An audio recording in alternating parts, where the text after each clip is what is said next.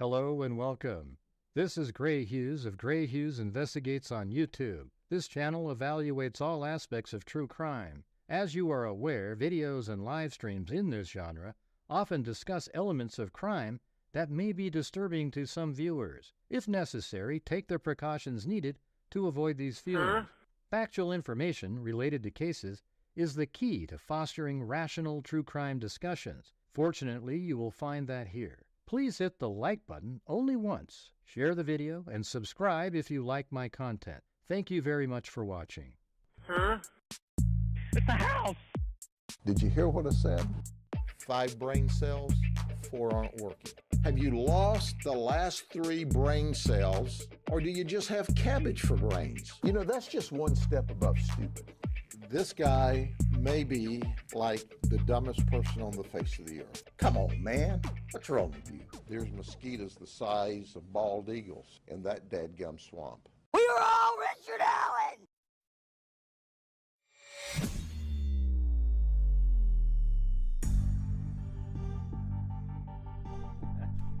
Hey, all right. What the hell's going on? Freaks, look at that, the camera's working again. They were running around all day outside. All 4 dogs have completely different personalities. There's Clancy and Benny.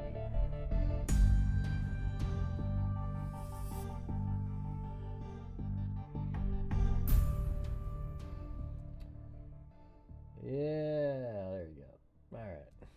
Well, that video from yesterday became monetized like at about 11 o'clock last night. Or 10 o'clock. Well, what time was it? What time did the show end last night? So right before the show ended. And that's when most of the views, like there was already about 16,000 views at that time. Now there's only 22,000 the full next day later. Isn't that just ridiculous? Yeah. I don't know where the Kohbergers are at, but what we're going to do tonight, you know, what document out there is the one that talked about, like I don't know, it had more information about the texting and who called. Like, what was that part? It was like, yeah, like even like Dylan adding a name to her phone, you know, that stuff. I don't think that was in that more recent one that came out, but it was in a one before. I think that was probably, I don't know, maybe it was the one that had text messages in it, something like that. So I want to put together all of the different elements in order that's out there.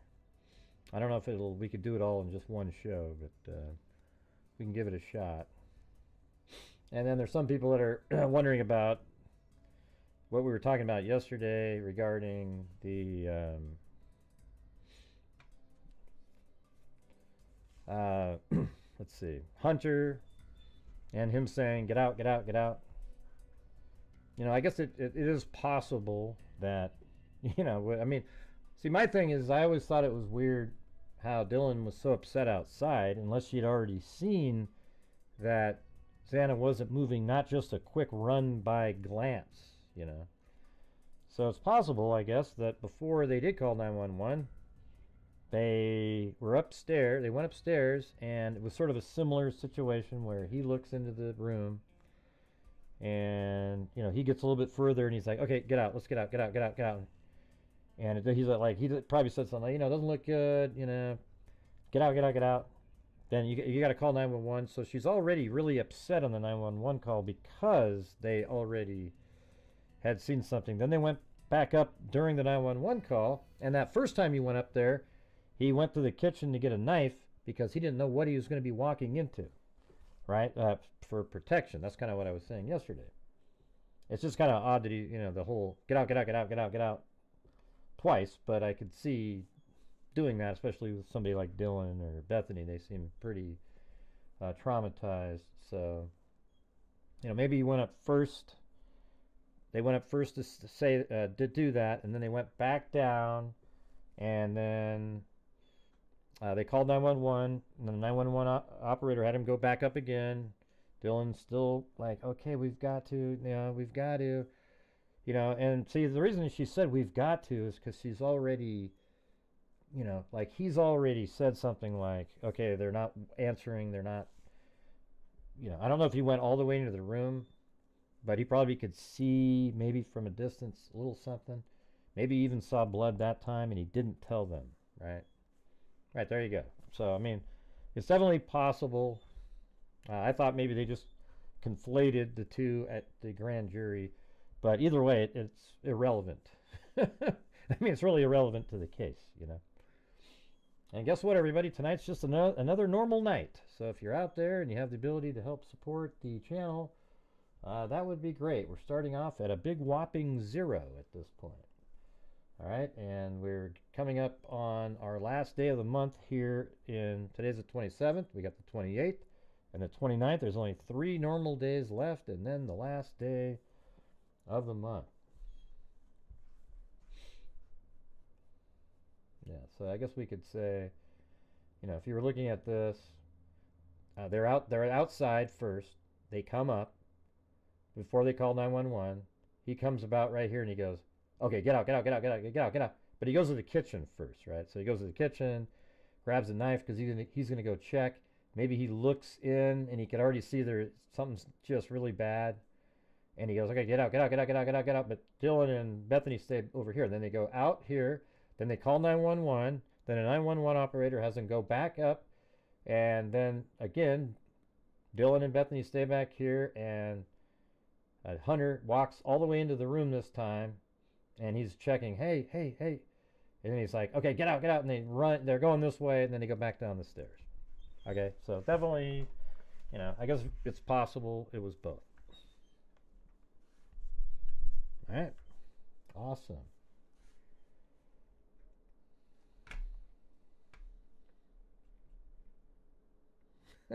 It's weird how it's just so different night to night in here. Like you have one night, it's busy, everybody's supporting the channel. Then you do the next night, and it's just dead as a doornail, and and I'm just doing the same thing. I'm not doing anything different. I wish there was like a way to make things consistent, but it just isn't. Oh, there's Lisa Valenzuela, the coffee queen.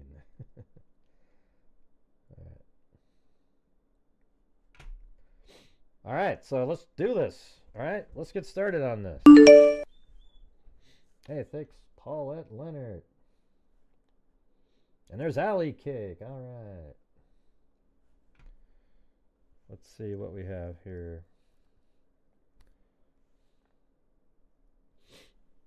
Okay, I have motion and limiting text messages. So I want to put all of this stuff in there. So then we get to the text messages. I guess we don't know exactly what time each one of these, but it's 422 to 426. So we can just put them in the order that they have them. And then, let's see, what did that say? I'm just trying to look through these. And then all of these have times on them, so we can put that in there. So that's good. And then we have the probable cause document as well.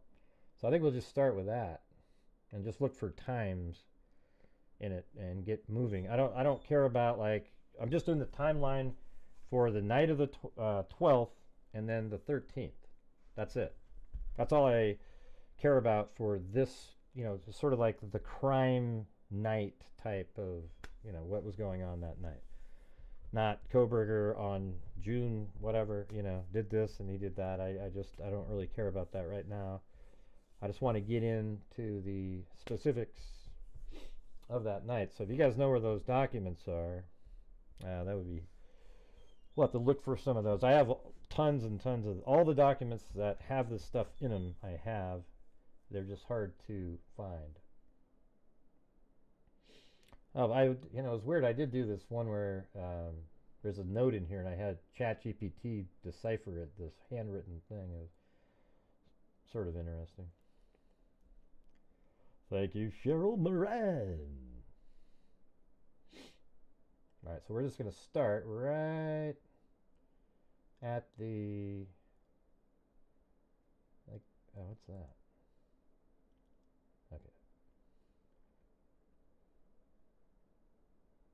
that's right. Okay, it looks like that. You can tell the writing's different. So I got to go to the top of that.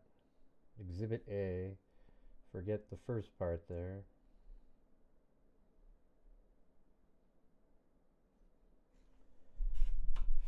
That was the next day.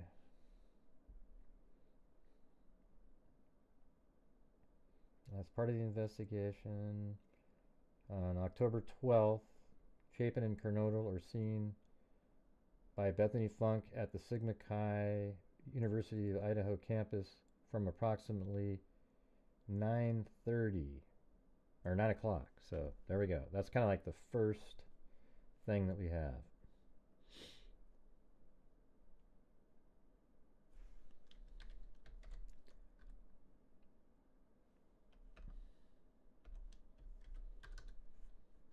Yeah, there you go. So 9 o'clock, location, Sigma, Kai, Xana, and Ethan, and Bethany. They're all there. There you go. All right. Then we've got the next one. Yeah, it is pretty quiet. Dead as a doornail again. Hey, thanks, Timothy Moore. You know, it's weird regarding my channel. It's like, you know, I get a lot of views on my videos, and when I do my live streams, sometimes there's a lot of people, sometimes there's not. There's no rhyme or reason. You know? I don't know what to tell you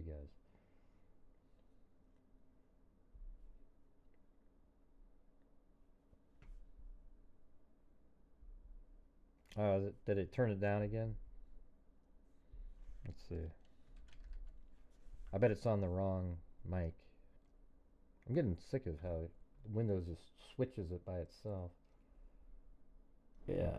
Wow, they turned that way down. There we go. How about that? Testing 1, 2, 3. Testing 1, 2, 3. Hello, hello. That's still kind of low, isn't it? Hello, hello.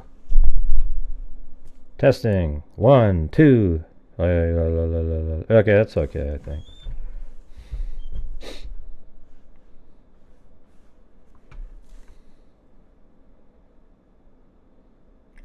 Gonzalez and Mogan were at a local bar, the Corner Club, and they got there at 10, so now we can put this same one here, 10 p.m.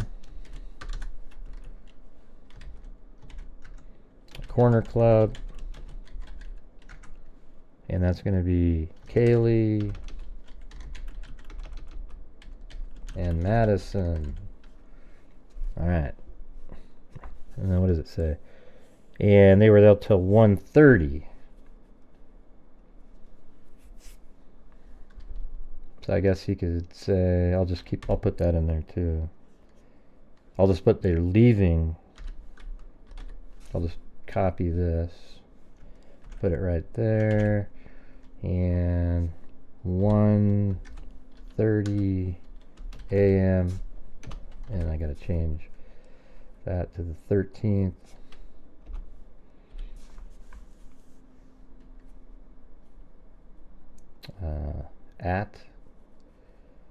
Let's see, drinking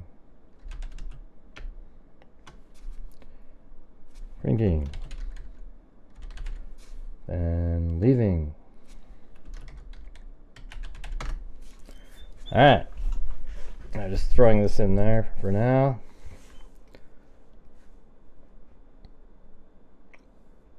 Until 1:30, then approximately 1:30 a.m. Gonzalez and Mogan can be seen on video at a local vendor called Grub Truck. Do we have the exact time on that? Because it seems like we've seen that recently. Does anybody know what that time is? The Grub Truck? Like it was in one of these, it might even be in one of these more recent documents. Let me just pull out that one from yesterday.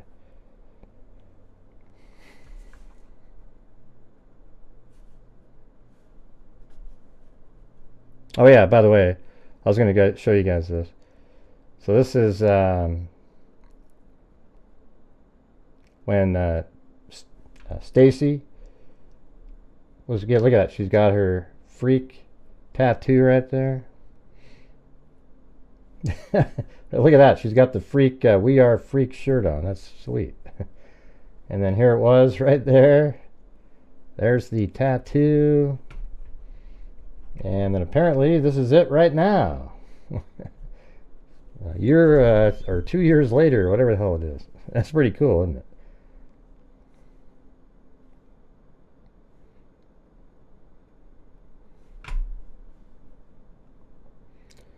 Let's see. I'm going to open up this text message. I think it might be in this one.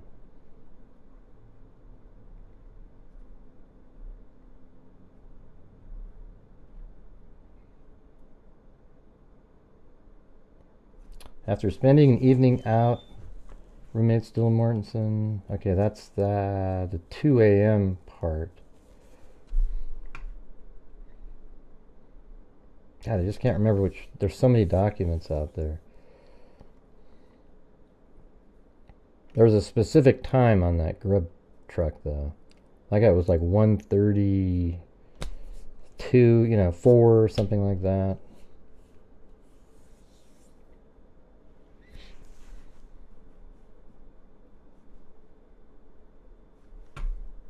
Boy, you guys are a big help.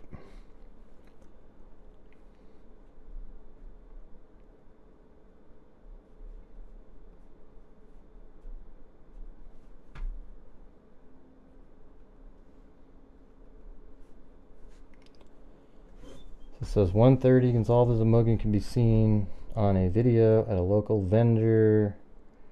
We'll just put, like, for now, 1:35. 1:35 a.m.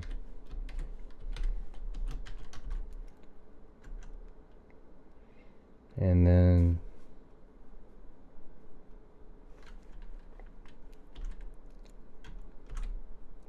what the heck, Cheryl? You're so you're too generous, man. Thank you so much.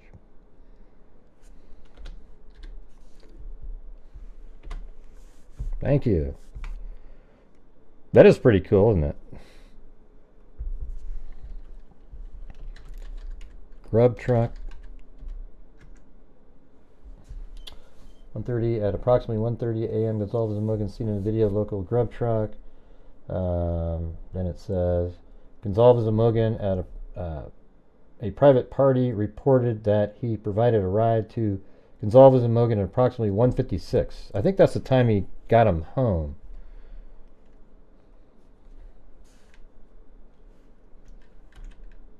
Yeah, thank you so much, Cheryl. I really appreciate it.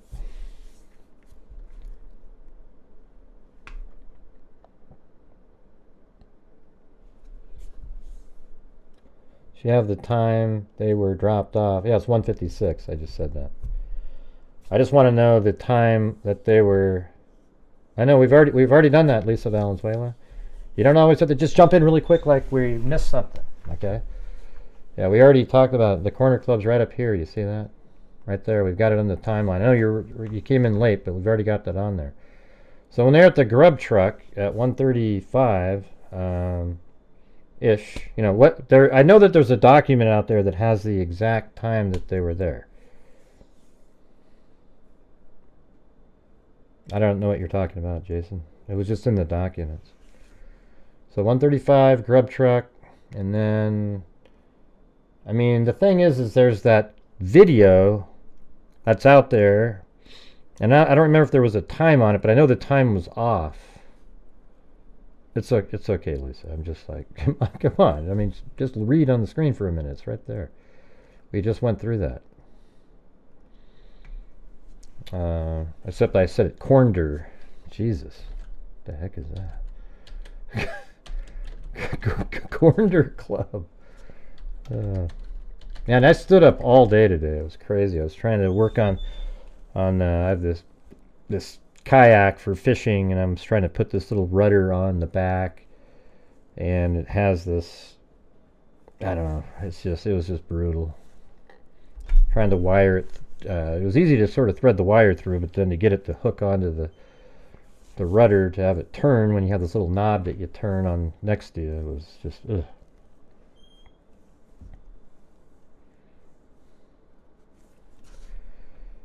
Okay, so grub truck, and then one. I'm just going to put for now 156. If anybody can find, I'm sure Lisa Valenzuela can.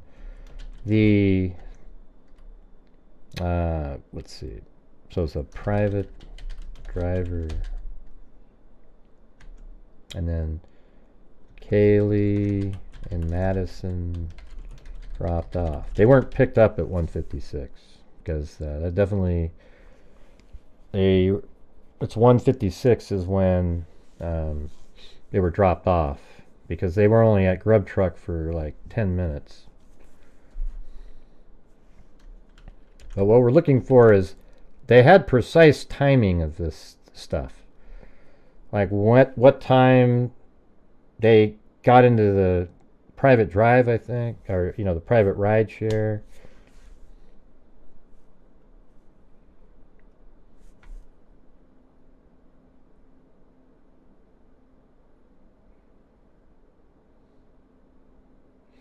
Yeah, but I remember those documents recently. It was sort of, there was a whole bunch of timeline stuff about where Dylan added a phone number to her account, that kind of stuff.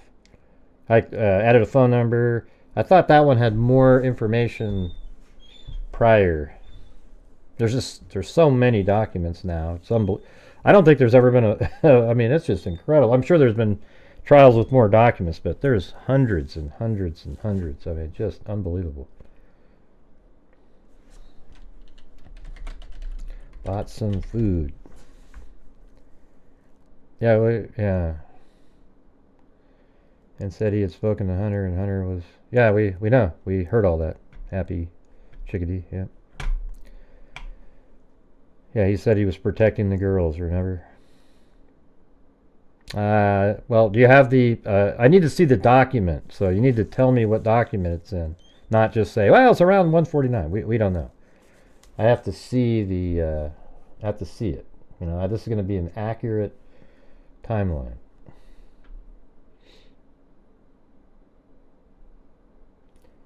She went to sleep. Okay, so now we can switch over to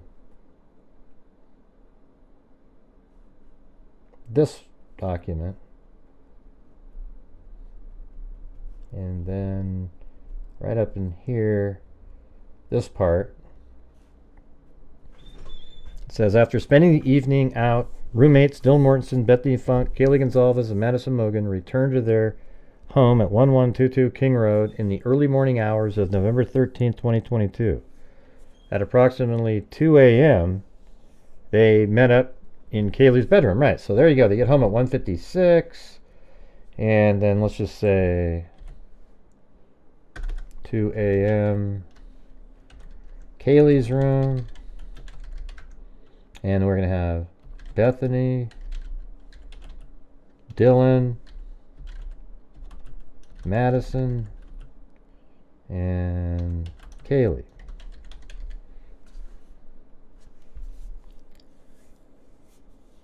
And talked for a while before going to bed. The fifth roommate, Xana Kernodle, was out with her boyfriend. Ethan Chapin was not home yet. The roommate debated going to the same grub truck, I would imagine, for a late snack.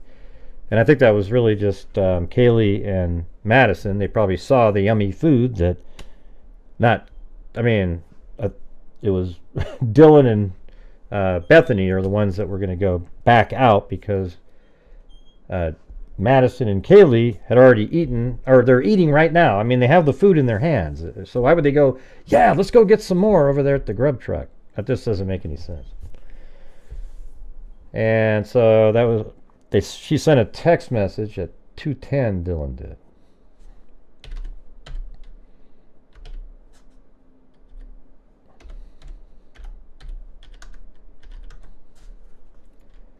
Okay, then 2:10.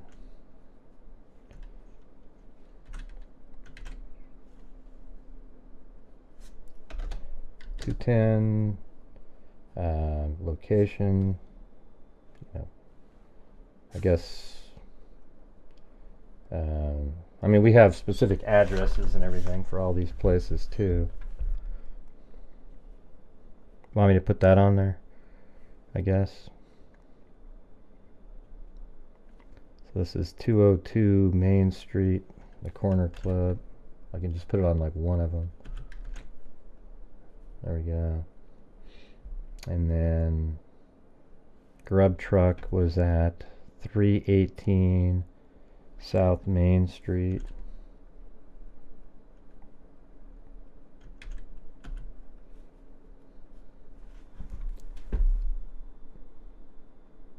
Correct.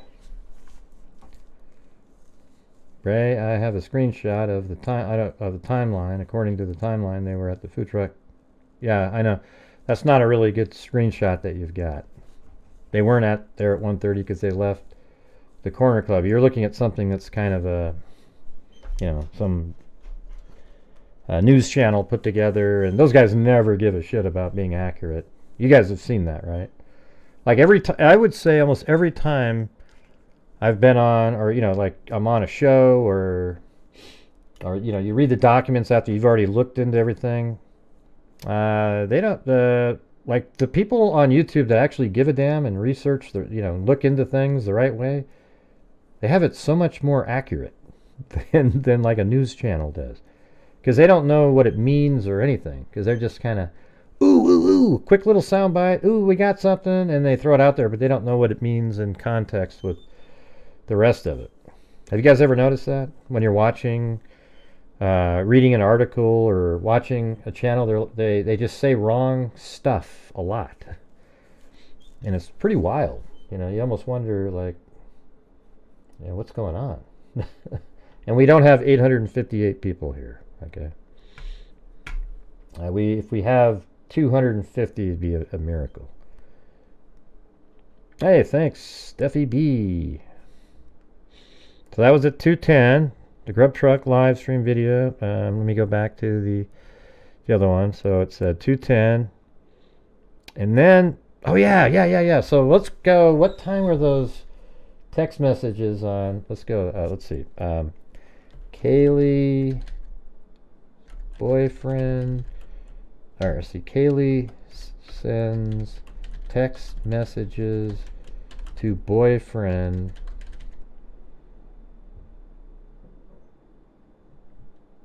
You know, around 3 a.m. or something. Let's see, does that show up in here? Kaylee Gonzalez, I can put.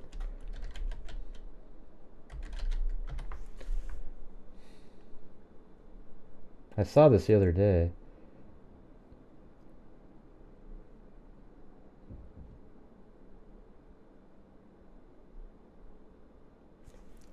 Yeah, they were like at 2:47. You guys remember that? Like 2:47, and there was like 6 text messages sent from Kaylee to, or phone calls actually. They were phone calls, not text messages. That's probably what the problem is. Phone calls to Jack.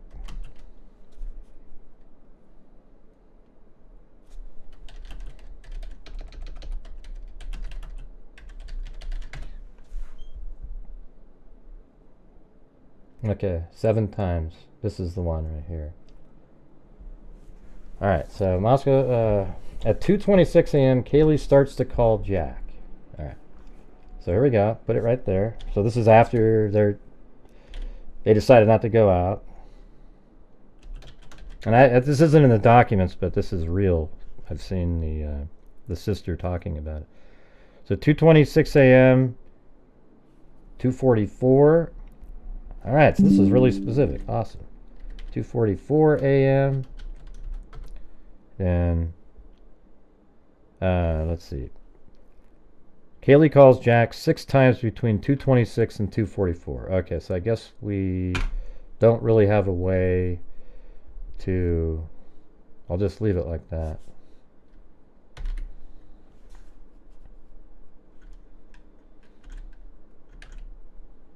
I mean, these are all going to be the same. I can just go like that. 2:44, and then from 2:44 to 2:52, Maddie calls Jack 3 times. So I guess what we can do is just put like 252 on this one. Oops.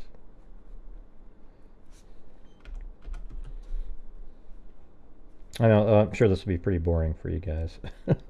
I just thought it'd be kind of fun to literally sit here and put it all together, you know. I think you were looking for... Oh, really? Let's see.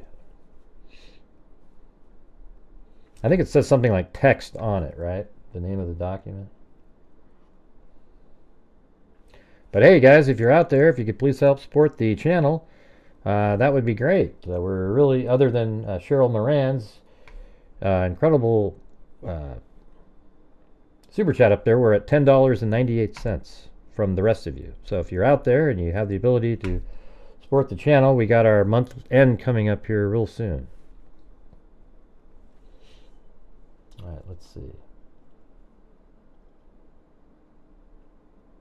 I don't have an email from you. Whoever said that in the chat. My email is right here.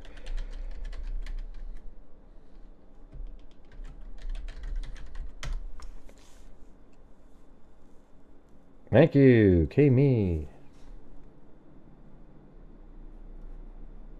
Right, so then Kaylee calls Jack, or, you know, boyfriend Jack. 6 Jack, and then I'll put here Kaylee calls Jack, or Kaylee begins, I guess a better way to put that. Kaylee begins calling boyfriend Jack. And then calls Jack for the 6th time. Then 252, or I guess maybe we can put 244 again here. Then 2:52 a.m. and then Madison calls Jack. Madison begins calling Jack. Madison calls Jack for the 3rd time at 2:52. I mean, isn't that crazy that we're getting, you know, we're looking at, we're probably an hour and, you know, it's just, you know, an hour and 20 minutes before this psycho comes into the house. They're still calling random, you know, like she's calling Jack to have him come over. You know, maybe it was like a booty call or whatever. I mean, who the hell knows, you know. Hey, thanks, Kami. No, but his friend apparently told him, don't respond, play hard to get. I mean, man, he might not be alive right now if he'd gone over there and stayed there.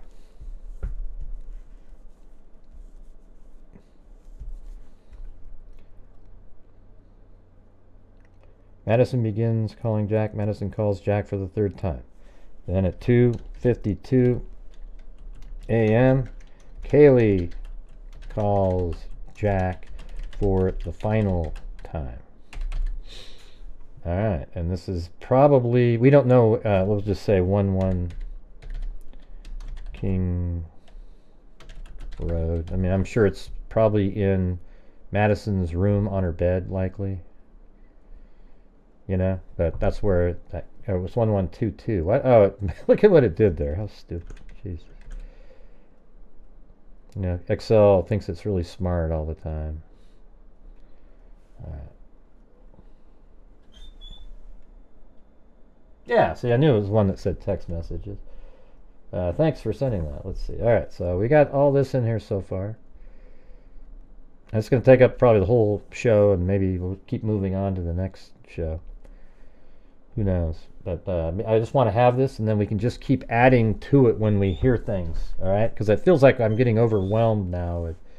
There's so much different information. And if you can think of some other element, because there's other times where the car's driving around, and we have, I mean, I have that, but there's other little pieces that showed up in different places. All right? So if you guys like these kind of shows, make sure to help support the channel. And coming up on the 30th, if you're sort of new to this channel, make sure to show up on that day. And we've already given away $1,000 this month to RAIN total. I mean, 1,000 total, 500 to RAIN and 500 to the National Center for Missing and Exploited Children. And then I'm hoping to do like another 3,000. You know, just kind of depends on 3,000 or 3,500, and that'll sort of get us into sort of a good average for the year so far, and then see if we can just keep improving on it. All right, and that's because of all the support that you guys give, and I make the ad revenue, etc., etc., etc. So, anyways, here we go. So, you guys like this kind of stuff?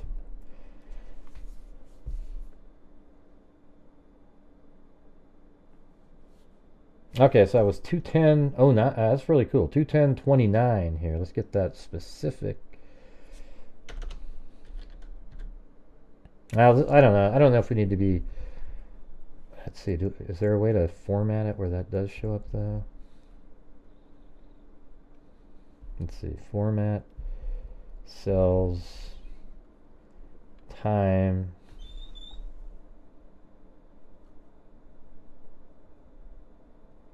Minutes, seconds.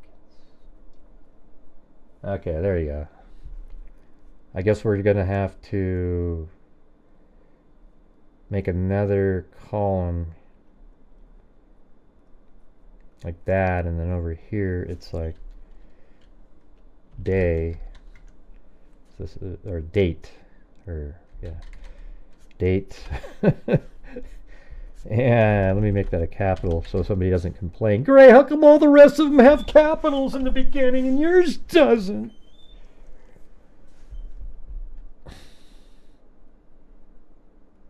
And I'm only saying that because that's what people do, man. People complain about the craziest things. It's unbelievable. So this is military time. I don't know if I want military. Let's see. I mean, military time. I like the military. Whew. See? Why'd you say that, Gray?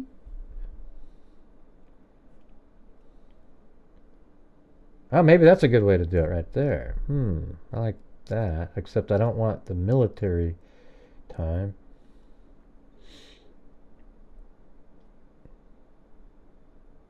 Oh, it says the M. How about that one? Okay, that's what I was looking for the time, like that. Okay.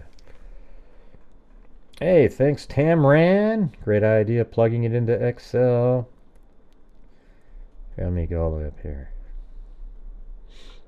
Yeah. Is it working? I guess it's not. Hold on. I have to fix something really quick. It's going to be dark. Gray, why is it dark? Well, I just said it was going to be dark. And I'm fixing something. Alright, let's try it again. Oh, see, there you go. There's Cheryl Moran. I tried to put those up earlier, but I had something wrong. And Michelle H. gifted a membership. Definitely could use more gifted memberships. Then we have K. Me, not boring at all. Love watching you do your magic. Please hit the like button, everyone. And then we have Tamran. Maybe Lisa Valenzuela. You know all these stuff. Come on. Lainey Carter gifted a membership. We have Desi Wezzy.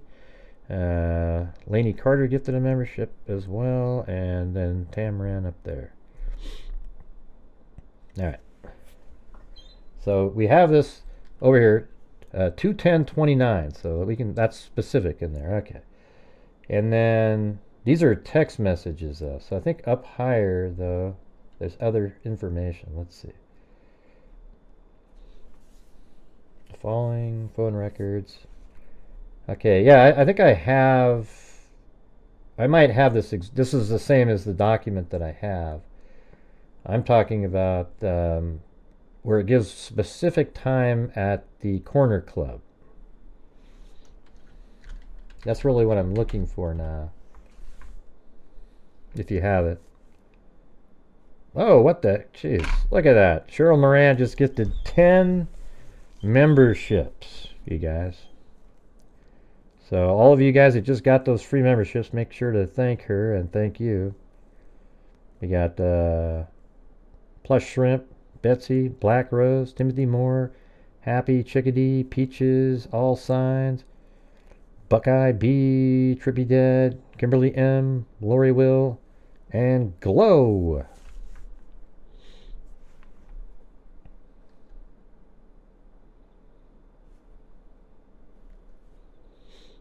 Come on, you guys, help Cheryl Moran out a little bit here. My God, she's so generous. But I think if like we were doing really good all the time on nights, you know, take a little. I don't know. I really appreciate everybody that can help. It's just sometimes I feel bad. I don't know. They probably wouldn't do it if they didn't want to. But I just always think like, man, it'd be cool if it was like more democratic sometimes. I was away for a bit, but I'm glad to see so many people are interested in this case ahead of the trial. Yeah, I don't know if the numbers that are watching right now is a real number, you know. We'll have to see here in a few minutes. Doesn't look natural. It went up too fast. Okay, so we're at 252 here. I'm just trying to find hold on. Let me open up that one again.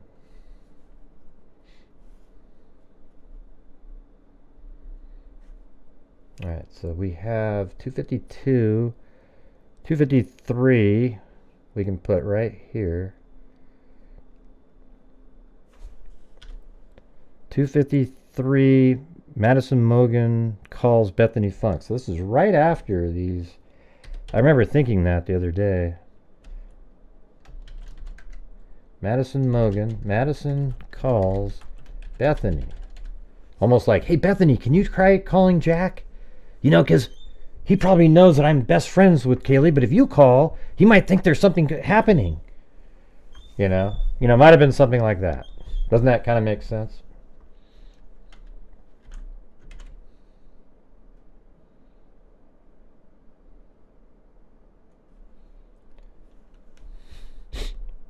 Hey, look at that. It's Headline Crime with Susan Hendricks, the legend.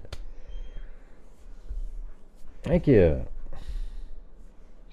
Yeah, she's gonna, I think me and Susan might be, you know, well, she said she wants to, so hopefully we'll do it, but like during the Kohberger stuff, we'll be doing stuff together, you know. It'll be pretty cool.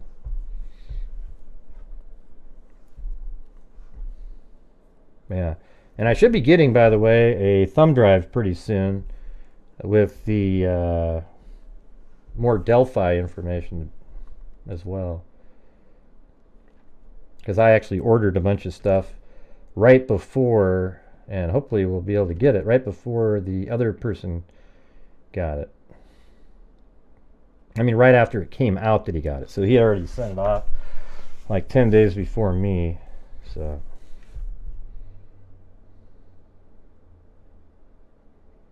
Okay, so that was 53. And then 351, Dylan Mortensen creates a new... Isn't there more stuff that goes on? Or maybe there isn't. So then 351. Yeah, Susan's awesome. She has so many awesome stories, you know. She thinks it's like, oh, I just keep talking, but it's like, no, I want to hear, that's crazy, you know.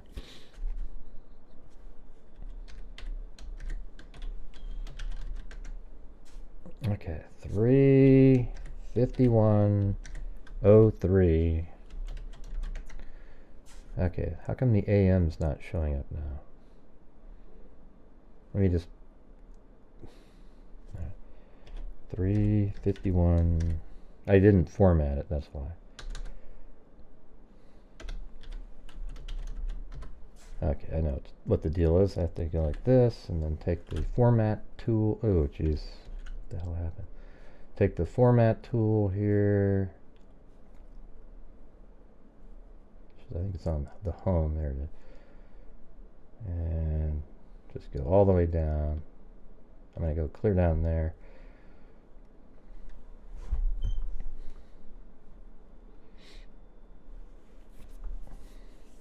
Yeah, she's had some pretty good interviews and whatnot lately on her channel. So, let's see. All the new freaks. Yeah. So that at that time, Dylan Mortensen,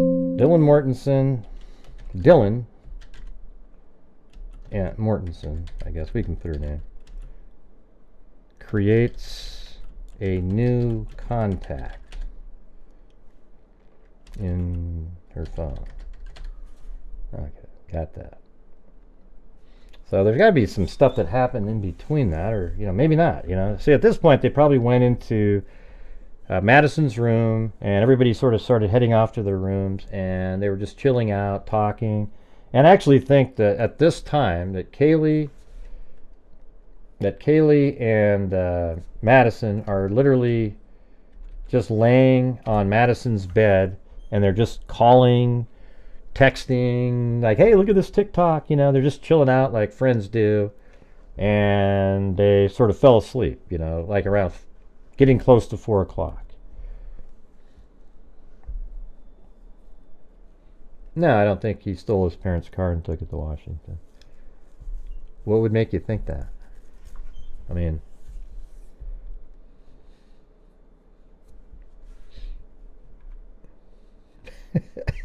Robin jumps in. Jason, no. All right, Robin, look at that. Robin knows, okay?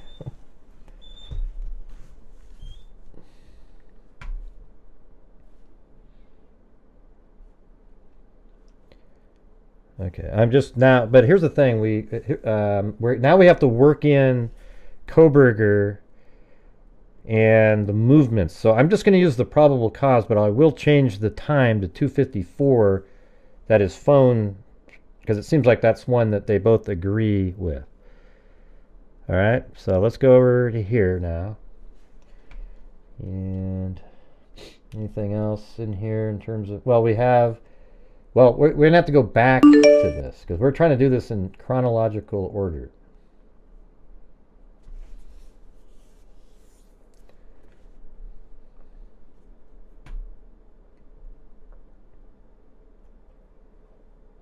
Ding.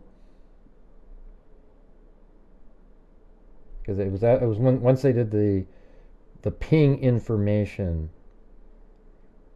It's right there. There we go.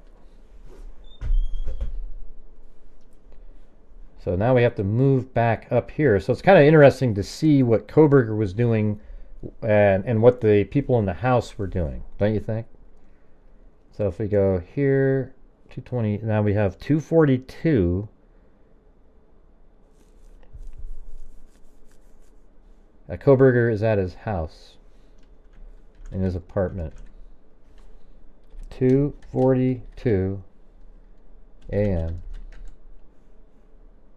Location, Kohberger's. Oh, I have this wrong. This should be over in the description. Hold on a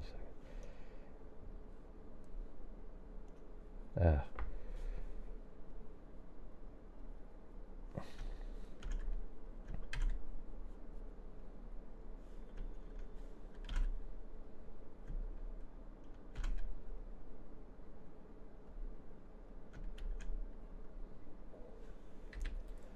And this is at 1630 Northeast Valley Road, apartment G201, Pullman, Washington. There you go. And that's, we'll put Kohberger's residence.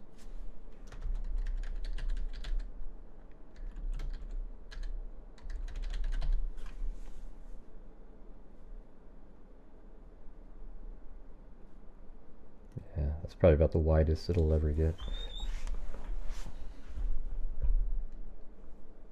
You know what? Maybe I'll put that off to the side. I don't like having it way out there like that.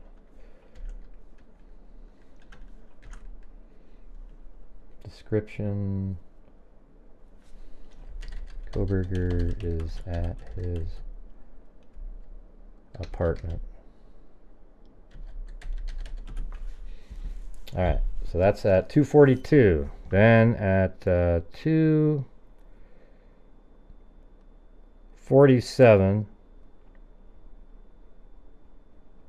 Okay, let's just say 2:47 utilizes southeast of, and then this is consistent with the movement of the wider launcher. This is all in Pullman. At approximately 2:47 a.m., the phone stops reporting. Okay, we're just going to go right to, it's going to be 2:54, so that's right, it's even after this.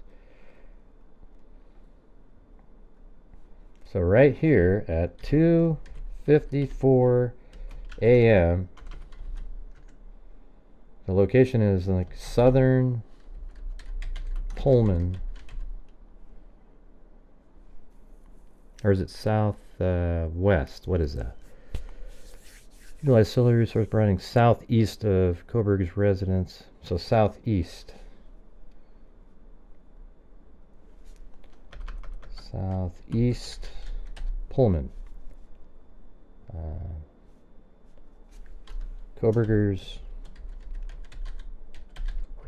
phone turns off. Isn't that crazy? Like it's just like this ominous thing. You know what we should do is put like a different color every time it's Kohberger. What do you guys think?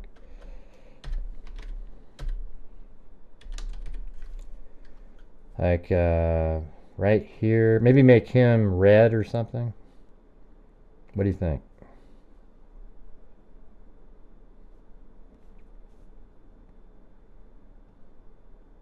Yeah, right there. And then right there. Boom. Hit the save button. All right. Yeah, it's always kind of scary when you haven't hit that save button for a while, you know.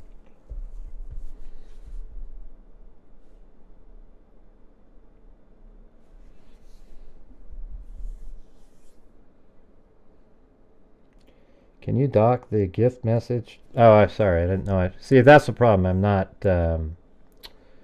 I'm not even looking at that screen. So I have 4 screens here. The screen on the right of me, right there, is the one that we're working on. You guys see that exact screen over here, except that screen. You know, the software that I'm using is that screen over here, but it has all the things that pop up, like even my image is on that screen, but it's not on this one. So that's kind of, I always miss that. So just let me know, like, look it.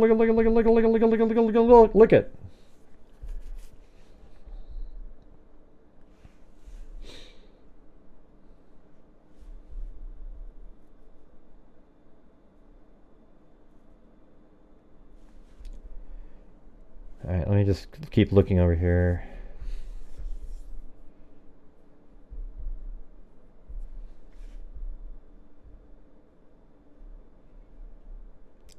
All right, and there's also camera shots of it too, isn't there?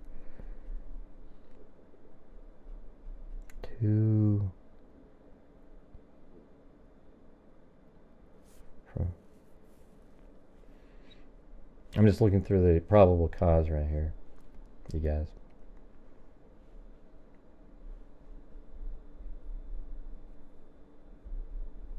That's when it goes way down there.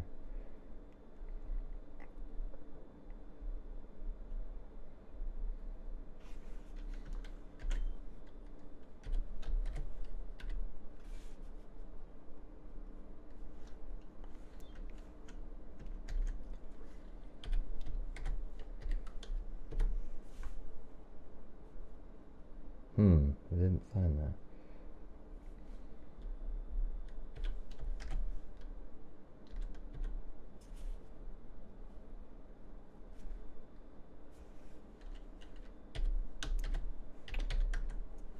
Let's do 47.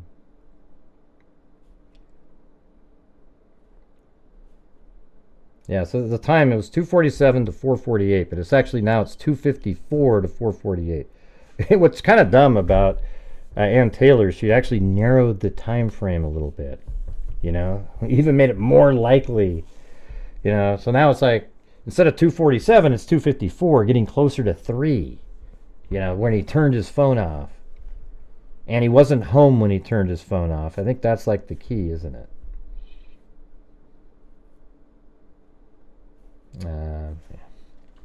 Not at home.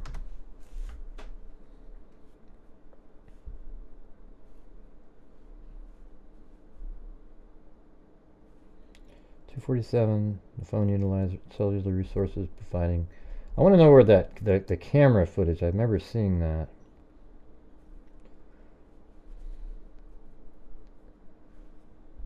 Man. God, there's just so much stuff that goes in my head. Oh, by the way, you know that Riley Strain case? There's another missing person, and there's not enough information to talk about it yet. But he goes missing from this bar right here called Jason Aldean's Bar, and Riley Strain went missing from Luke Bryan right here in this Kid Rock. I mean, right in the same spot, and in the same town and everything. So we're gonna have to check that one out.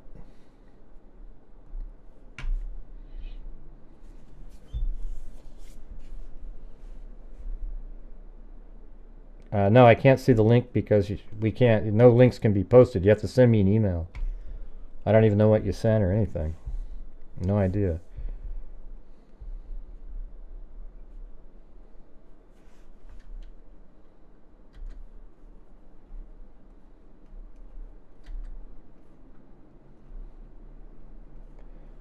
Okay, so this was, let's say, Stadium Way. That's what I need to find, that area where it says Stadium. And then we can get that time in there. Yeah, there it is, 2:53. That's right here. At approximately, traveling north on Nevada Street and northwest on... At approximately 2:53 a.m., a white sedan, which is consistent with the description of the white Elantra, known as Suspect Vehicle 1, was observed traveling southeast on Nevada Street in Pullman. See, that's interesting. Now it says 2:53 there. See, it says 2:53 and it's traveling around. So law enforcement already knows that they can see the car. He just hasn't turned his phone off yet. So this is nuts. I mean, he, right as Madison calls Bethany, the same moment in time, he's just about to turn his phone off, and he's driving. There's a vehicle on, let's see, Pullman, Washington, on Nevada Street and Stadium Way. And I think that, and this is Kohberger again.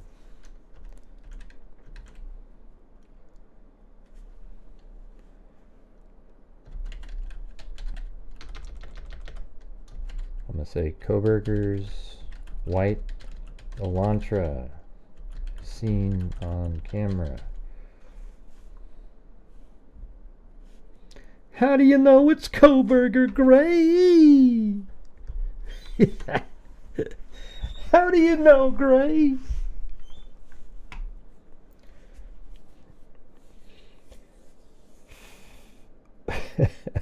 Hey, you guys, I gotta tell you, Lisa Valenzuela is like, she's like, she cleans up the mess in my, in the comments section. Like, these people say stuff, and she just goes, no, it doesn't say that. Here's what it really says. Okay, it's called, make and model. I have that one. Is that one you're just trying to help out with, or does it have information? Because I think that's the one I have. Hold on, let me look at the one I have ready for the show tonight. The one I have is State's response to the defendant's MIL 12 REM aka make and model. Is that what you just said in yours? Hold on, let me look. Yeah, 12RE make. Yeah, that's the one I have. Yeah, that one's that recent one. I've got that one. Yeah, I've got that one. Okay, let me just go through. Yeah, so what? You know what? Maybe I'll just go to that because I think it does talk about even. Don't they talk about even the ones in Pullman? Let's go with that. There we go. Yeah, so that one I did have ready for tonight. I just forgot that that was on there.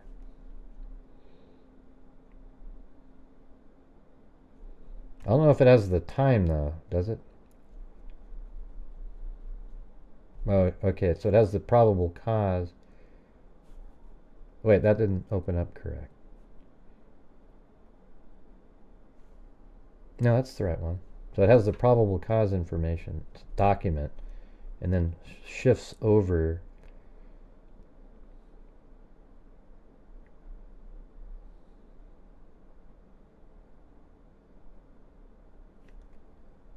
Paradise Drive, Bishop Boulevard, Pullman. Camera time approximately 7 seconds behind. And then it starts at 3:26. So it doesn't give us those times in Pullman for some reason. Unless they're further down and they go backwards. No. They don't. That sucks.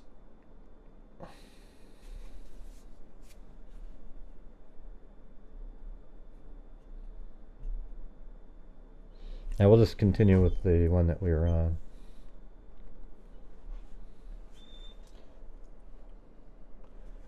A review of video indicated that approximately 2:44 a.m. on November 13th, a white sedan, which was consistent with the description of the white Elantra suspect vehicle 1, was observed on WSU surveillance camera traveling north on Southeast Nevada Street and Northeast Stadium. So that's at 2:44. So that's right in here.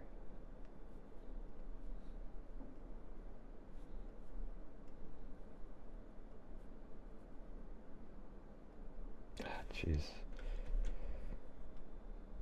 Insert.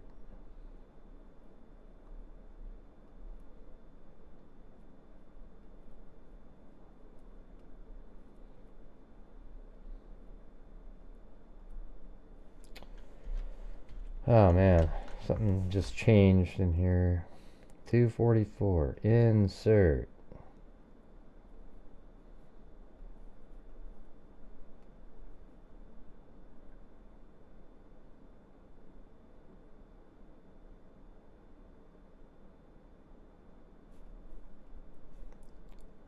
Wow, now it's not doing it. I hate when it shifts like that, and then if you have something copied, then it makes it so you have to.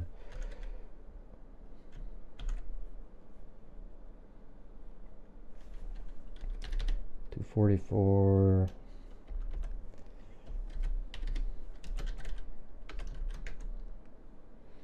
This is at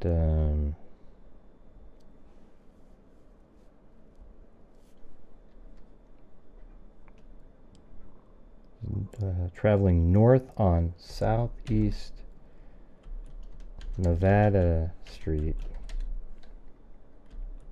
at Northeast Stadium Way.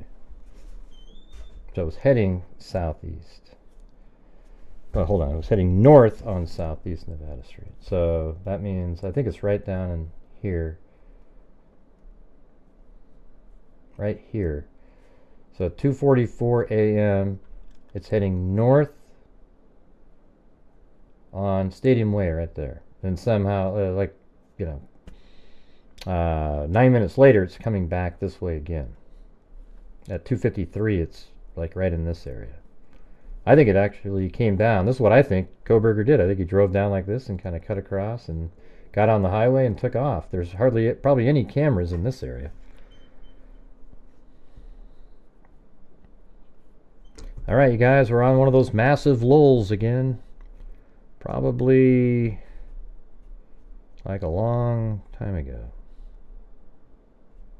Where are we at? I feel like the show's in slow motion or something. Let's see, view, deleted message. You're guilty until proven innocent. Welcome to America. Well, no, idiot. What we do here is we look at the evidence in a case, and then we use it to figure out what's going on. And my opinion is Brian Kohberger is absolutely the killer. I have no doubt at all. Now, because you have doubt, you don't say that. You don't go out and say, yeah, Kohberger did it, man. I have no doubt. Like, you wouldn't say it because you don't believe that. So I don't care what your little moral superiority complex, sort of virtue signaling type comments. I guarantee you that when O.J. Simpson did what he did, you were running around telling everybody out there that he was the killer. How much you want to bet? Or Casey Anthony. Oh, Casey Anthony. Oh, of course she did it. Jodi Arias. Oh, she did it. Oh, yeah. Right? And so this is a case where I'm 100% certain, with zero doubt at all. I have none. And nobody's even provided anything where I go, that's interesting. Nothing. Okay? Now, if you aren't that way, then you don't have to say anything. I have the right to say it because I believe it. And I'm going to tell you this right now. If some wackadoodle pro-burgers get on the jury and somehow, by some miracle, there's 12 of them, and he's found not guilty, they will never investigate this case again because he is the guy. Just like in the Delphi case. Same kind of thing. Okay, everybody? Thank you very much. Gosh, Gray!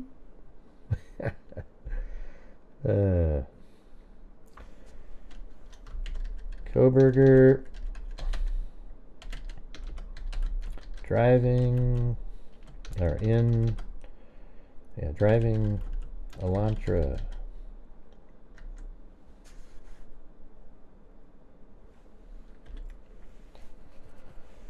Okay, so that one's also a red one.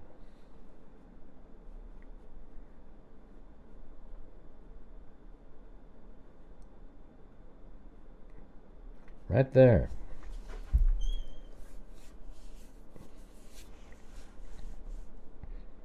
I thought we could move through this quicker. It's hard.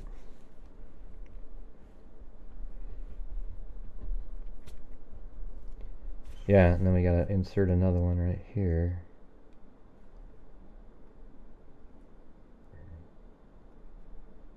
Oh, there we go. That worked.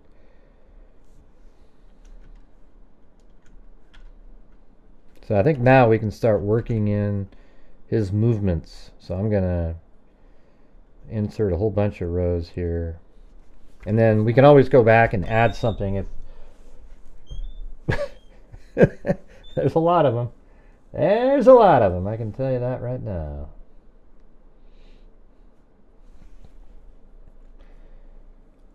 Right. To believe Kohberger is innocent, you'd have to believe that there was another person driving a white Elantra around that night, and that person happened to have a K-bar knife. Here's the argument. Somebody borrowed, in the middle of the night, they took Kohberger's vehicle that had a K-bar knife sitting in it. They committed the homicides and then drove the car back, and then Kohberger got in the car and drove to Moscow, Idaho at 9 in the morning. That's weird. It's weird stuff. There you go. That's the new theory. I'm just giving the new theory to the pro-burger nut jobs out there. That in the middle of the night, somebody stole Kohberger's vehicle, and inside that car was the random K-bar knife that he'd purchased in March. That person went over to the house, committed the homicides, came back, dropped the vehicle off at Kohberger's house, and there were and by the way, if you were going to do that, why would you clean the car or make sure that there was no blood in it, right? You were obviously trying to, yeah.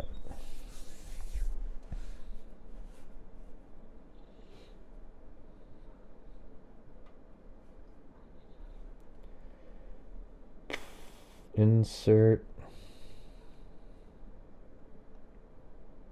Insert. Can I do multiple?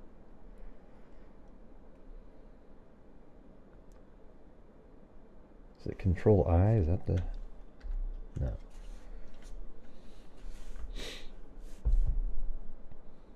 Okay, we're going to start doing Kohberger's movements now. And now I can use that other document. And that one's right here. So maybe if I move this over a little bit, then you guys can kind of see this document at the same time. So you're not as bored as you could have been.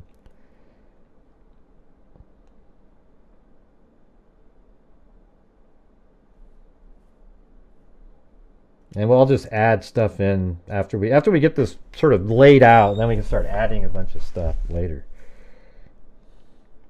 Hey Gray, what do you think about the picture floating around? Oh, you're an idiot. Jesus. You probably put it out there, you psycho. They don't like theories, Gray. Tina wants facts. She clearly I'm not even sure what you're talking about. I have no idea what you're referring to. I don't know who that is. I don't know. Oh, Tina up there. I'm not into hypothetical questions. I like facts. Right. Well, what we do here is we use facts. We have facts, and then you can... I fill the box with facts and then speculate reasonably off of the facts. I'm not like you Kohberger nutjobs who just invent a scenario and then try to jerry-rig the facts to make it work with your new theory. And my thoughts are my own here. Susan Hendricks doesn't think the way doesn't think the same stuff I do. But even if she did think the same thing, she wouldn't say it out loud like me. Okay, so when we're together, don't attribute anything that I'm saying to her unless she says, yeah, I agree with that or something. That's it. All right, there we go.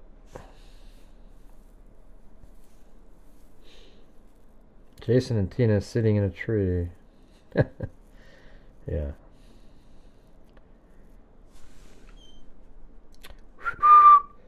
Yeah, you can just leave their little stupid comments up, you guys. I want them there for historical reasons. So can you guys just start leaving the lunatic comments up there?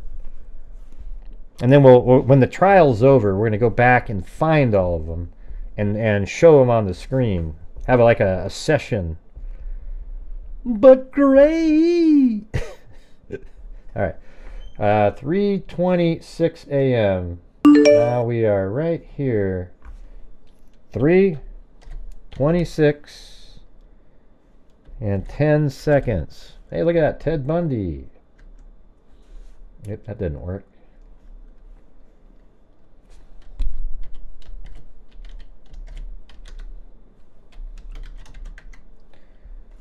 Okay, why is that? Oh, because I did the italic. Stupid.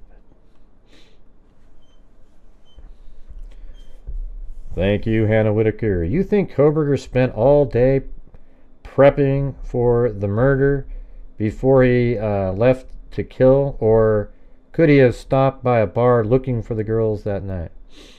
I think he had it planned the whole time. He'd gone there. I think he researched it. He figured out how to get away, and then that was his night.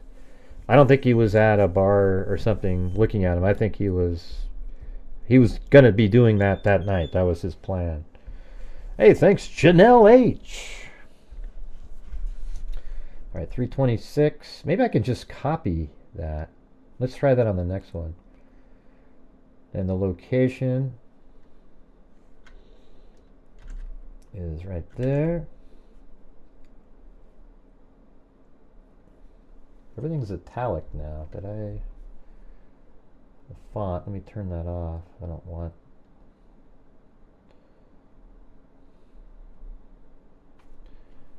Let me grab the format there. That's not what I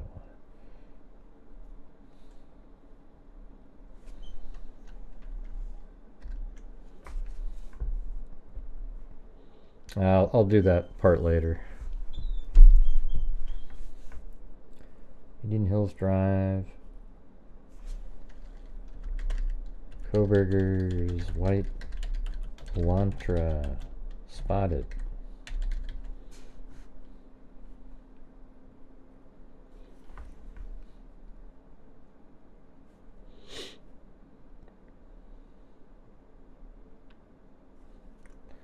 Okay, that's 326. Then 326.35. Oh yeah, that's right. It's spotted right away again. Let's see if this works if I go. Is that gonna work? No. Got it. The rest would. I think if I just got rid of that and said AM. There we go. It's 763 Indian Hills Drive.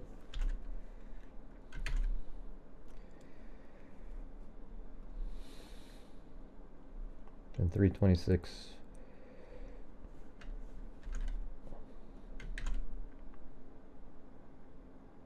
Wow, that just went right in there. Good job, Excel.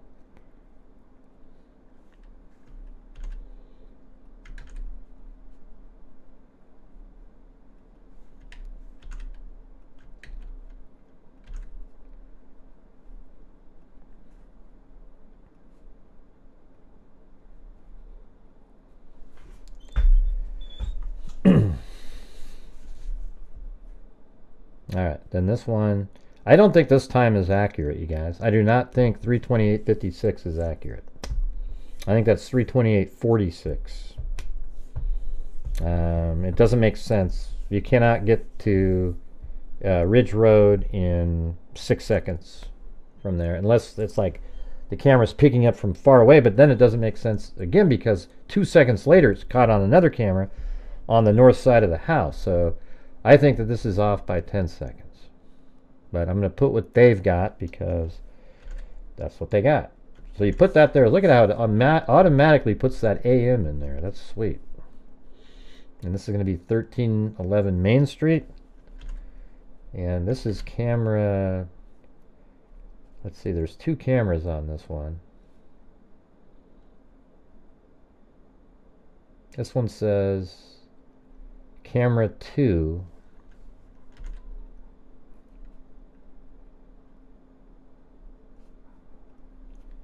Maybe I'll put that right here. Camera 2.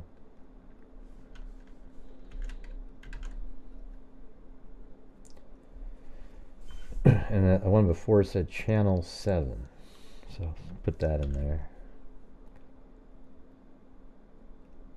Oh wait, I didn't do that right. Sorry. That's this one. Channel 7. And this one is 329.02. And the address on that is 1125 Ridge Road, apartment 108. Well, that's interesting. I didn't remember the apartment number. And then it was camera 2. So why don't we go check that out really quick. Ah, Jesus.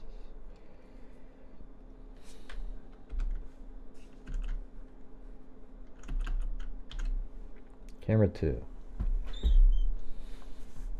Hey, thanks, Brenda.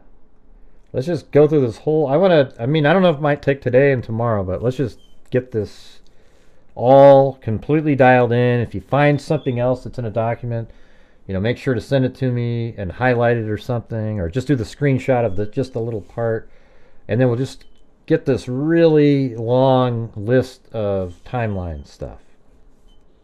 I think it'll be interesting. And we also, yeah, we do know the DoorDash was $3.59, but man, when we start getting into here, it's going to be all over the place. There's going to be so much stuff going on. I actually think it's $3.59 and 47 seconds. And I'm actually going to put, I think I'm just going to make an executive decision.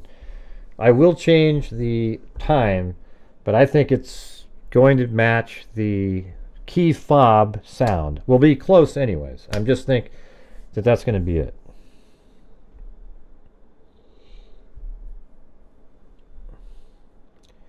Thanks, Scott Bundy. I don't know what you wrote in there, but What? I'm not sure what happened in there. Hey Cheryl, you liking the show tonight?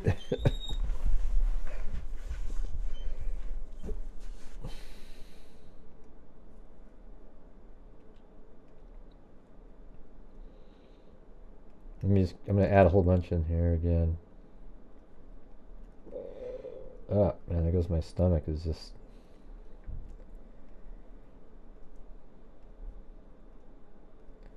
There's probably a way you can add like 10, but let's just... I'll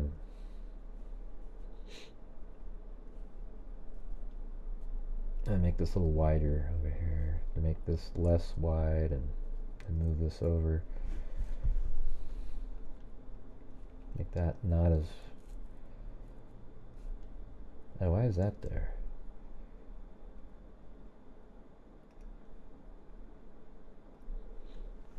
There.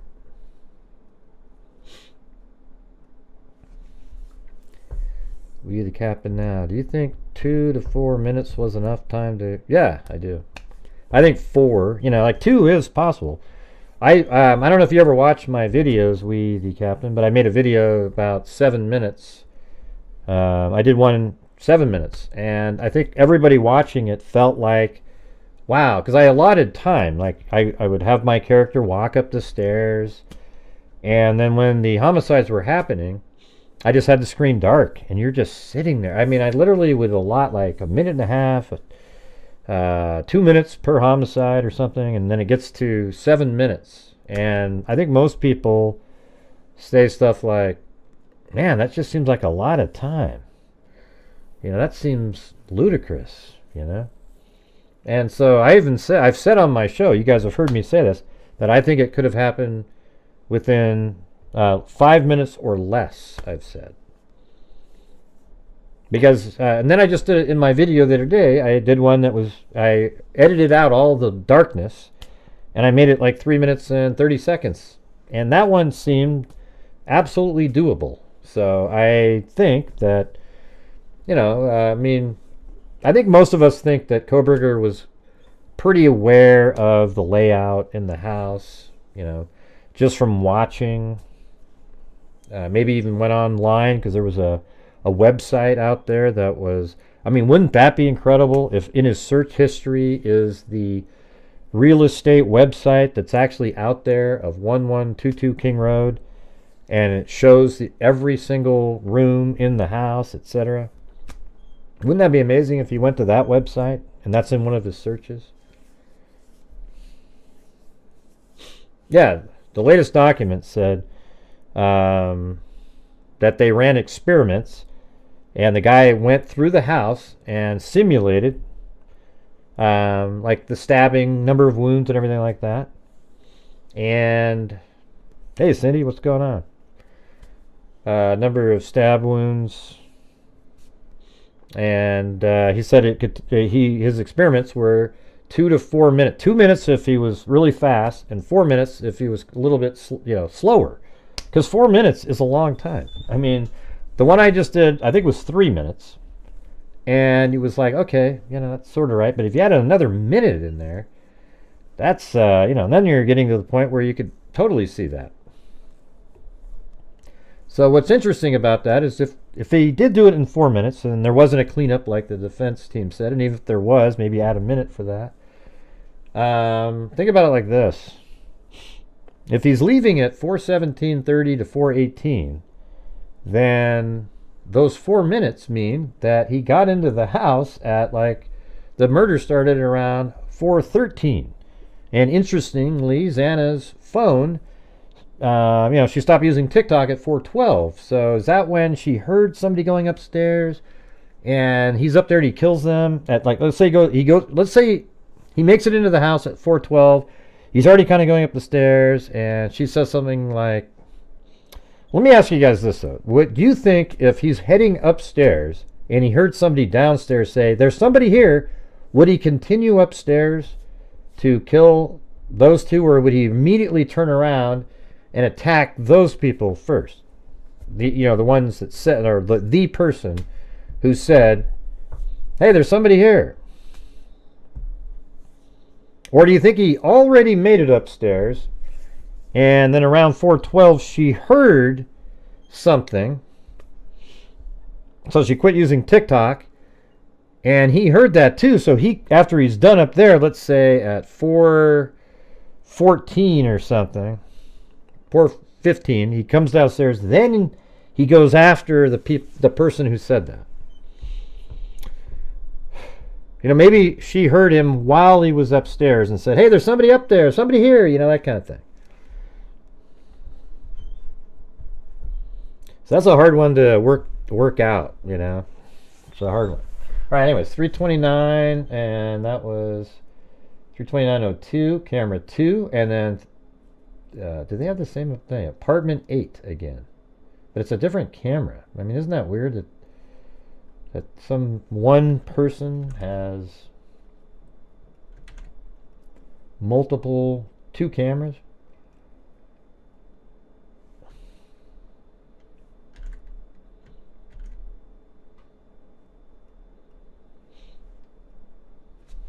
Camera 1. And I think camera 1, let's see if we can look at that on Google Earth.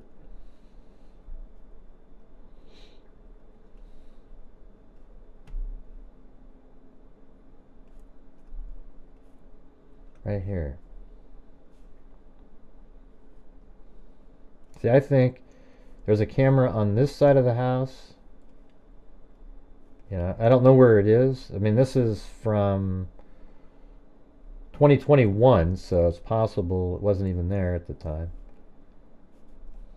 But when they say apartment 8, like, what does that mean? I mean, I know what apartment 8 means. It means there's an apartment number. But that's at 1125, right? And then where is apartment 8? They don't really have a numbering system on the outside. But I think one camera is filming out this direction, and one of them on that side of the house faces that street over there, which I think, what's the name of this? I know it turns into Taylor Avenue. I forgot this one. Oh, Steiner, maybe? Let's see.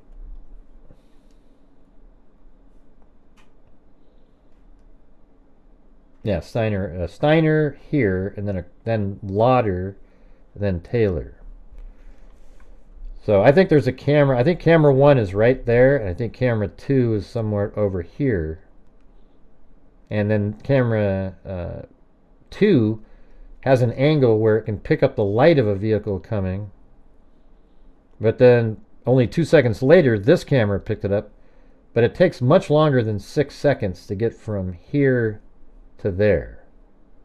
I mean, it just does. It takes like 15 seconds. That's why I think that time is off.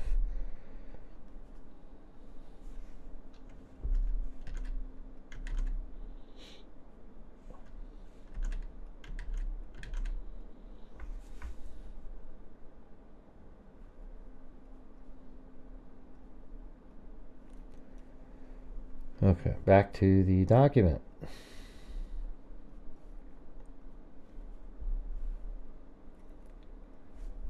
Okay, 329.04, then we're going to go to then 329.48. That's going to be the Linda Lane camera. 1320 Linda Lane. Yeah, that's cool. So that's the, it's called the 1320 dumpster.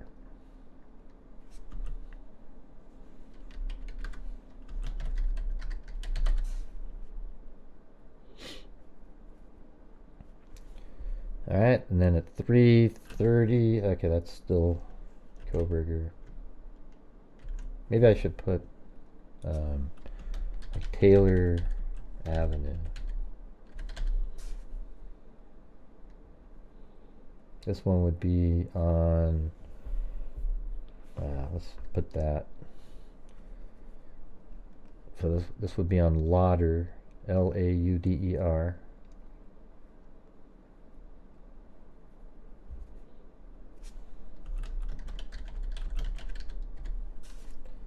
Then this one, camera 2, was first, so that would be on Taylor Avenue.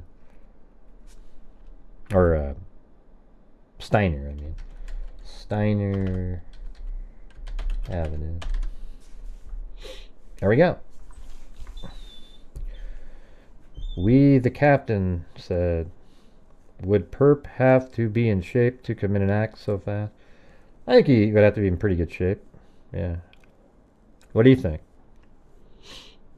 I mean, I think somebody that wasn't in good shape could have still done it because everybody in the house was intoxicated and sleeping. You know, sleepy, at least you could say. I mean, I'm sure Xana was awake and, you know, but I bet you she was really tired herself, you know, and she had been drinking. So it wasn't hard for him. That is my name, Joseph. That is my real name. If you want, oh, are you saying, when I was born, I just confirmed it again with my mom. It's, when I was born, I was called L. Gray Hughes, and the doctor wrote Lance on my birth certificate, even though my name was supposed to be Gray, so that's why I am Gray Hughes. But, you know, officially it's L. Gray Hughes, or Lance Gray Hughes, whatever the hell you want to call it. Is there a reason why you needed to know that, Joseph? What's your real name?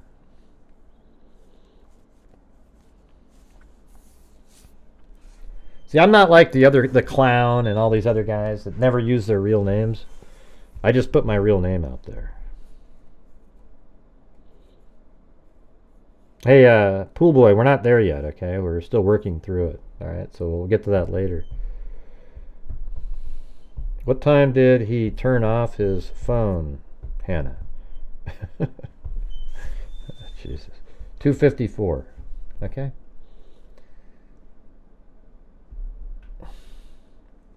Hey, look at that. It's Aussie Trisha. How's it going over there? How was what was the name of that day you guys just had over there? Forgot the name of it already.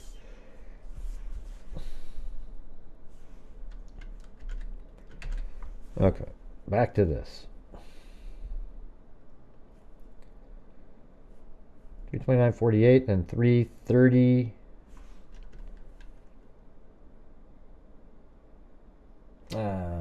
I guess that one says where it is.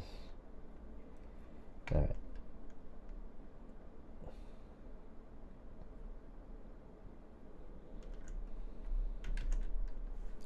Oops.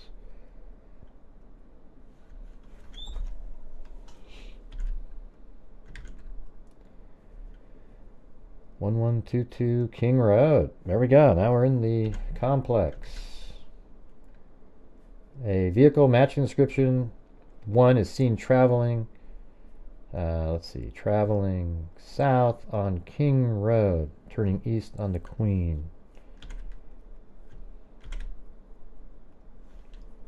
Oops. What the hell?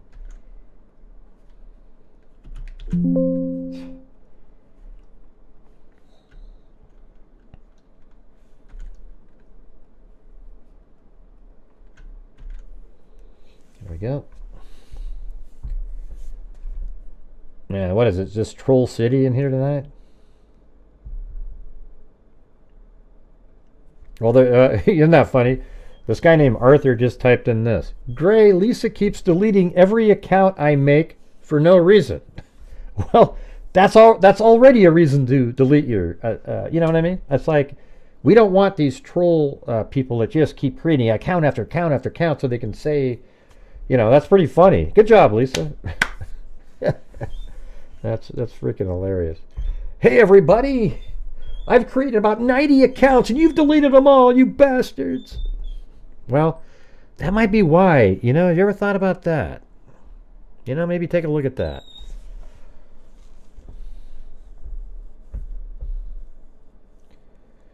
What does all this matter when they're going to show a picture of Kohberger going into the house when they're not, though. They're not going to show a picture of him going into the house.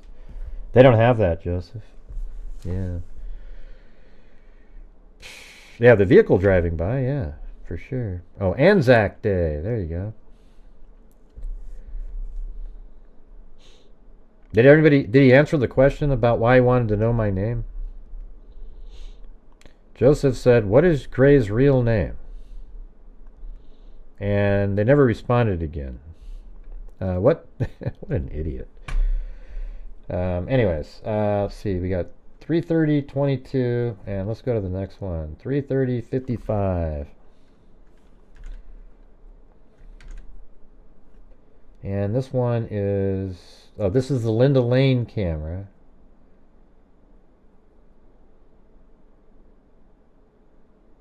Yeah, so that's the, I guess that we can put that there. Linda Lane, 1330 Linda Lane. And then say, yeah, it's 1330 parking camera.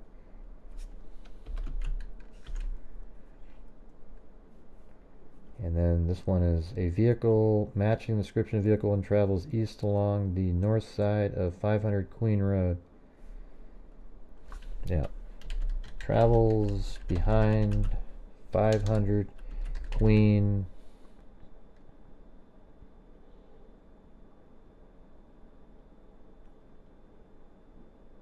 And around the back.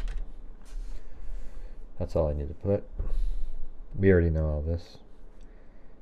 Then 3:31:18. And this one is at 1112 King Road. Ah, shit. Sorry. What did I just do here?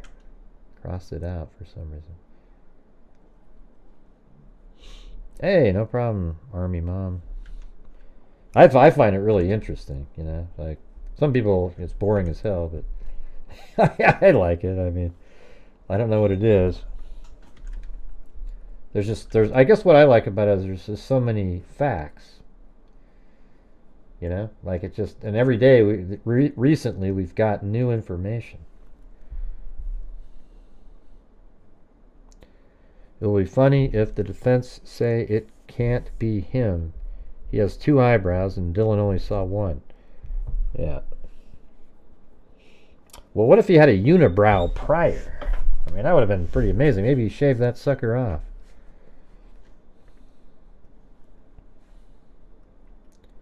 Headlights briefly shine in the upper... Yeah, so that's the... Headlights shine briefly on the exterior. Yeah, I'm just going to put that. We know what that is. I've shown that 100 times. That's the southern parking lot. That camera.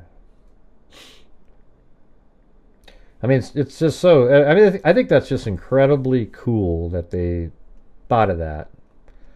You know, so when the vehicle drove around, I got a lot of lines on here, but when the vehicle came around like this, and then came over here, right when it's right there, you can see it even in my 360-degree video.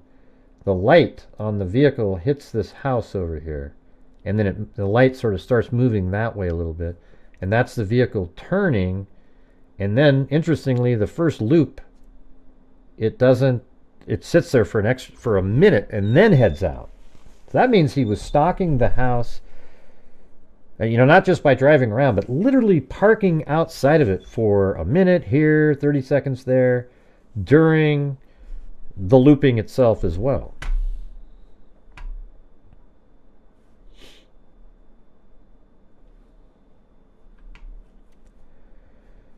Okay, so we're just going to keep going. That's 3:31:18, 3:33:01. And this one is 1112 King Road. Hey, thank you. Love Boston. Great. Thank you for your dedication to this case. Your recreation of the crime scene is amazing. Well, thank you. Yeah, it's just kind of like a 3D model. It's really basic, you know. You don't want to, you know, get too nutty on some of those things.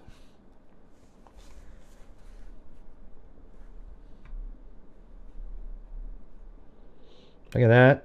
Army Mom 2020. A month. All right. Well, I hope you stick around. Aussie Trisha gifted 5 up there. Then Aussie Trisha down here. Good to see you all taking a break from true crime. I go where I can get a laugh lately. I go where I can get a laugh lately. Gray, I shared one of your videos on my other ID. Only have about 16 followers. Love to all the freaks. Awesome.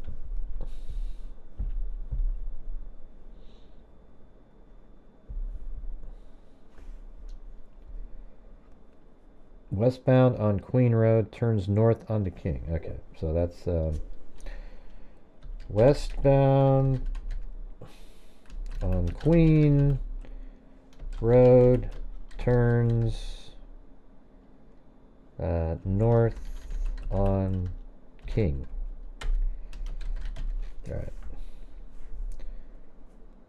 And it says headlights can be shiny. So this 331, we figured out what that means, the time frame on this stuff. So if you, I mean, this is sort of interesting here. See, 331 and then 333, almost 2 minutes later.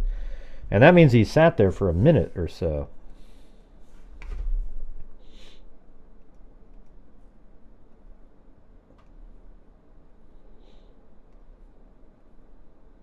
This is just going to be so, there's so many lines to put in here, it's just ridiculous. Think about all the those text messages, and you know, it's just crazy.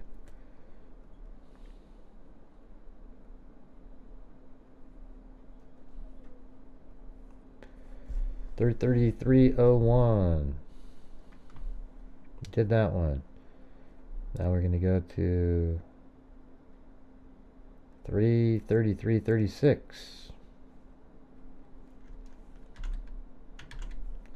Maybe I can just grab a whole bunch of these really fast and then fill it in later. 338.12.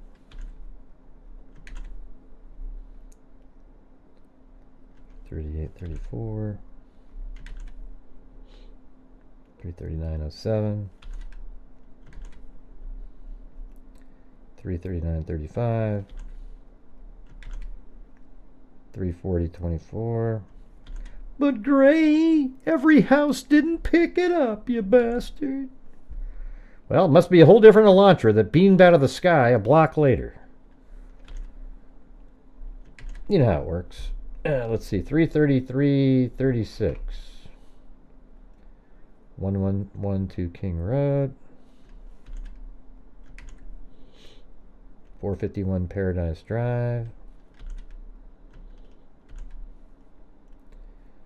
451 Paradise Drive. 1112 King Road again. 338 1112 King Road. And then this one's 1330 Linda Lane again.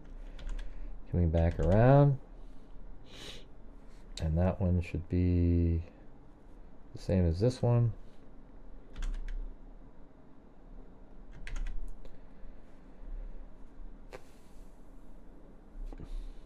$35 1112 King Road.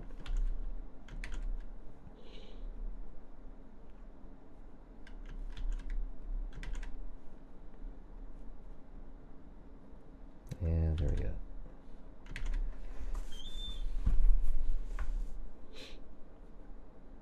Travels back. And see, these are going to be the same as these.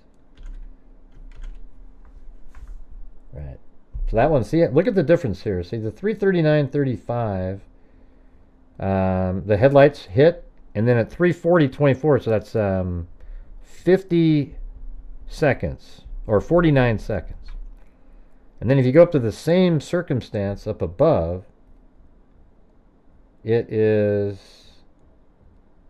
so that's the 331, right? So you go up here to the 331, there it is. And then it's 333. So that means that trip he spent like 50 extra seconds back behind the house. Isn't that amazing? I mean, it's cool that you can see that. And hopefully they, when they do the analysis, they talk about stuff like that. God, it's so weird. You know what's crazy? He's like he's stalking the house, driving around, and that's when Dylan just randomly entered a contact. But of course, that means something to the Kohberger. Somehow, he showed up and goes, "Hey, I'm a stalker. I'm going to do something tonight at the house. You want to put my number in your phone?" I mean, let me just ask you guys something. I mean, it's kind of, you know, whatever you want to make of it, that at 3:50 something in the morning she adds a contact to her phone. But what in the hell, what nefarious reason is it? I mean, it's unbelievable. That stuff people come up with.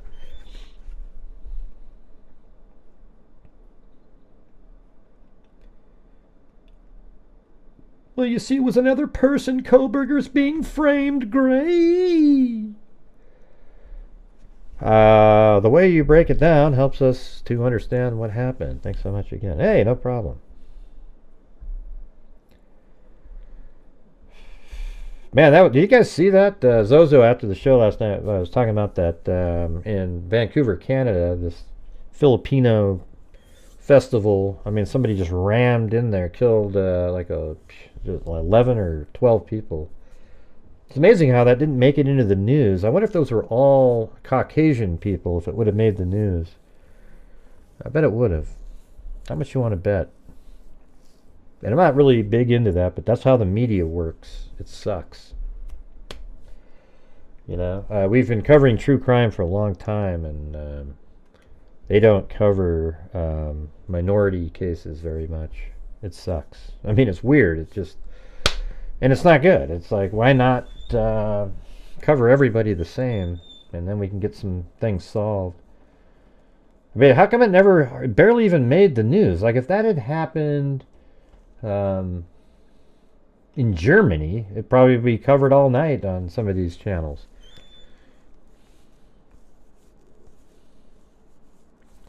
Cue the dramatic Kohberger music. Dun, dun, dun, dun. Yeah, that sucks. Yeah, they came in way later, though. They didn't do it when it happened. Oh, yeah, I got stuff on the screen. Well, I think the guy that did it intentionally, though. I mean, he's a criminal, right? I mean, he just randomly drove over 11 people. He had like a glitch. Yeah, I mean, terrorism's different than a killer, you know. You have to have a political motivation or...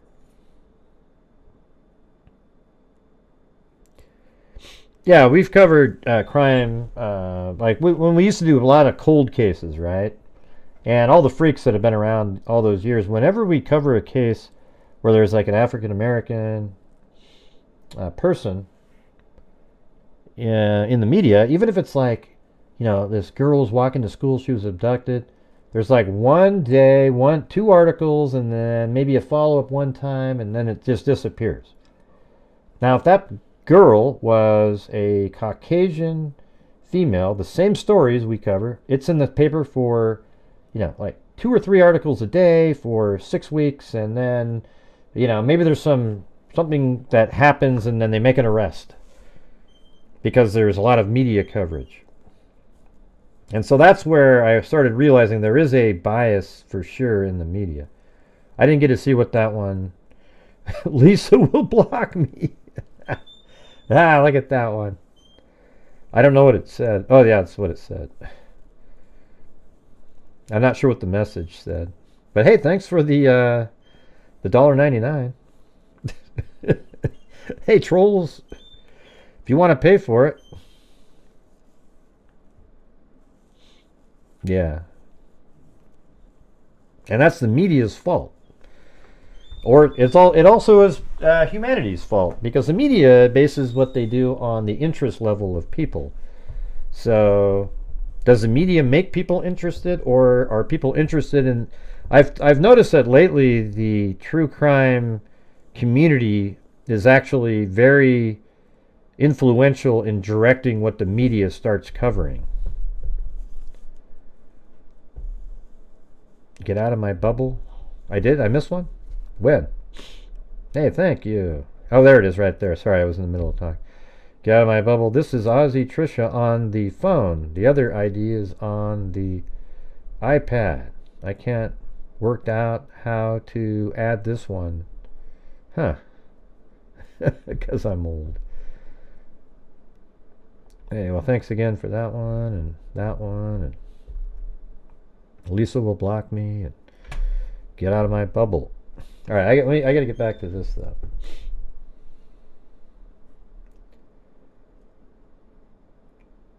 $333.36.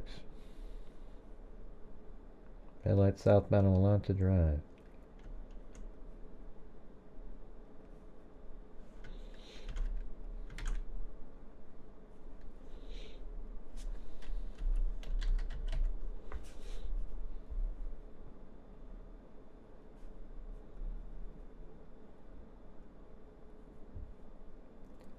South on... Okay, that's the Ridge Road.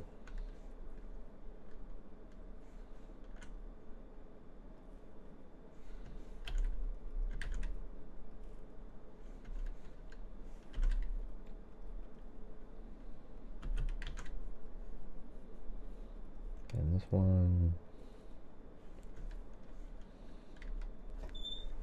I don't know if I have to put this much detail in it, I guess.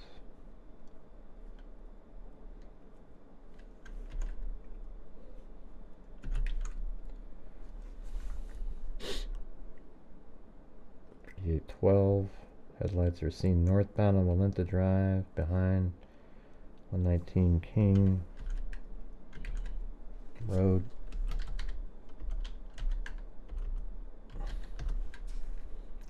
And then a vehicle matching description of vehicle 1 is seen King Road turning east on the Queen.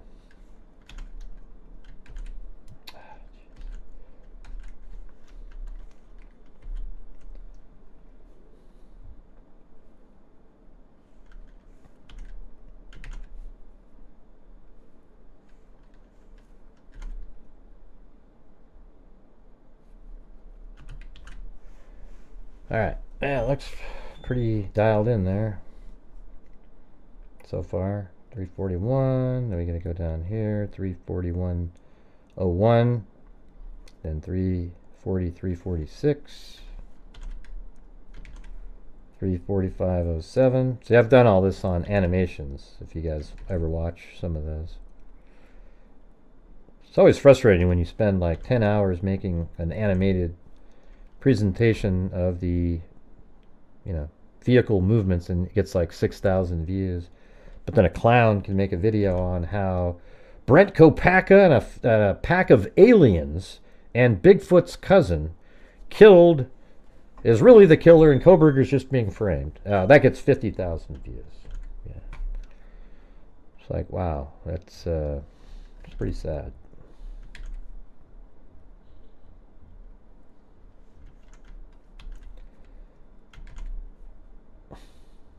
Maybe I should just do this all the way down just to get it in there. So they're sitting there, yeah. Wow, okay, so right there, I gotta get rid of that because then that's right when... so it's actually a little bit before that. Let me get rid of that one. So there we go. There, so right here is the new... This is when... So that means while the car's driving around, that's when Dylan Mortensen added the contact.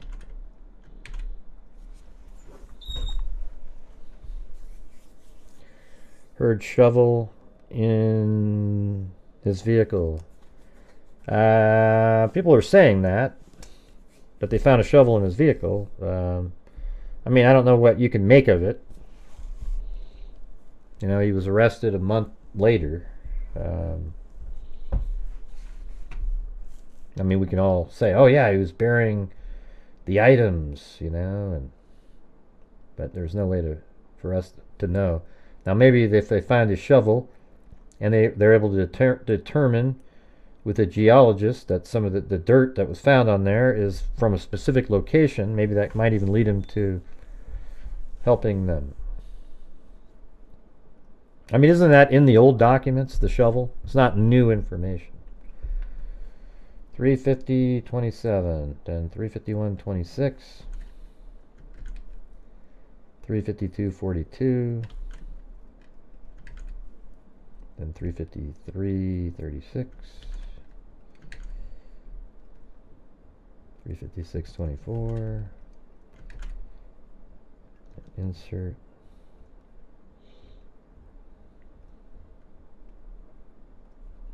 Oh wait, can I just go like this? I think I just remembered. Can't you go like that? Oh, look at that. I just remembered how to do that. 356.57.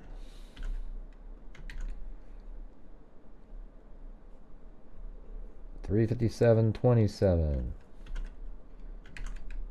358.23. 359.04. 4 o'clock, 14 seconds. Man, if they could just only get a few more clips of this car, then the Kohbergers might go, hey, you know what? I'm starting to think that...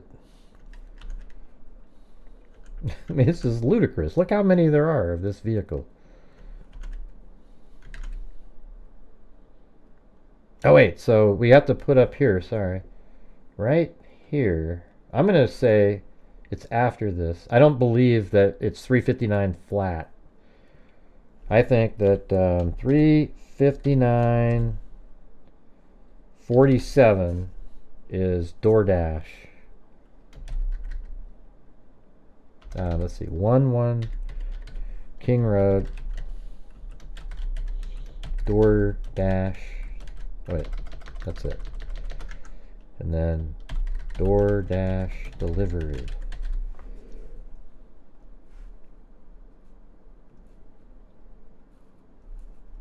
Ah, crap.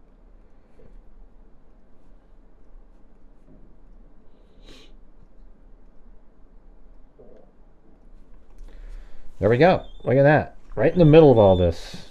Isn't that crazy?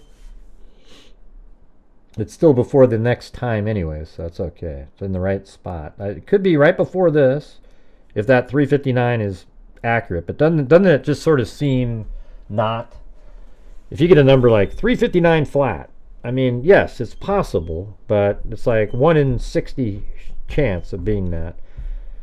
I think it's more likely that it's like something else. Who's MSM? Who's that? Oh. I don't know who that is. I don't type it in either. I'll have to figure it out.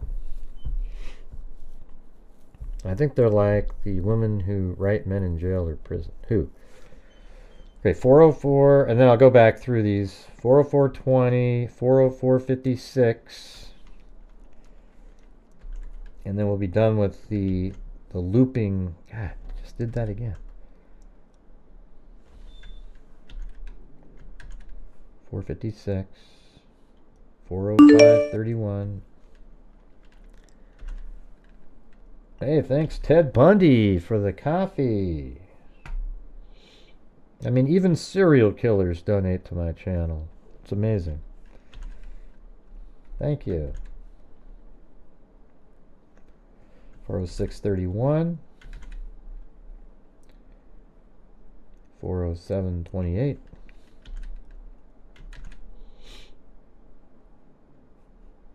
407.47. And that's the then that's when the homicides took place. Insert. Okay, let me go up and just finish these off. Might take a few minutes here, but we're all just kind of chilling out, trying to work through the timeline. It's pretty good so far, and what we'll do is just, as we're kind of revisiting things, and we go, oh, there's another one. Just go, hey, great, there's one right there. We'll add it back in. I just want to have this thing, so we can just look through it at any time and be like, oh yeah, look at right here. Okay, but let's go through this, and then what we're going to do is go back to the probable cause and put in the 412 Xana's TikTok. I think that's when she said she wrote Queen on somebody's TikTok account, and actually thought that was her. when Zozo sent me the account, I was like, and then I figured out the time of the actual post, but not the comment. And she typed Queen, but I actually was thinking she's typing Queen to herself. Because for some reason I thought that girl looked very similar to Xana. It was amazing. I actually thought it was her. And then 4:20 and 47 seconds. Okay, now we're going to insert a few here just to, I mean, we're going to have to put some of our own stuff that happened in there. All right, 4:43, 3:43:46. That's up here. So that's 451 Paradise Drive. 1112 King Road again.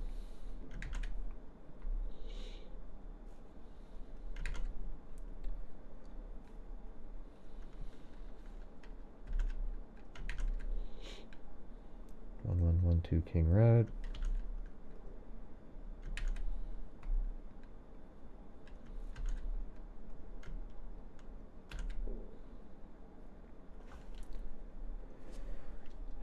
Homicide scene.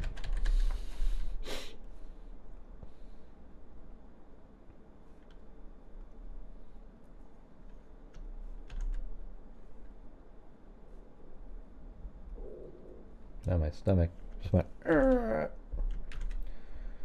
42 1112 King Road. There again. That camera is such a huge. I mean that camera is a massive clue. I mean, it follows the car all around just by looking at lights. I mean, what a miracle! That camera is like a huge. Without that camera, you're pretty much you got the 500 Queen Road one, but man, that one really links a lot of stuff together. Oh, you got something on the screen again? Okay, sorry.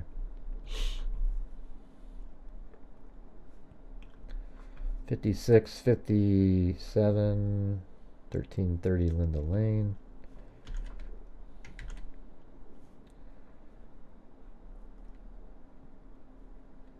I mean, there's a lot that are King Road, 1112 King Road camera. Especially the movements inside of that, inside of the complex. Don't you think that's a good way to call that? Call it the complex. Because it's kind of like you enter in and then you don't get out. I think that's a good way to say it, instead of just having to always refer to like every single location in there.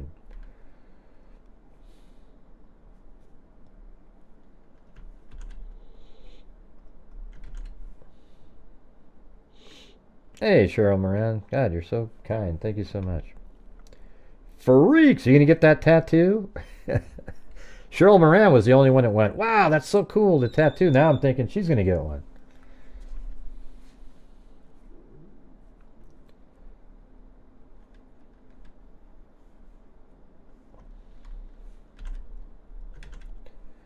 .108, camera 1 again. No? Okay. It's okay. I don't have any tattoos myself. So.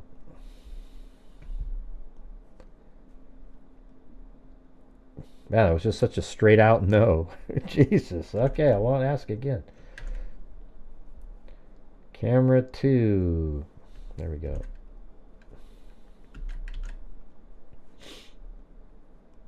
.1112 King Road.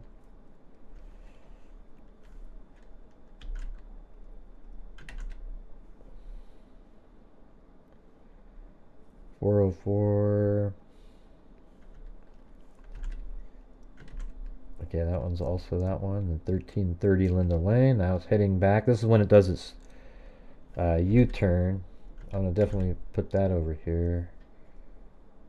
Yeah, it does not a U-turn, does a 3-point turn. So,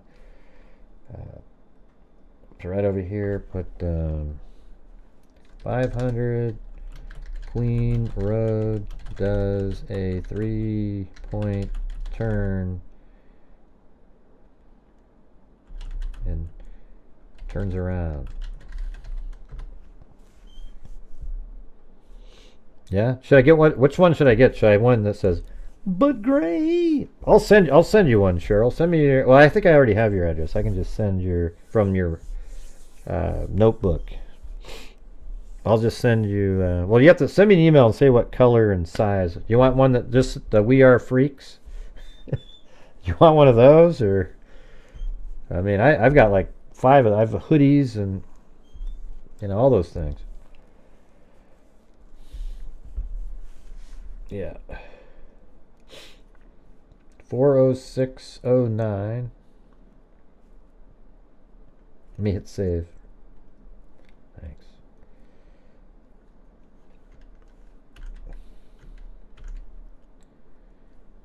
Four oh six oh nine 1112 King Road.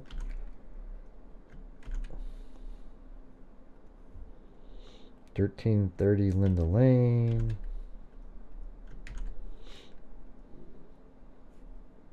Well, yeah, and then it does a, so it does that, and then right here it should do the west, and then does a U-turn, right? Yeah, there it is. Okay, then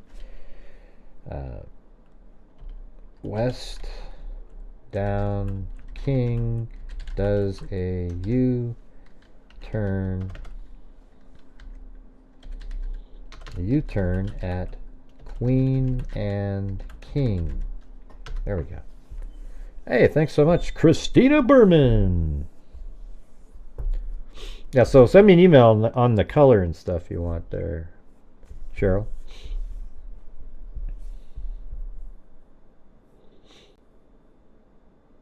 A Kohberger. Why would you even wear that, though? It would be, I don't know if anybody's done it. That'd be crazy. 407-28 Linda Lane, and then 1112 King Road. There we go. I've got some notebooks. I was waiting for more people to buy them, but they didn't. So I've got 3. Maybe I'll wait till after donation night, and then I'll send out anybody who buys those too.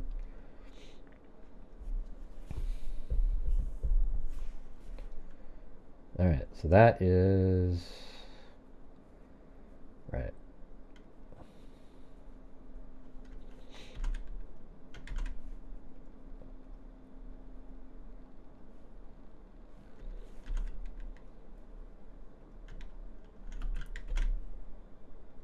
Alright, 420-47 1112 King Road.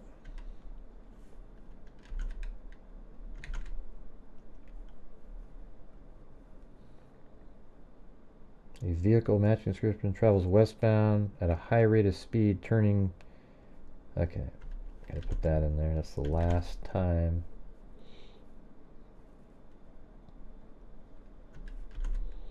There we go. All right. So we got to go back up again to 341 again and do the next part of it. So 341.01. Headlights are seen traveling south on Walenta Drive behind King Road.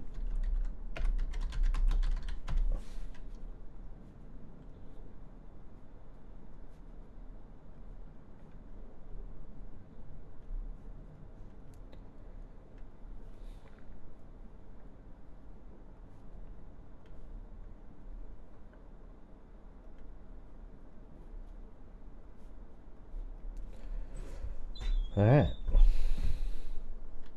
343.46.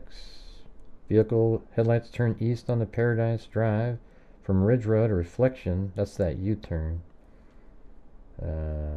Let's see. I'll just try to type that one in. Ridge Road and Paradise does U-turn. Welcome, love, Boston. Then next one is headlights are seen traveling north on Walenta Drive. I think we have that a whole bunch of times.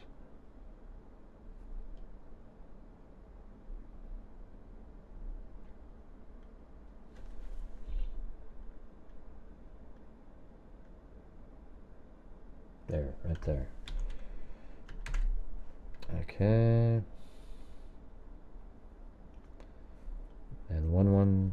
then 34708.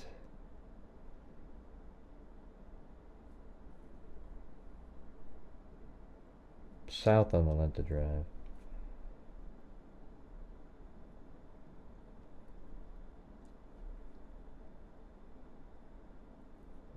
Okay, right there. So now I can just remember what those are and keep copying them. 47. West on the Paradise Drive does the U-turn. So we just did that. There's that one. It does the same thing over and over, so you can start just copying the other one. Headlights are seen traveling north on Valenta Drive. Okay, so that is this one. And then 350-27. Summary, headlights are seen traveling north on Valenta Drive. Wait, which one? Okay. Oops. 350-27. Yeah, that was right.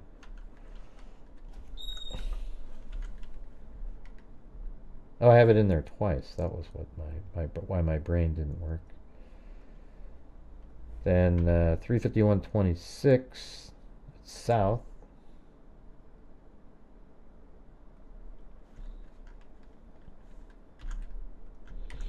(352-42) headlights are seen traveling south on Valenta Drive. So it does it twice in a row. That's the one that I think one of those is a different vehicle. Okay, so these two are the same, and they're a minute 16 apart. Okay, then 353-36. It's traveling north again. So two souths and then a north. But we don't know. We don't. That one of them is doesn't feel like it's going to be the Elantra. 356-24. A vehicle matching the description of the vehicle and travels south on King Road.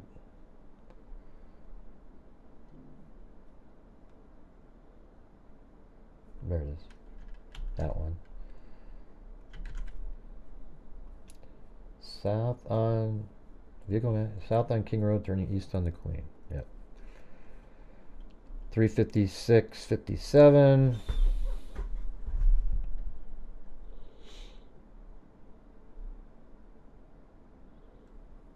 Vehicle matching description of vehicle and travels on Queen Road. 500 Queen. Where's my 500 Queen? Up there it is. Just put that one in there. 357-27. Headlights briefly shine. So the one that have 1127 there. There you go. It's always the same. 358-23. Shining on the tree. A vehicle one travels west on Queen.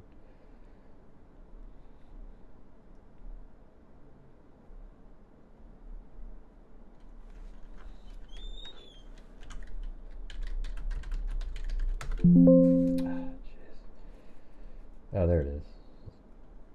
That's it right there. West on Queen. Got that one.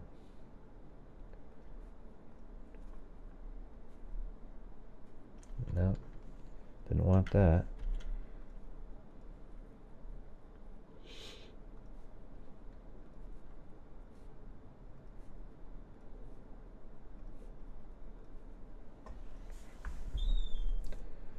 (359-04).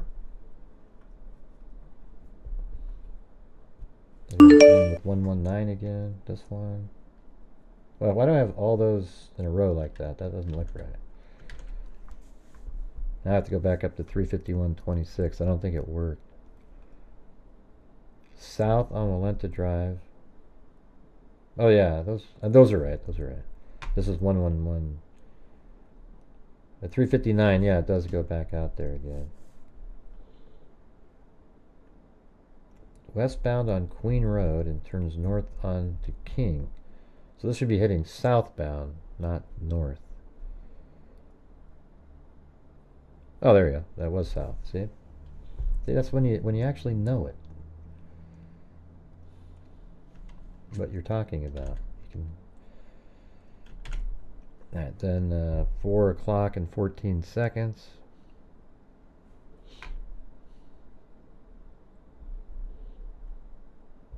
Hey, what do you guys think of that serial killer up there, Cheryl? You know, people are saying there's a serial killer. I'm not really certain about that one. I sort of follow it on the side. I'm just, I don't know.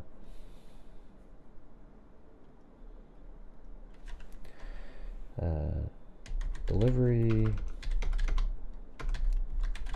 time says 3:59.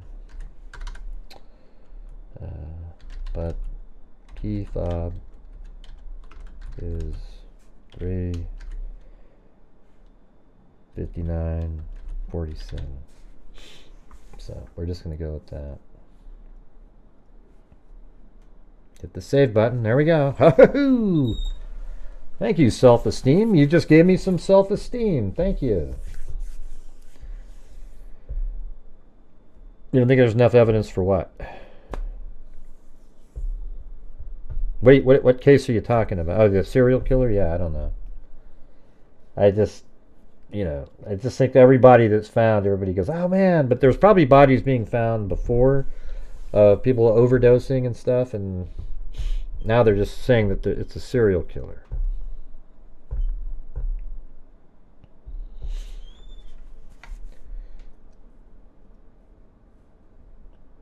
Yeah, I agree with that. That's why I'm not covering it.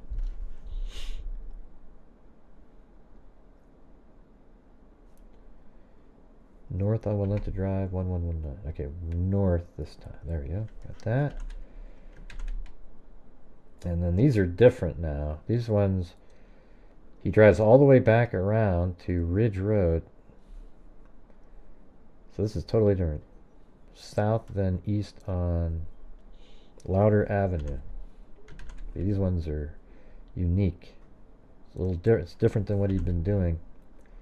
You can't cut and paste. Then this one is a vehicle that turns from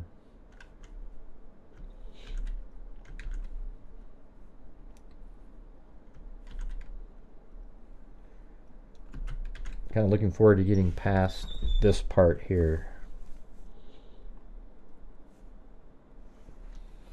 40420.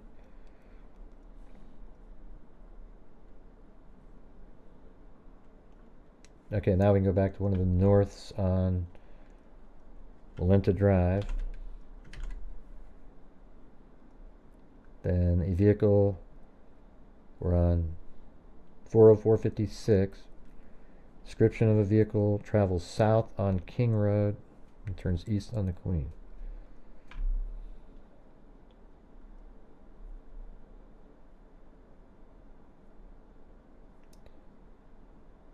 Yeah, I'll just put it in there.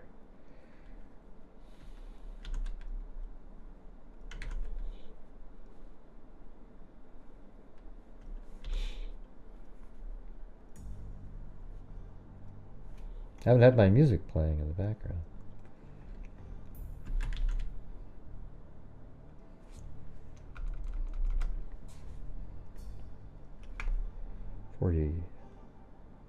Oh, wait, what am I doing here? 40456. The vehicle matching, and then this one should be, the next one should be 40531. 5 does a 3-point turn. Okay, then 40609 west down. No, so that's not right. 40609 headlights are visible, window reflection as well. Exterior of 1119. Moving slowly. This is different.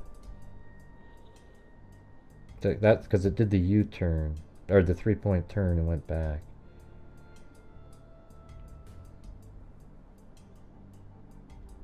You know, it's just so interesting because when I show my 360-degree video and you turn around, you can see how the light would hit the 1119 building, and then as it goes downhill, the light would go down, and that's how they knew that that vehicle. That's what I originally had said a long time ago. Is the reason they could tell that the vehicle stopped or turned around was the lights that they could see.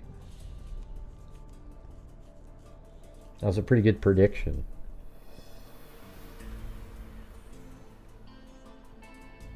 And they would use 1112 King Road camera to see it. Or they could hear audio on the camera. They can probably do all of, they hear all of that, I would think. Hey, look at Ted Bundy, man. He's sending coffees. Wait a minute. He's got me like 8 coffees. I didn't even notice that. So thanks, Ted Bundy, Ted Bundy, Ted Bundy, Ted Bundy, Ted Bundy, Ted Bundy, Ted Bundy, Ted Bundy. Wow.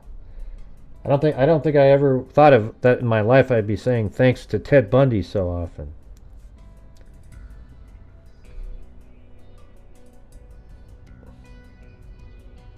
No thanks, Tam. I'm just doing the way I'm doing it. Thanks, though. Let's see. Yeah, maybe I'll do something with it later. I'm just trying to get it all into the system. Do you mind?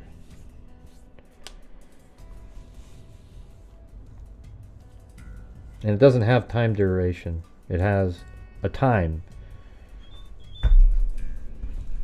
That's it. All right.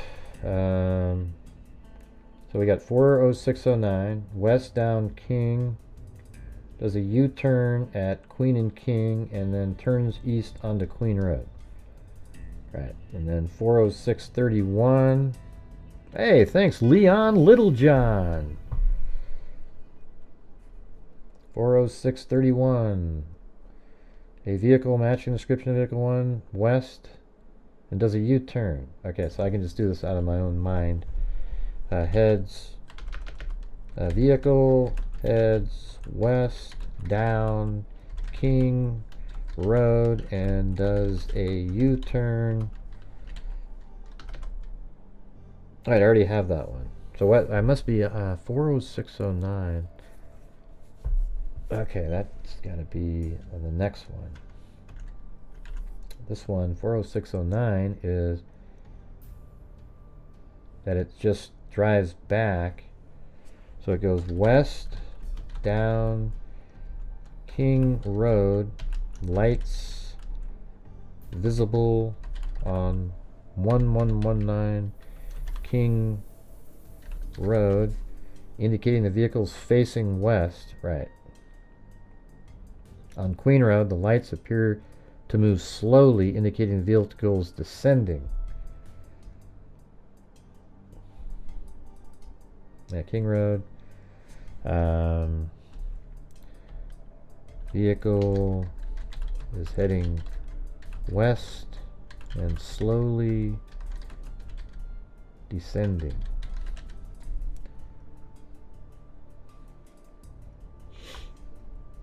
There we go. All right.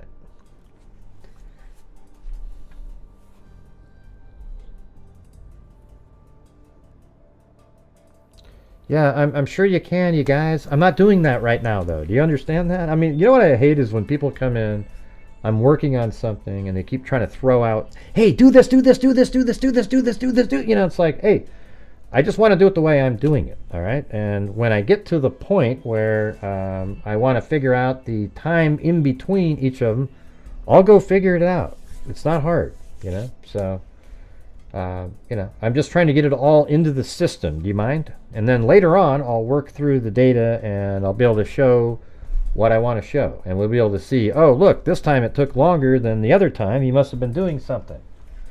All right? Thank you. I'm just trying to help, Gray. I don't know. I think it's more like you want to say, look what I know what to do, Gray. Yeah, I've been using Excel for probably, geez, I don't know, 30-something years now. I'm just doing, you know, I don't use it every day now, okay? But I write code in Python, etc. No, I'm not going to share it. I'm just going to keep it on my own, and if we update it, we're going to update it. There's no reason to share it, Tim. All right, so I don't want people adding and changing things. I just want my own timeline. Does that make sense to everybody? It's not a document I'm putting out there so that everybody can go, well, I think this should be here, and then all of a sudden it's like, well, where the hell did that come from? Yeah. All right, let's see what we got. 40747. And why don't those people put in the, if there's other YouTubers, put in your own work. You know, do the same type of thing. 407, 28, south side of the building, the vehicle match. Yeah, so this is when the north side, yeah, so it goes back in front of 500 Queen Road. There it goes, right, that one.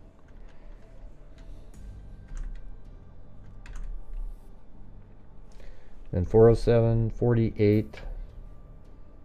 Got that.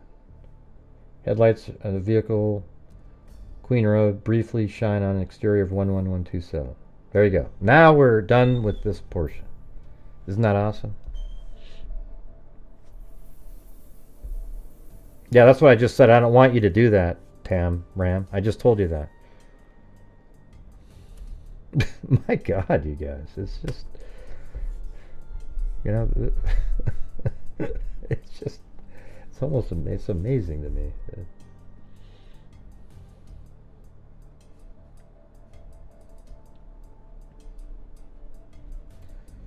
Okay, let me add this one.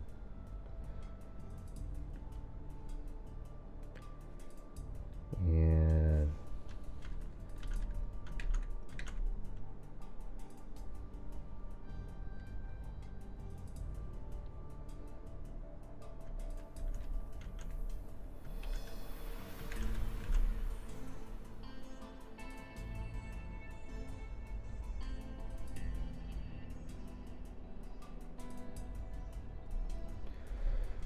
all right, so then we're inside the house at 407.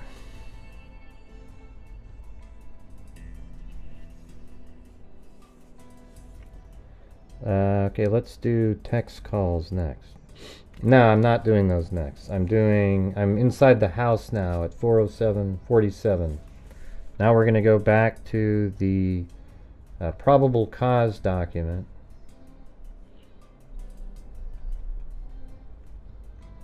And back up into here. And these will be kind of like estimated times.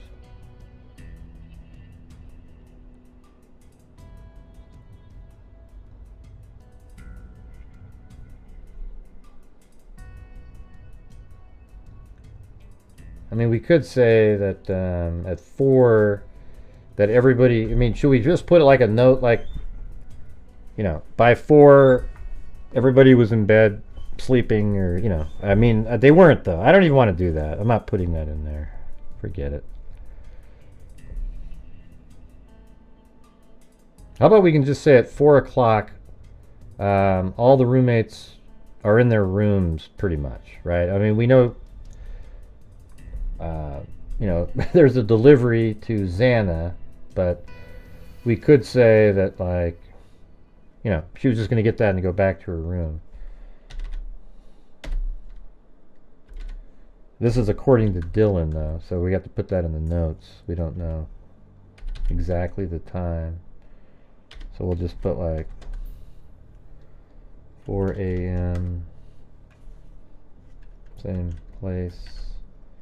According to Dylan, everyone was in their room, either sleeping, you know, I'll just say in their room. And then I'm going to do the whole Xana, all the other stuff. Hey, thank you, Ticky146, newbie here. Love all your diagrams and interactive videos. I hope they have stuff like this at trial. You put in so much work. Well, thank you. Yeah, I mean, it takes a lot of effort. That's why on some of those other nights I get, you know, I'm sort of frustrated sometimes where, channels that really don't put in any work at all. They just sit there and stare at the screen and chat. They get more people watching. Don't really know how that works, but hey, he put a number on there. Ted Bundy said text. You wanted to text Ted if he's bored later. I don't know, man.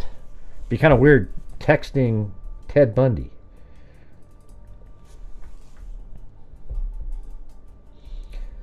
I know, Tim. I know, Tim. You don't need to always have a little comment or a little something about every single thing that I do. It's just really annoying, I'll be honest with you. It doesn't help give any nuance or sort of a texture to the information or anything. It's just annoying. That's it. Alright, so let me go to the next. So we know at like 412 we have to put that in here.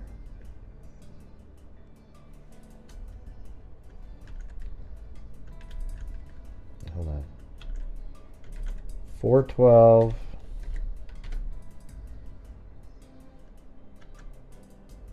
1112 1112 King Road.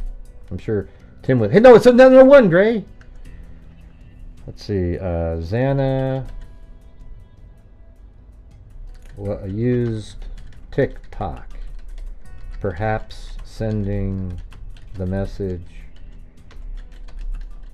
Queen, because that one message was sent on the 13th in the early morning hours. Message Queen on a video. Alright, there you go. Gray, you're supposed to make that one black, Tim will say soon. Yeah, I know, I was trying to get to that. Alright, let's see. Oh, and you don't have the right time, Gray.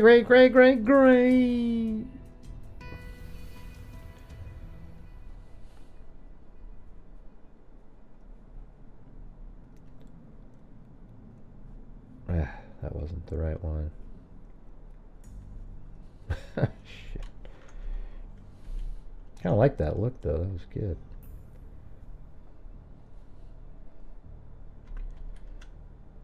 Yeah. I wish it would just let me do it how I want to do it.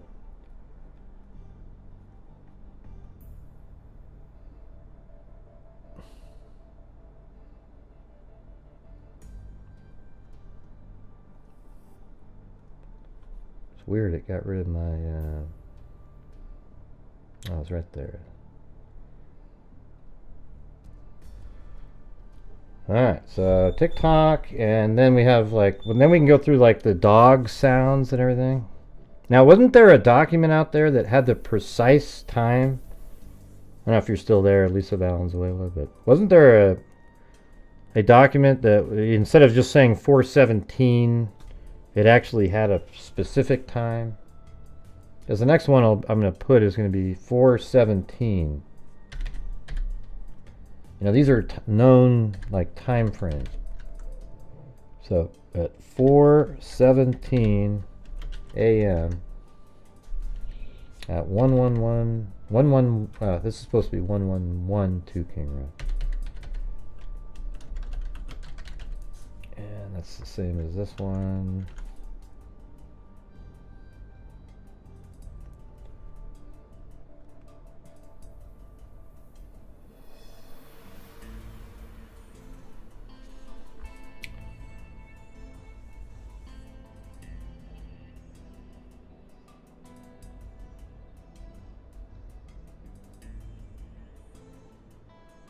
What does that even mean, Tim? I just don't like the way you interact on here a lot. You act like, you know, you know, like you have this special insight or something, and you throw it out there on like literally everything I say. You have some other sort of alternate, and it's never as more possible. You just sort of throw it out there, and then look at you right now. You know, it's just that's you. That's what I'm saying. Like that response right there is you. Let's see. So 4:17 a.m. a security camera located at 112 residence immediately picked up distorted audio.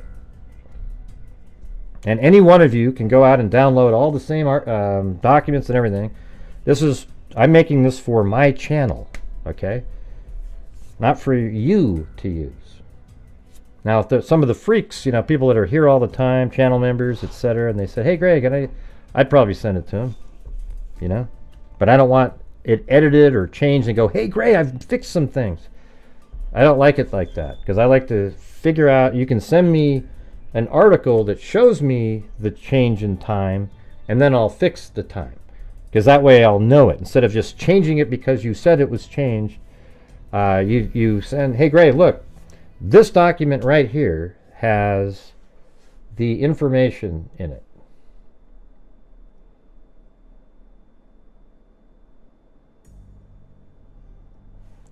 And then I can look at it and then say, okay, cool.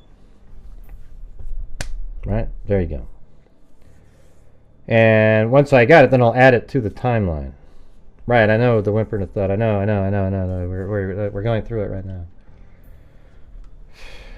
Okay, so we got the... it sounded like voices. I wonder if that voices was him saying, it's okay, I'm here to help. Or a whimper followed by a loud thud. And then it says a dog can also be heard barking.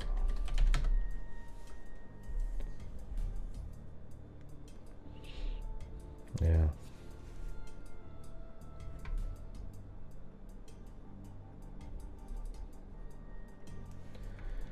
All right, let's see. Let's go through the got 113. Do you get mad at 7-Eleven employees for getting paid for doing their job? Well, I get mad about content creators getting paid for doing. I know that's I always say the same thing. And the thing is my channel gives away a lot of the income. That's one of the differences too. Like, we actually go out and try to make a big difference. For example, we have the last 2 years, Zozo and Play-Doh have reviewed. We have a scholarship fund out there that comes from the income from the channel. That 2 years in a row, $6,000 a year. We gave 2 $3,000 scholarships out last year. Beginning of this year, we gave out 3 $2,000 scholarships, and we're right in the middle of building that sucker right up again. And without this channel, those scholarships wouldn't exist. Okay, that's just the truth. Trolls don't understand that, of course. And so, but also to allow me to keep doing the shows and doing what I'm doing, there needs to be an income on the channel. Does everybody understand that? Like, are we just supposed to be these? I mean, you guys don't ever bitch at Court TV or Law and Crime or any of those channels out there that, have commercials and make way more money than any of us do. And, I just think it's weird how that works. That's for if you're in criminal justice. Now, if a freak, we give scholarships out to freaks. But you can't say that you're a freak or anything. The moment you say it, you're completely removed from it. It has to be totally random and like, you just happen to win somehow. Like one of your children or something. I haven't saved anybody's lives. Yeah.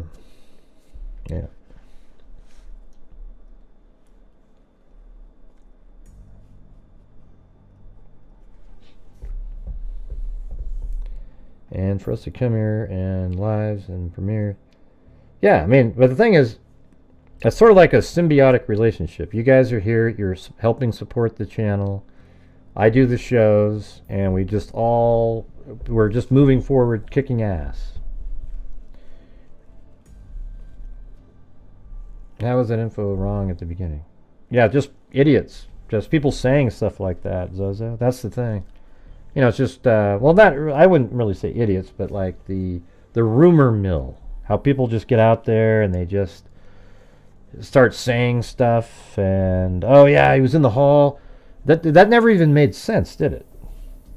Like if he was just sitting there and, you know, Hunter was there, I mean, of course you'd see what happened.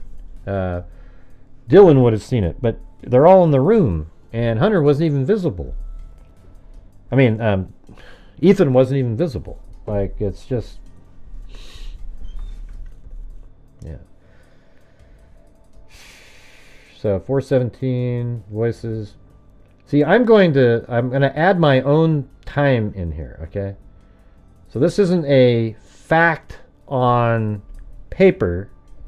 However, I think that 11, 13, and 22, you know, 11, 13, 20, 22 at 4:08. I'm going to say that 111 or 1122 1122 King Road. The white Elantra parks behind the residence. Okay, I mean, it's just clear as day. That vehicle goes behind 500 Queen Road. The headlights hit. So let me just show you why I'm saying that. Okay, do you guys agree with this? Listen, at 4:07:47 seconds, the vehicle's driving like this, and then its headlights flat hit the building right over here as it's turning again. And then I would say within 13 seconds or so, the vehicle parks, and it does not go out for another 20 or another 10 minutes or so, 12 minutes. And so it goes right here, and then it must park right here. It has to. So I'm going to put that in there because that is, that's, you know, I'll put like a note saying, like, you know, I'll just even put Gray's estimate. I mean, it's not even an estimate. It's like right at that time. You know, 13 seconds later, it probably pulls and then parks. Now, if you're people, you know, people that follow the show, now when you look at this, it's 4:08, right? Now, right here it's 4:12. That's 4 minutes. When Xana's TikTok stopped. Now look what time this is, 4:17. Doesn't everybody agree when you hear the whimper followed by a loud thud and the dog can be heard barking that that's likely around the time? Now it could be 4:17 and 50 seconds, right? That is the time that Kohberger's leaving the house. So if that's true and the murders happen between 2 and 4 minutes, well, you go back and then you could even say they started at 4:13-ish. But that would be even after she stopped using TikTok. It's pretty wild when you start thinking about the possibilities.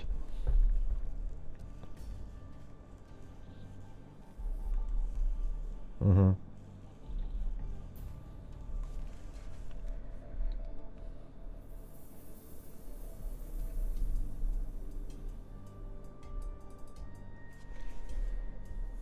Yeah, Steve Gonzalez, I mean, he's, you know, he really has tried really hard.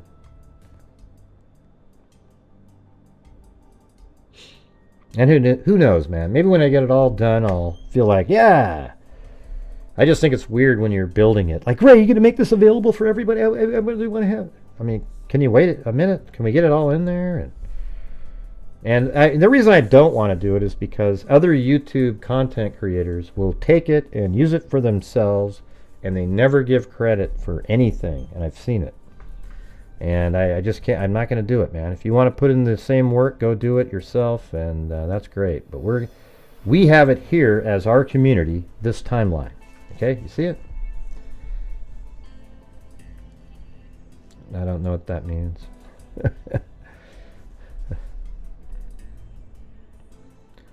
It doesn't matter. Just remember, you must confirm. That's all that matters. Who are you talking to? What about? Paint by Numbers, the Kohberger edition. I'm a freak. I fart hurricanes and pee tsunamis. Man, you're a loser. You have said, what an idiot. My God. What an absolute dipshit. Did you smoke dope before you came in here? And I don't mean pot either. I mean something hardcore. Wow. Man, that's scary.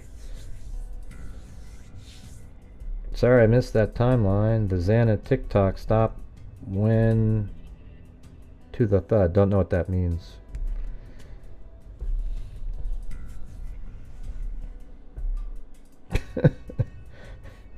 All right, so we got 4:20 and 47 seconds. All right, now we're going to, there's a, and then at 4:48, and I don't know, maybe they do have that, let me look in here. No, they don't.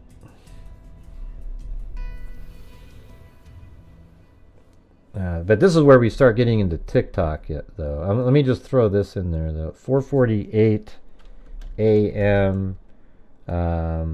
Highway 95 near Blaine. Kohberger's phone turns on using a VPN. I mean, that's pretty crazy, right? Then, let's see. I think I can go like that. Insert. No.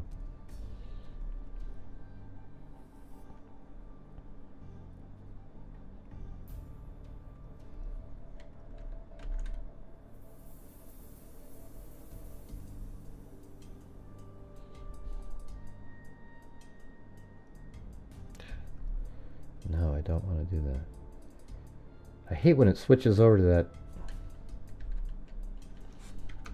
Okay. See, like now it says insert copied cells. Man, I just can't stand it when it does that. I guess I already have this here, though. I can just... I'm going to move this way down. Put it down here somewhere.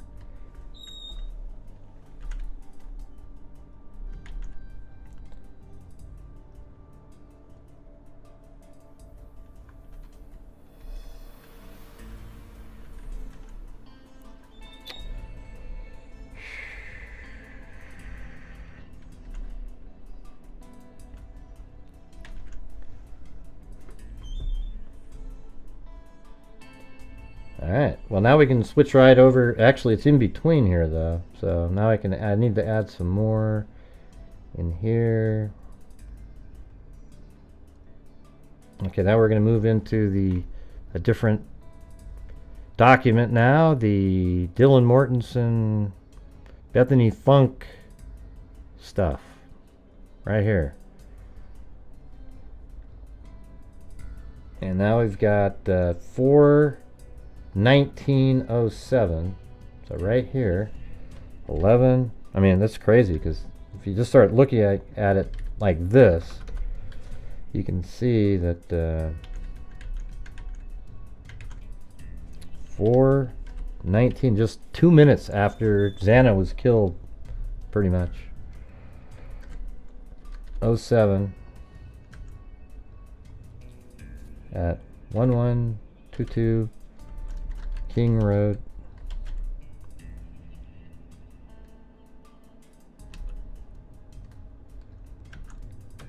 Bethany calls Dylan. There we go. Then 4:20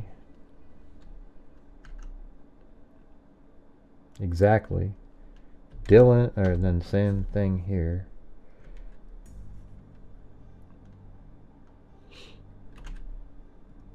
Okay, I gotta insert. Control C, Control C, Control V. Dylan calls Xana. Wow. I mean, isn't that crazy? Like, Dylan's calling Xana's phone. I mean, I never really thought of it like that, but she's calling Xana's phone about 3 minutes after she was killed, likely. or at least attacked for the second time. That's crazy.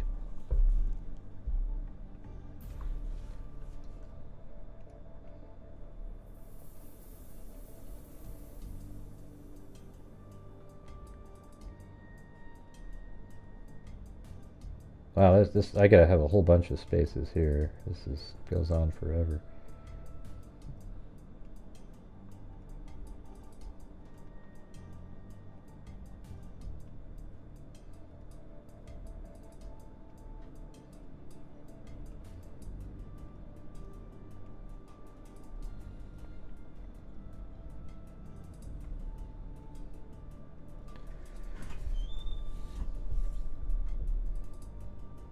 Huh? Thanks, Leon Littlejohn. Definitely think he's guilty, but I'm here to learn. Well, yeah. Well, this is where we... I mean, we all think... I mean, here's the thing is, I think he's guilty as hell. I don't know what everybody else thinks in here. I think there's people that use zero rationale or rational thinking at all. You know, I'm sure Jim is rational-minded. Everybody in here is rational-minded that watches my show. Now, there's probably people in the background that aren't. They're just like, wait, what are the pro-prosecution people saying? I'm not pro-prosecution or anything. What I am is pro-facts, and the facts show that Brian Kohberger is the killer in this case. Therefore, I became pro-prosecution because I agree with what they're saying. It absolutely makes sense. Have you noticed that there's no information at all that is exculpatory of any nature, any way, shape, or form, or anything that points away from it being Kohberger? There's nothing. Not a damn thing. And it's weird how the only people trying to come up with like a fantasy world stuff are the pro-burger nut jobs. Okay? Gray, that isn't very nice.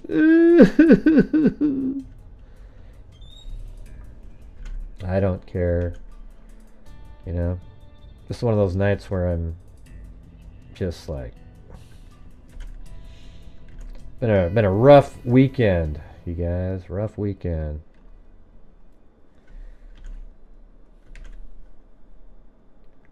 I'm just going to put the time in here and then we'll fill it in next.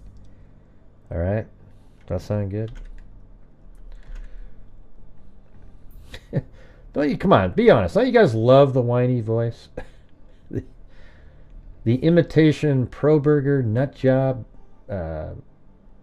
voice that I use? Come on.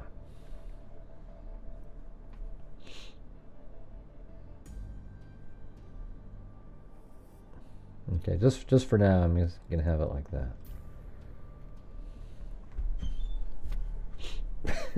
I like doing it because as soon as I do it, it makes me sound. I feel like it's a perfect imitation.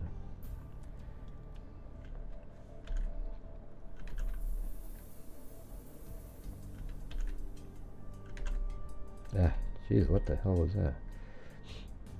442.42, then second later, and 423, and 423.15, 423.28, 423.33, 423.42, 423.48, 423.51.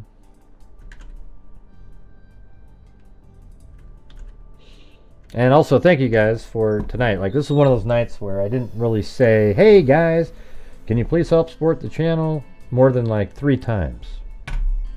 Okay? And that's sort of like normal. That's what it used to be like. 424, and then 424.07, 424.11, 424.14. Man, gotta keep.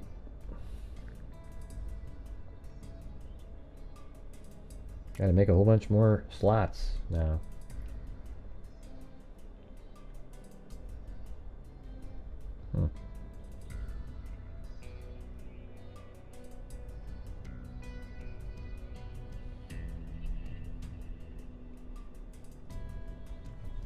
Look at that, Leon Littlejohn. Just gifted another 5. Wow, thank you guys. Let me hit the save button here. There we go. God, that's a good feeling when you hit that.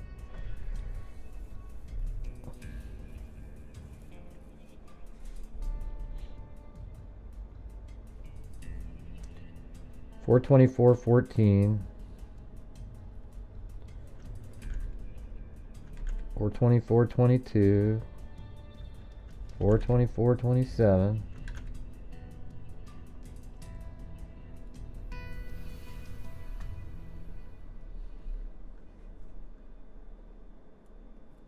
$424.39. 424.58.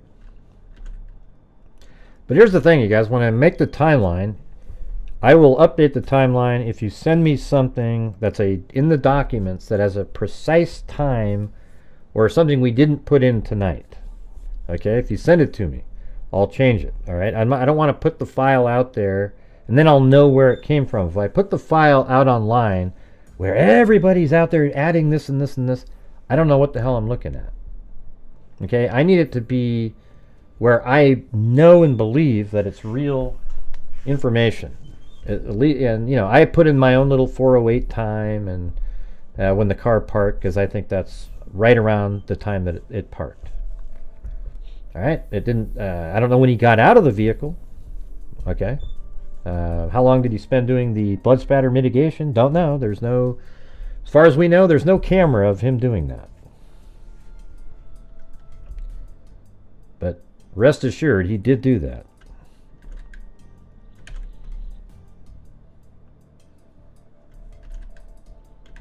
It's amazing how that stuff's changed so much from the beginning. Remember at the beginning how, oh yeah, he was in the house right at 4, and then all of a sudden the videos come out and of Linda Lane. It's like, no, it wasn't.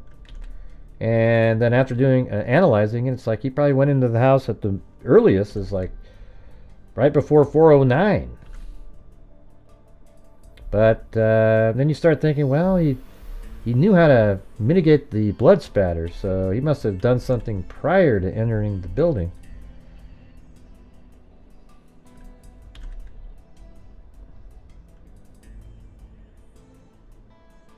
$428.44, $429,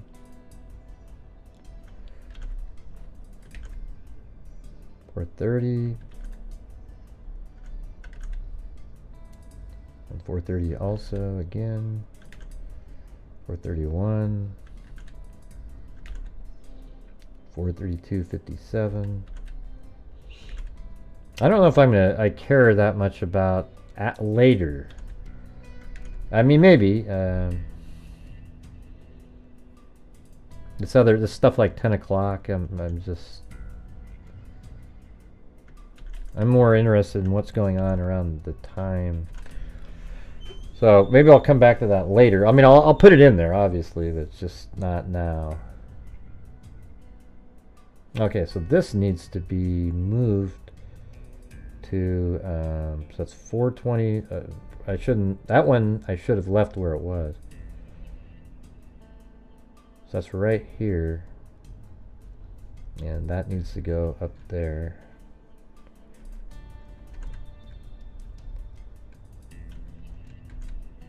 Okay.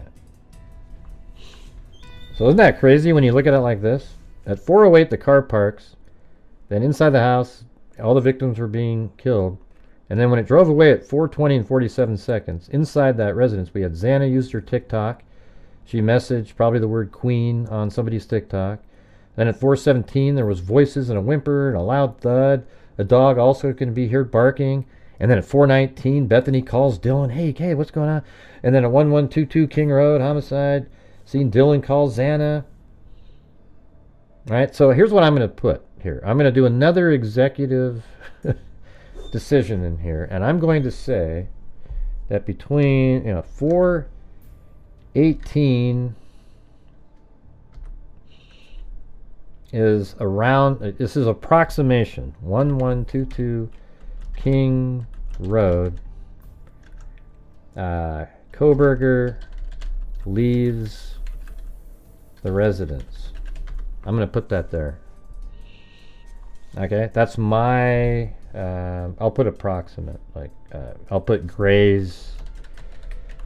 Not guess. I guess it is a guess. I mean, I don't. Kohberger leaves the residence. Gray's guess. All right, and that makes sense because it's right around the time of the dog barking, and I think the dog barking sound is not 417 flat. It's like 417 something. And I think right around 418 is when he leaves the residence. All right, there you go. And we'll find this all out later. I'm sure they probably have an estimation. Okay. And then that's why Bethany and Dylan felt comfortable to be talking, because Dylan had seen him leave through the sliding glass door. Not Dylan. Jesus.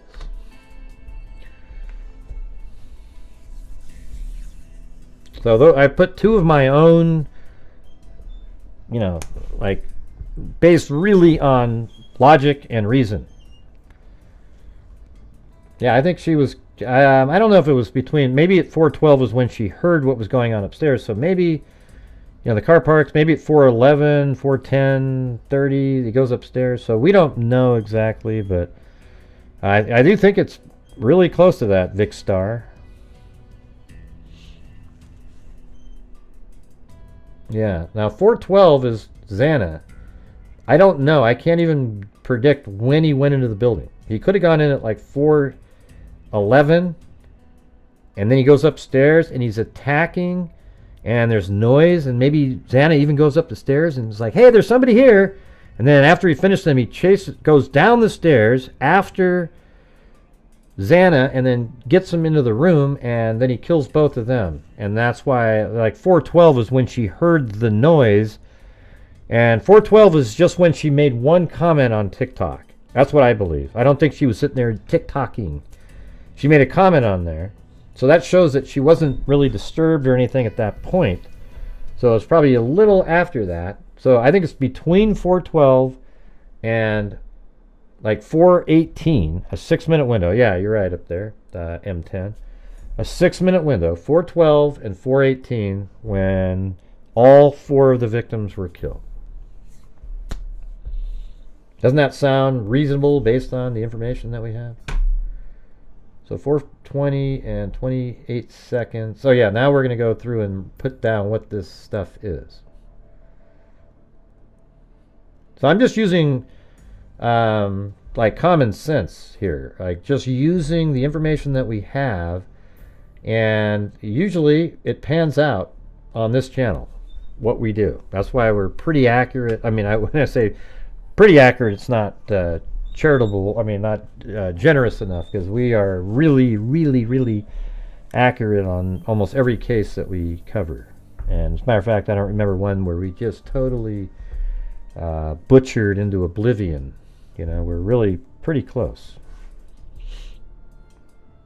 I mean, even over some, claimed detectives and people that do YouTube that were once police officers. It doesn't mean that they can think better than other people. That's the thing.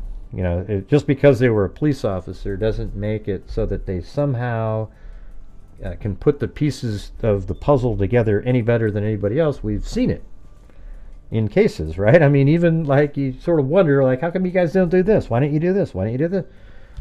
It's pretty wild. So I'm just you can call me some random schmo YouTuber that's been doing this for 8 years. I've covered thousands of cases, and over time just sort of kind of figured out how to do it. 420, 28. All right, so I guess I have to make this. Is it gonna fit here? Yeah, we can, there you go. That's good right there. If I just move this over slightly to there. So 420 and 28 seconds was Dylan Mortensen.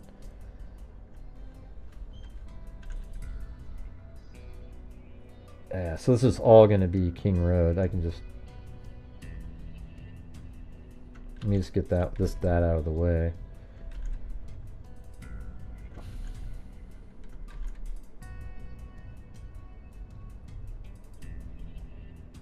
And I have actually, it didn't do it right. I got to do 2 in a row. I hate when it does that. I guess the only like real world, I've worked for PIs doing animations. I worked for a prosecutor in New York who hired me to go do an animation for their a trial they had on an elevator incident, and we won. And the jury said, well, that animation really, you know, made the case. It was like, all right, there you go, there you go. So, now, and that was based on my Jodi Arias case. My work on that case, I did some amazing little models and stuff like that. Just ask Lanky Tor, she'll tell you. We don't know what the dog situation is. Does anybody really feel confident of knowing what the dog was doing?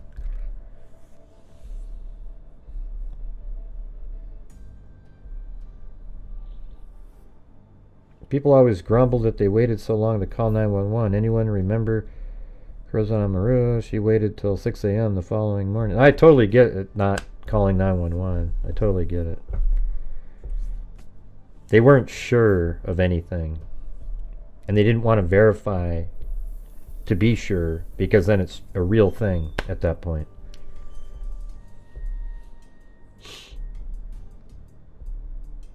Right, some people don't know, but they did experiments, apparently, where they knew that the dog was outside because of the volume that it had.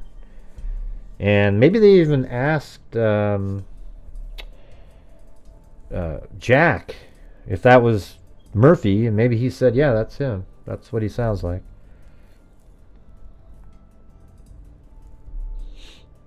All right. And by the way, you guys, the dog not being bloody doesn't mean anything. Doesn't even mean the dog wasn't walking around.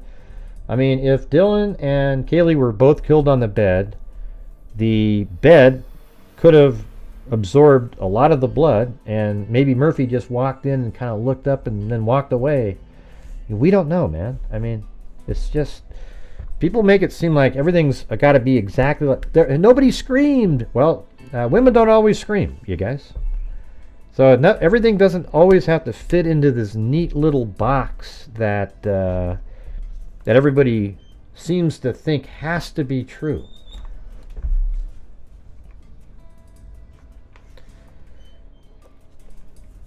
Was cold, and possible one of the boyfriends was bundled up with a mask on. What? What the hell does that even mean? No, Jimmy. No, Jimmy, that's complete bullshit. I don't mean to swear, but that's just... Maybe it was one of the roommates with a mask on because it was cold, everybody. Man, you're a comedian, man. Say that again. Type that in again. Hey, everybody, my name is Jim Sotak. It was November. It was cold. And possible one of the boyfriends was bundled up with a balaclava on. Come on down! Jesus. That's just the most ridiculous thing I've ever heard. Oh my God. Let's see. The trial's going to be very... oh, it's going to be great. Don't you think? M10. Cheryl, that trial. Oh, man, I can't wait. It's going to be amazing. And watch it here, you guys. We're going to be able to do the... I'll show you. Like, okay, it was right here, but that's what they're talking about. We'll get it all dialed in.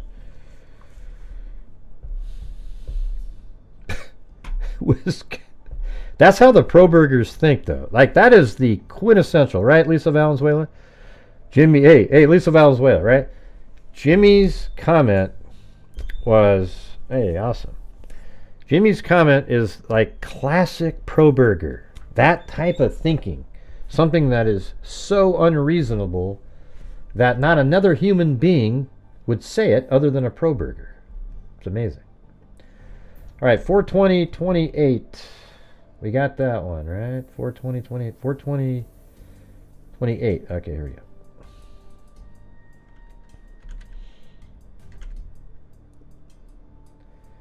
And then 421. Bethany. So this will be pretty quick. I should just be able to copy each line if it lets me. There you go. Control C. 420-50. Dylan Mortensen calls Xana.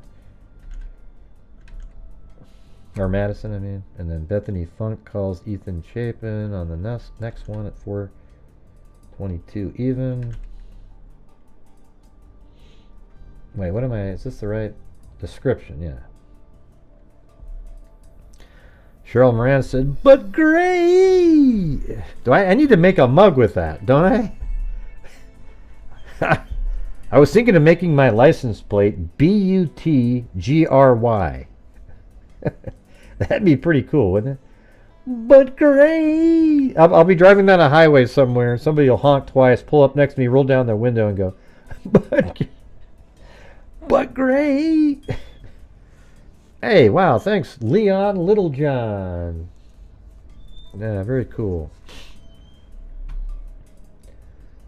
42208.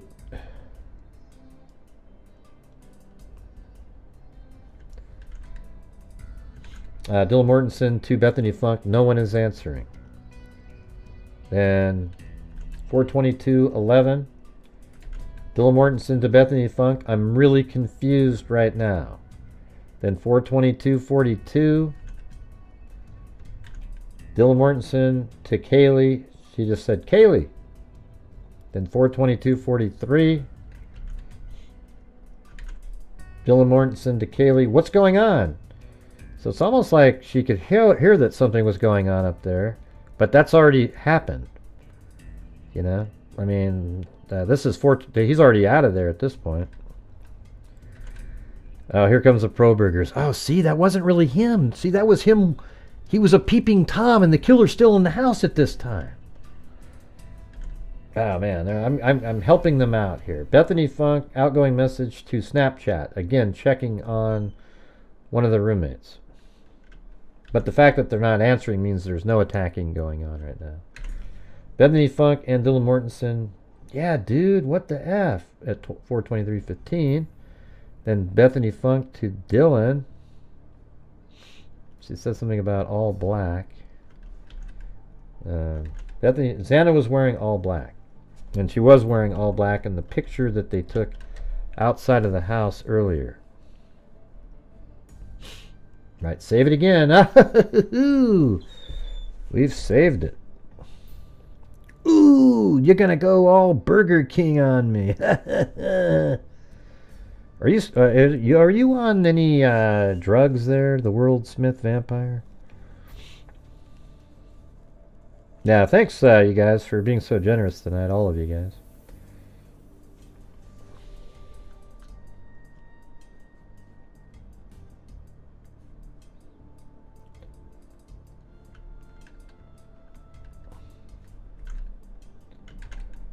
Okay, Dylan Mortensen to Bethany Funk said, I'm freaking out right now. Then Dylan Mortensen said, no, it's like she's correcting her. I mean, I don't know what the other...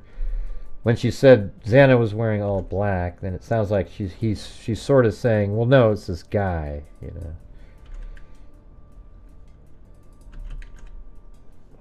know. And then Bethany Funk said, shut the F up, you know. And then and then she said it again, like, actually, you know, shut the F up, actually. Like that. I've heard people say that before. Then at 423:52, Dylan Mortensen to Bethany Funk, like he had something over his forehead. Or and little around his mouth probably is what she was trying to say.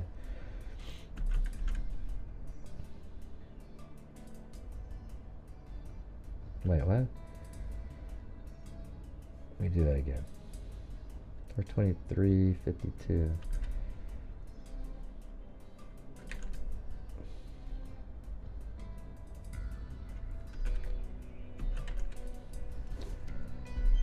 Alright, now we're down to 424.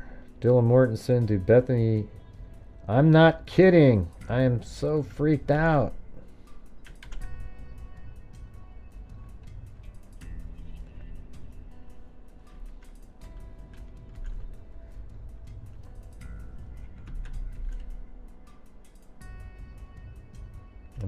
Wait, what? Bethany, I'm not kidding. Ah, shit. Oh, I got this thing over here. I didn't mean to get that. Hold on.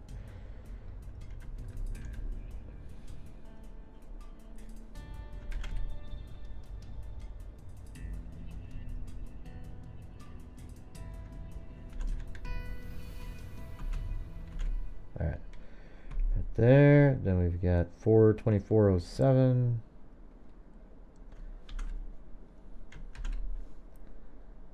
And this one, Dylan Mortensen to Bethany Funk. Phone is going to die. F. That's at 424.11. Then at 424.14, Bethany Funk to Dylan. Come to my room. Then 424.22, Bethany Funk to Dylan Mortensen. Run!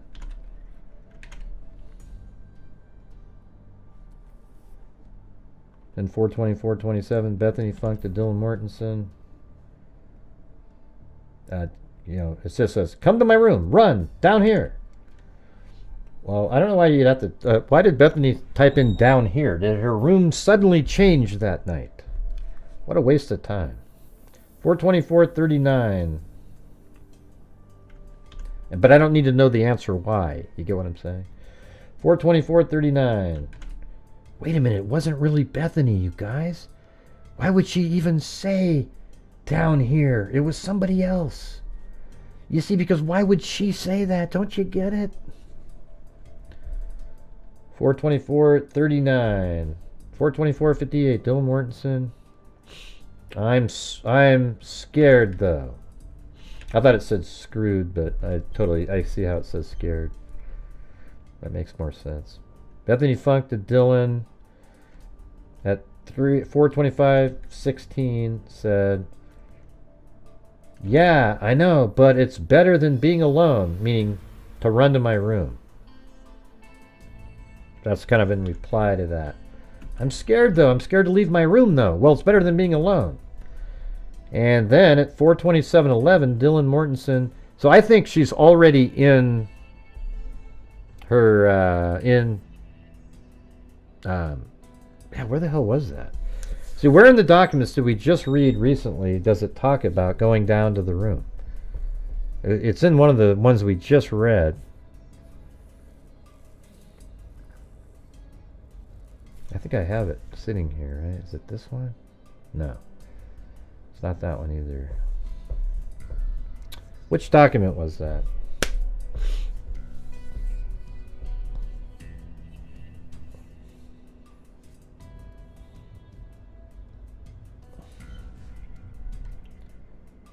$27.11. Dylan Morton makes an outgoing call. Yeah, because we just heard. Yeah, it was the one that we just did where she said to run downstairs, and then let's see.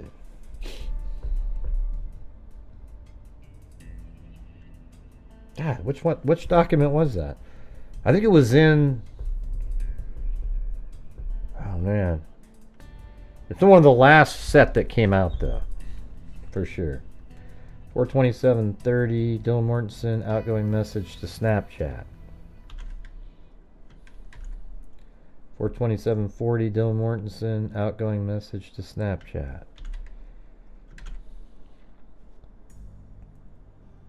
Then Dylan Mortensen calls Kaylee at 427.47. Then Dill Mortensen calls Xana at 4:28:44. I think they're already together at this time. I think she ran down between. I'm going to put that in there. I'm going to do it myself. I'm going to say between 4:25 and 4:27 that Dylan, yeah, but it's better being alone. And then I think she ran down right then. So I'm going to say, around 4:26 a.m.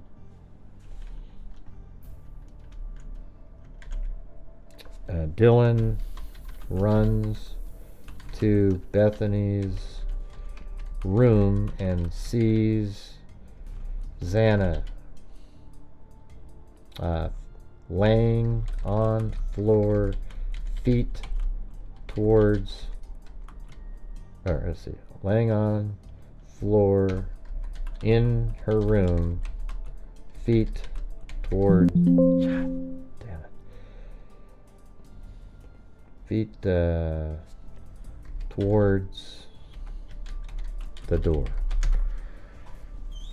Doesn't that make sense right there? I think that's exactly when. And then they started calling people.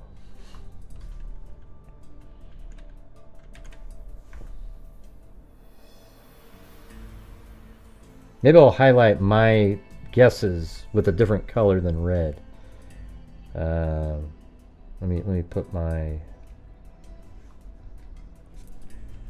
gray's guess.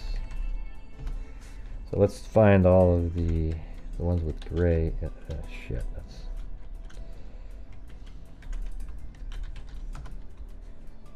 Okay, so I'm gonna make this line like. How about? Nah, that's too light.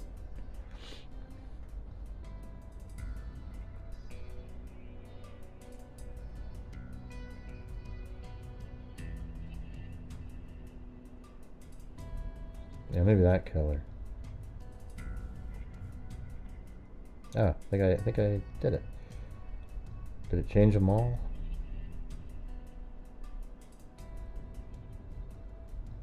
No.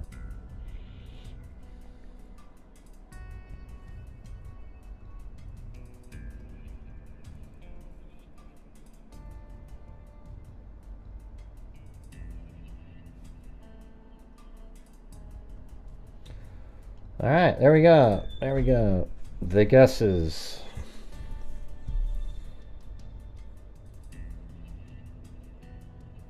I did put it in there. 4:29. Bethany Funk calls Madison. Bethany Funk calls Madison again a minute later.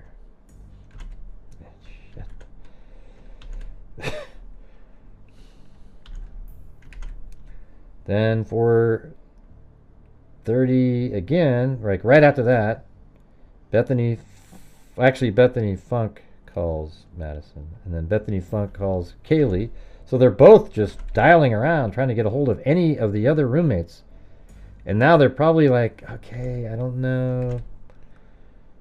It's 4:31 and 4:32:57. Dylan Mortensen texts Kaylee, says, please answer. Doesn't that sound like somebody that's not sure of something? You see, it's all a script, Gray. You see what I'm saying? It's 4:34 a.m. Bethany Funk access Snapchat. 4:37 Bethany Funk accesses Instagram. Okay, now the rest of this I'm not adding in yet. Hey, wow, thanks, Leon Littlejohn. Yeah, so we've got 109 lines in here right now. That's pretty. That's pretty good, you know.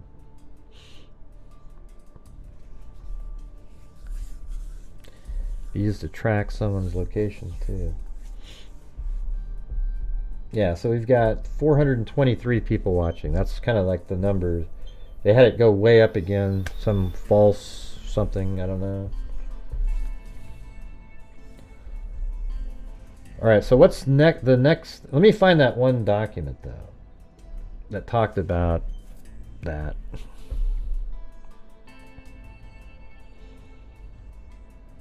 Maybe it's in the Kohberger files, or is it in the? Should be. No, but the new ones just came out. Must be in the.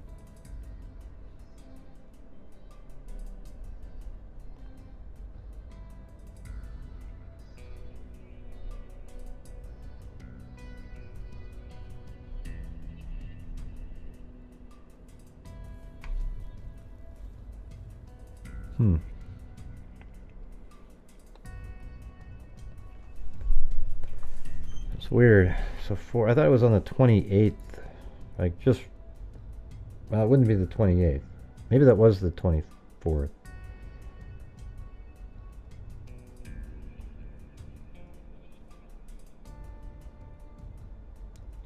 Kohberger, the 24th. And is it the undisclosed expert one? Let me just throw that out really quick and do a search for Dylan. It's not even in there. Okay, so maybe it wasn't autism. Okay, there's a text message one. Oh, I think it was at the top of this. That's right. It was at the top of this document that we're already in.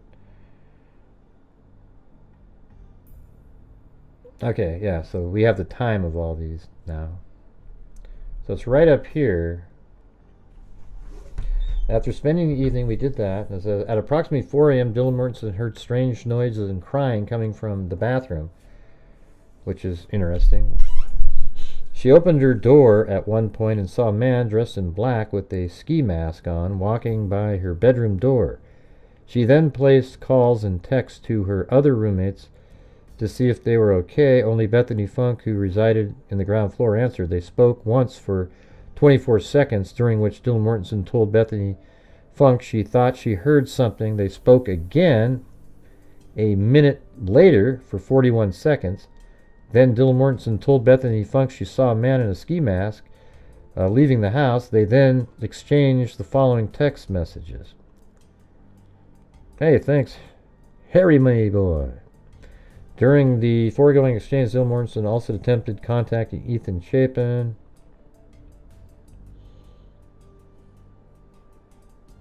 Okay.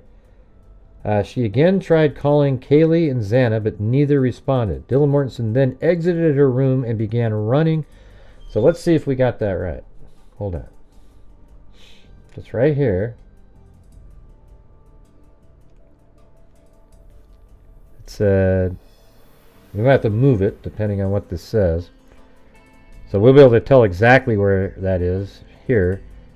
Hold on.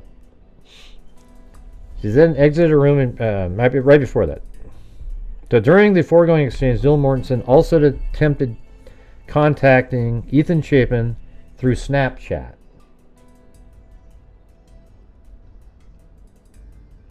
And where's that? I thought I just saw that. Yeah, right here. Dylan Mortensen, well, she called him. Where's the Snapchat? Okay, so it could be further down here. So here's some Snapchat. She again tried calling Kaylee and Xana. Okay, right there. Boom.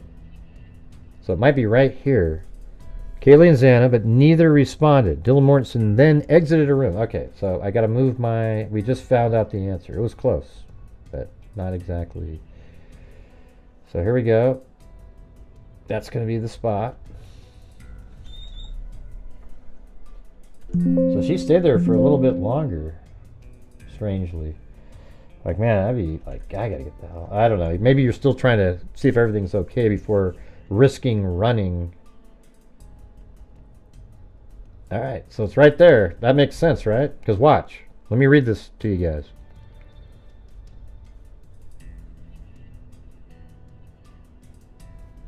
Watch. It says... she tried contacting Ethan Chapin through Snapchat. That's probably both these right here.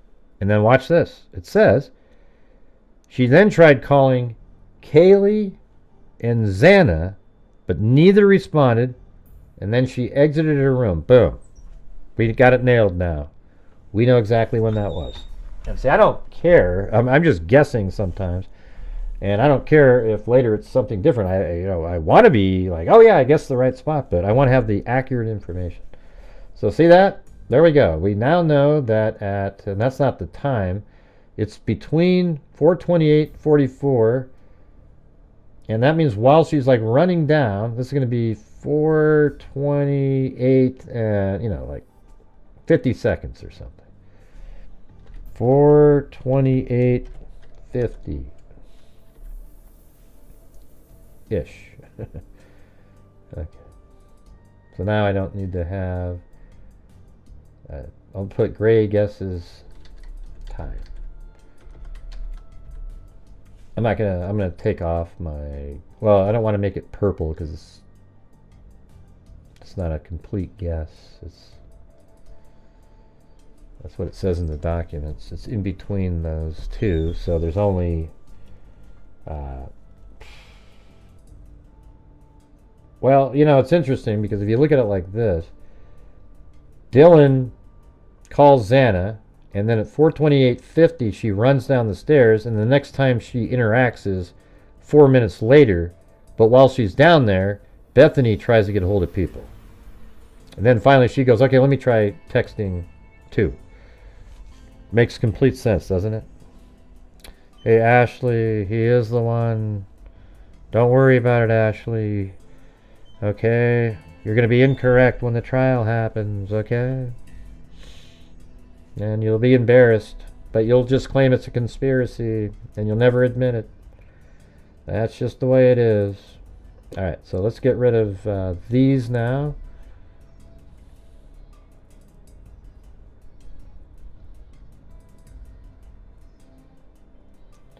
And there we have it. Now, 11 minutes after Bethany Funk accessed Instagram, Kohberger's phone is turned on by Blaine using a VPN.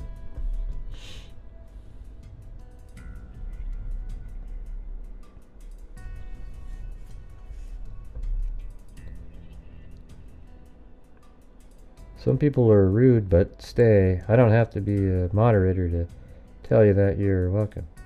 I'm not sure what you're talking about. Can I kick it? Some people are rude, but stay. I don't know what that means.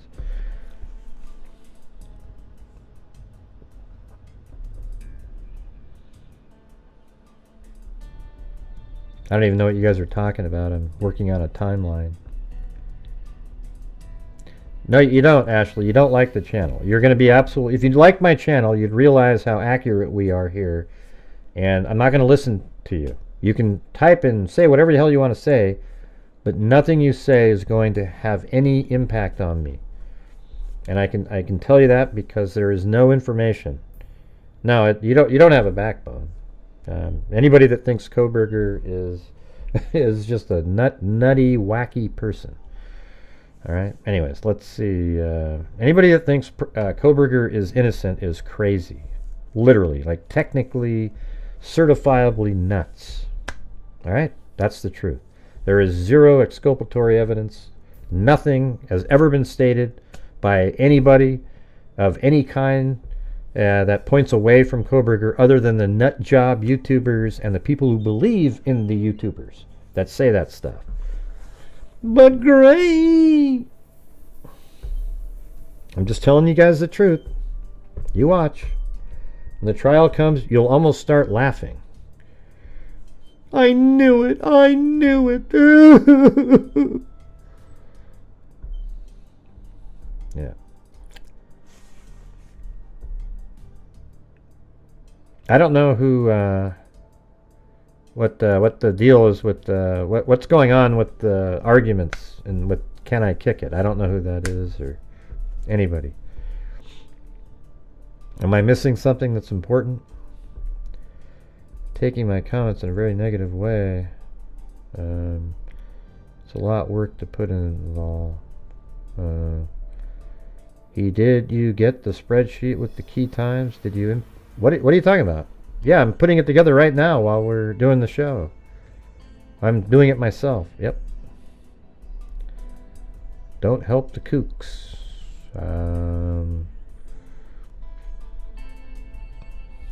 I don't know. I don't understand what's happening. Well, they can talk, but you know, I'm sitting here. Yeah, I'm putting it together myself. As on this show, that's what this show was. Is we're putting this together right here. I mean, as you can see, I'm actually typing stuff in. So if somebody sent it to me, it'd be kind of weird, right? That I've literally populated the entire blank spreadsheet during this show, and somebody else sent it to me? Yeah. He couldn't see the stars because his brows were in the way. That's right, that's right.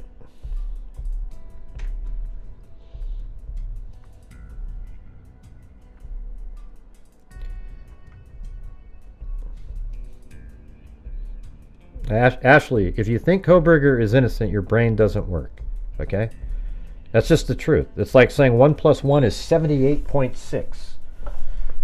You know, that means there's a flaw, some sort of a technical glitch that's happening. I mean, you guys don't mind that I have that confident. I'm that confident, do you? Is there anybody in here that doesn't? I mean, I guess I don't have to say that your brain doesn't work correctly, but it's just I don't have anything else to say because there's no logic or reasoning or anything that makes sense whatsoever that the Kohbergers say. No, it does. You couldn't say the same thing, Ashley. You couldn't, because there's no evidence whatsoever saying that Kohberger didn't do this. Every single thing points to him. Okay?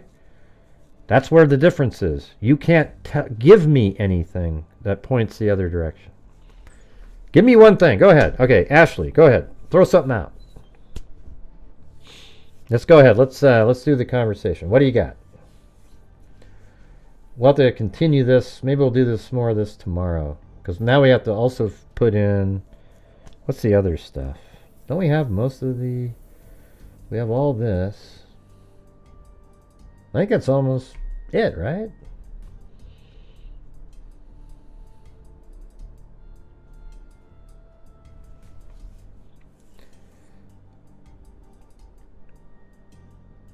Oh God, what are you convicting him on? Oh Jesus! Oh my God!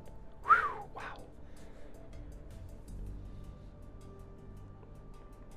Well, it's a brain that functions. Yours doesn't. Okay. Yeah, no, here's what I would say is you've got an individual who purchased a K-bar knife in March with the same exact brand and style, and that was found on the bed of Madison Mogan, where his DNA was found. A vehicle without a front license plate, a 2014 or 15 Hyundai Elantra, is driving around the neighborhood. One that even Ann Taylor said, yeah, well, his car was there, but you don't have a complete string of video of it.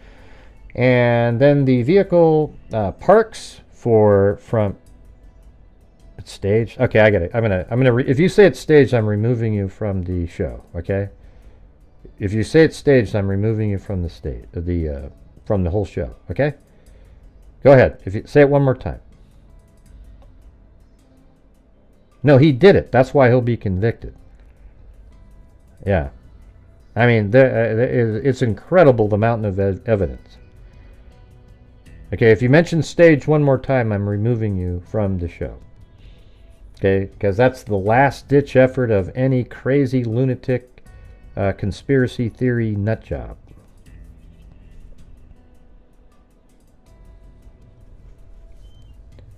Yeah, I went through and I was just starting to throw out all the information and forget it. Okay, see you later.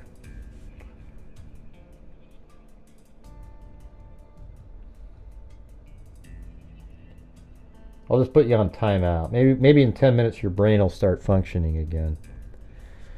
Did you hear Gray? He was so mean. Come on. Aren't I this is just normal. This is the only way to act to people like that. It's crazy. You get what I'm saying, you guys? I have to deal with this every single day. And you wonder why some days I'm not in a good mood or whatever. It's incredible. How else am I supposed to act to this lunacy, you guys? It's like the flat earth crap. What do you mean, Gray? It is flat, you bastard.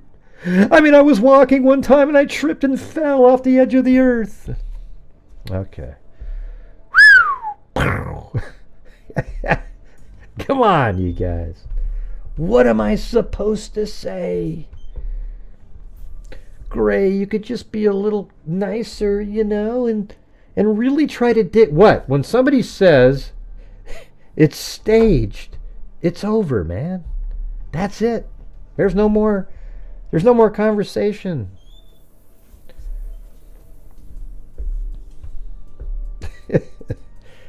Come on, you got to be kidding me.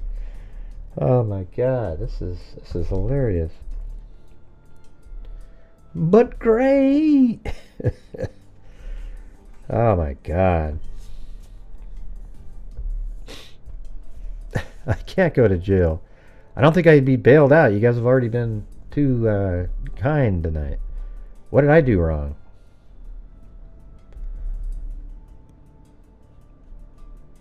Oh yeah, so then how about like tomorrow then what we'll do is we'll do the next stuff. Like there's the you know, the rest of the day. You know, the 9 a.m. You know, we got to put that in there. But 9 a.m. he goes back over there, right? And then we got that. And then we'll talk about when he went down to Lewiston and Clarkston. And then he came back up and his phone pinged at 5:32, 5:30 something. But we still have more to go this morning with this vehicle traveling around. I guess we need to go back to I'll keep going. All right. There was more on here. Here we go. Get it? More on her? You get what I'm saying? More on? There's more on her?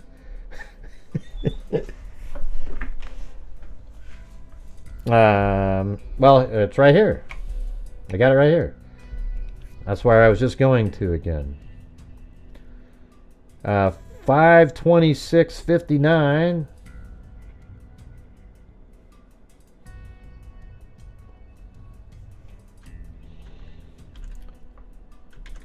And then, let's see.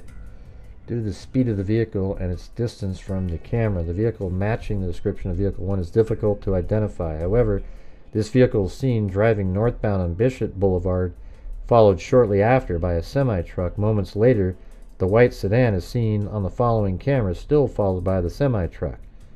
The camera at 1330 Johnson Avenue shows two separate roads, Johnson Avenue and Bishop Boulevard. Johnson Avenue is on the foreground and Bishop Boulevard is the background. In the surveillance, the video matching vehicle 1 is seen on Johnson Avenue, while the semi-truck traveling behind the vehicle is on Bishop Boulevard. Leon Littlejohn just gifted a membership to Brittany F. and Moofies Megazoid. All right, thank you. So I'm already too late for a lot of people, right? Like right now, aren't I on a little bit too late?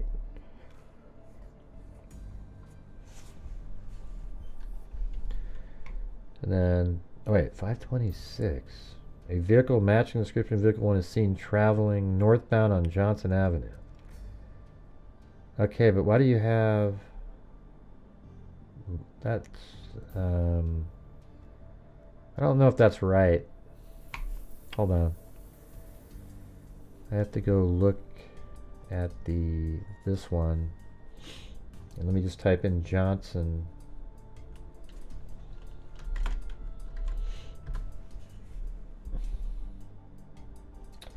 At approximately 5:25 a.m., a white sedan, which was consistent with the description of suspect vehicle 1, was observed on 5 cameras in Pullman. The first camera that recorded the white sedan was located at 1300 Johnson Road, Pullman. The white sedan was observed traveling on Johnson Road. See, but it says 525 leads directly back to West Palouse. I'm not sure what the hell that even means. The white sedan then observed turning north on Bishop Boulevard and northwest, so at approximately 527. Okay, that's the one that they're talking about, but then in this... I'm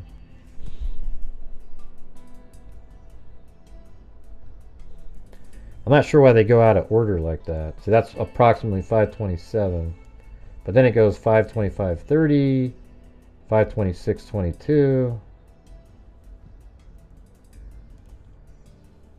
I don't get it.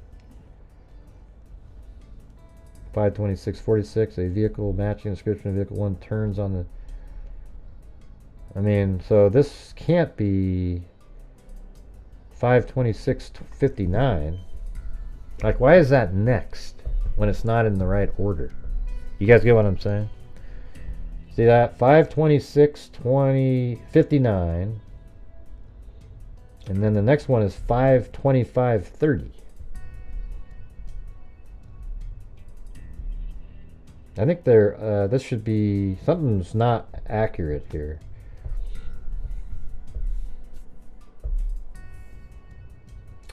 Let's see, actual time with the time... Oh, there it is. There it is, right here. Okay, good. Thank you.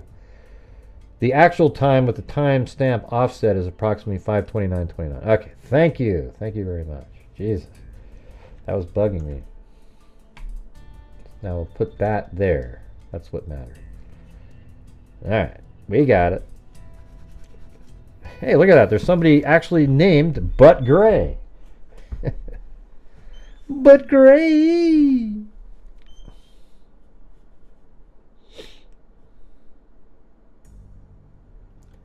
1330 Johnson Avenue.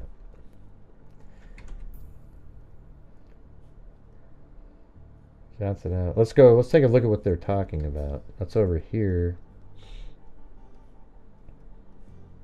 1330 John. I actually drove in there and showed that. There's 2 cameras on that building. Oh yeah, and then let's see. I guess it has this little... I don't know. What are they talking about when they say Bishop? Maybe it's like right here. Is that what that is? Okay, there's Bishop and Johnson. Okay, there you go. And they're saying that this one, Johnson Avenue, is the foreground and Bishop Boulevard is the background. In the surveillance, a vehicle matching vehicle 1 is seen on Johnson Avenue while the semi-truck travels. Okay, so there's a semi-truck near it. So the camera, I believe there's 2 of them on this. When I drove in there was. So let's go right here, turn, and there's a camera right over here. Can you see it? Right there. That's a camera, and then there's another one right there. And I think that's it. There's one there, and there's one right over here. And the Elantra was actually driving right on this road. It was driving here, so it was closer than the semi-truck. Hey, thanks again, Leon Littlejohn. The legend. Diane Otto, Muppets and Manilow. Manilow, Jesus. You're not talking about Barry Manilow, are you? I mean, Barry Manilow, I've said this before. I like the song Mandy, but the song Coco Cabana is one of the worst songs ever written, okay? And there's people out there that literally say, that's my favorite song. And I can't believe that, you know? I just can't believe that's a real thing, okay? Let's all agree that that's the worst song, right next to Skyrockets in Flight. Ah, that was one of my favorite rants. Yeah.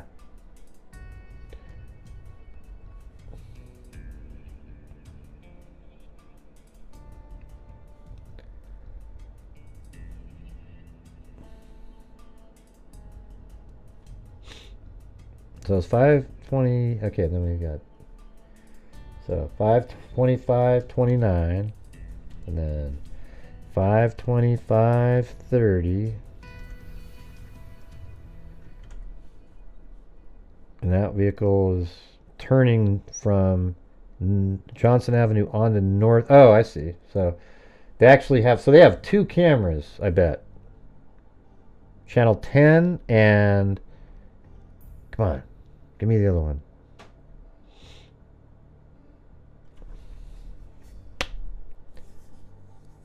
Pullman.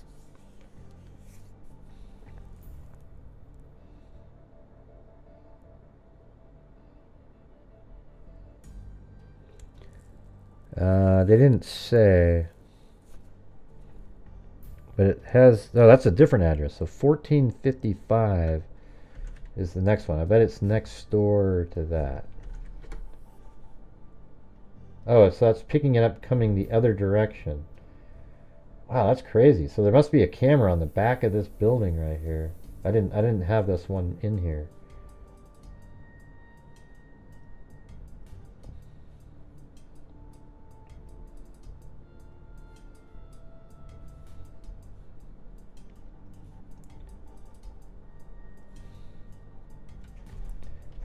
$14.55 Bishop Boulevard.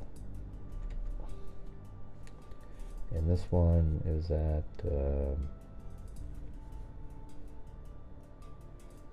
525.30. Let's take a look. I bet there's a camera right on the other side of that building. And the reason I'm saying that is because it picked it up. There's gotta be.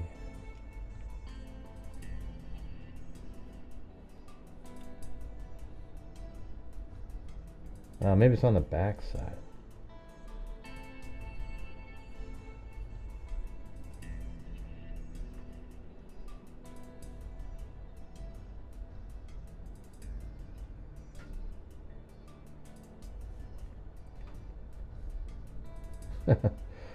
Alright. Yeah, I guarantee you there's a camera right up there, because that camera, it literally picks up the vehicle way down there, right here, coming off of Johnson and getting on to Bishop. So that camera here films the vehicle. Oh, and look at this. They have the Sunset Mart. Now, is that one of the ones that a camera picked up something? But anyways, that address right there, this is crazy. I guess I missed this part again. So now that camera picks up just the sight of it turning on to. So there's a pickup, a semi right here, and the Elantra drives here, and it's weird because that matches that crazy route that they have. See how this isn't really a normal route that somebody would take. So he drove up 195 and then cuts across here, coming in this back way, goes by 1300 Johnson Avenue, and then pulls on to Bishop. And right when it does that, this camera here picks up the lights of it driving by. Okay? Awesome. But you guys feel like we're all just kind of learned a shitload tonight in terms of putting it all together in order. 2530 1455 Bishop Boulevard.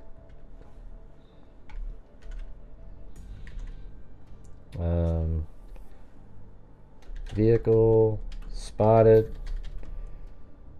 merging to Bishop from Johnson Avenue. Drives by. Hey, thanks, Frankie Valentine. And sorry for my cussing tonight. I'm just sort of, I don't know. I'm just not, I'm in a weird late night mood, I guess.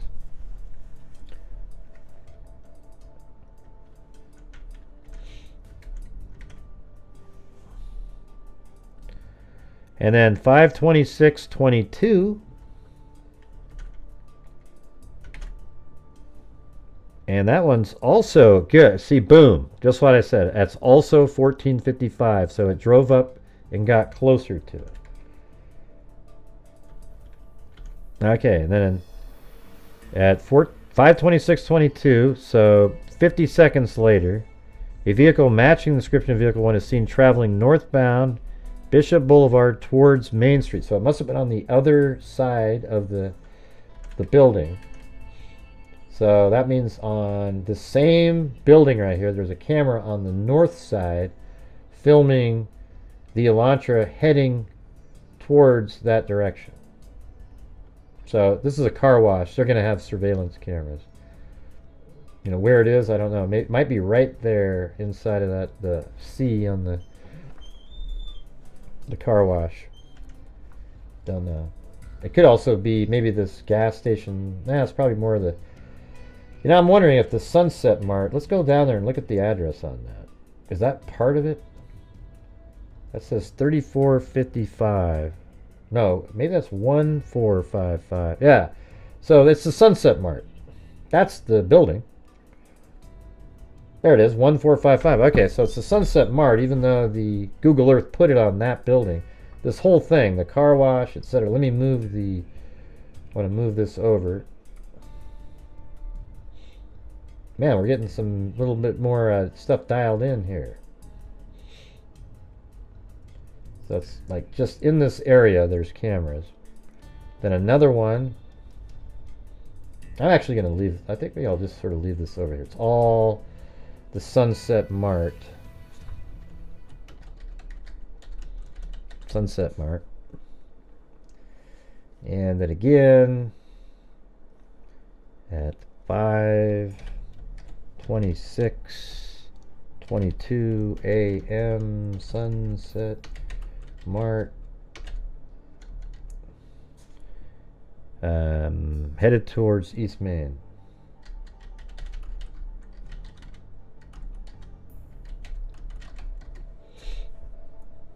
There we go.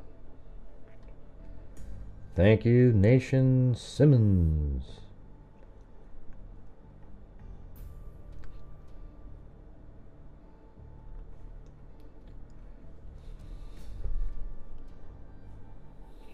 All right. So let's get that back out.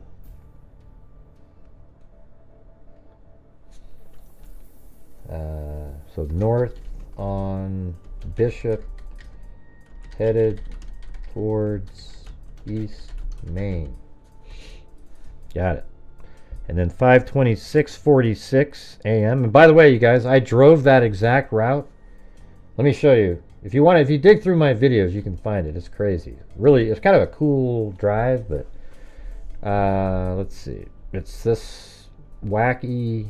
If you go all the way to the top up here, you click on this map. See this whole map here? This is what was in the probable cause document. This all matched perfectly, but you know, and even this part, like coming across, but then this got kind of weird. The only road, you can even see the roads there. They don't exist. So I drove the closest you could get, and then got onto this one and went this way. And when I got up here, it was exactly the time it should be. It matched the probable cause perfectly. It was unbelievable.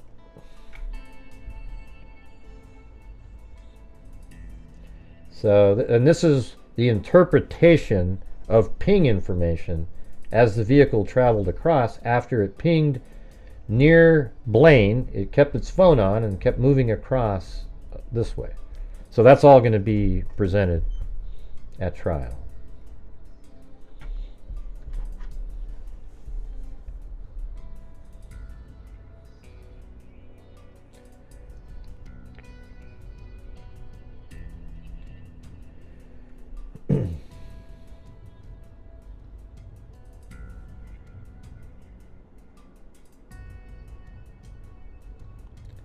All right, 5:26:46. All right, I'm only going to go to, at the very latest, 11. I mean, that's ridiculous anyways. I've been on here for 4 hours already. And wow, that's another one on. So another 20 something later, it's on the same building again, and turns onto Northeast Main Street. So you can literally see by watching the lights that late at night, there's nobody else driving around, okay? And they can see that the vehicle, that's crazy. That's awesome.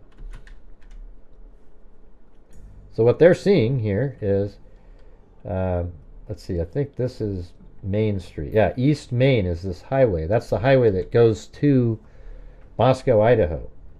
So that means that that camera on well, at the Sunset Mart, from here, it kept following it and watched it turn into here. They didn't say what direction though. And then 5/28/31.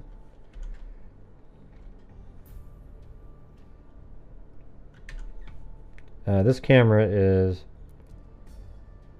Northeast Stadium Way and Nevada Street. A vehicle matching the description of vehicle 1 is seen turning onto Northeast Stadium Way from East Main Street. So let's see, that is up here, and it's that's Northeast Stadium Way. So it's turning onto Northeast Stadium Way. So that means, and that's Stadium Way in Nevada. So it's right here.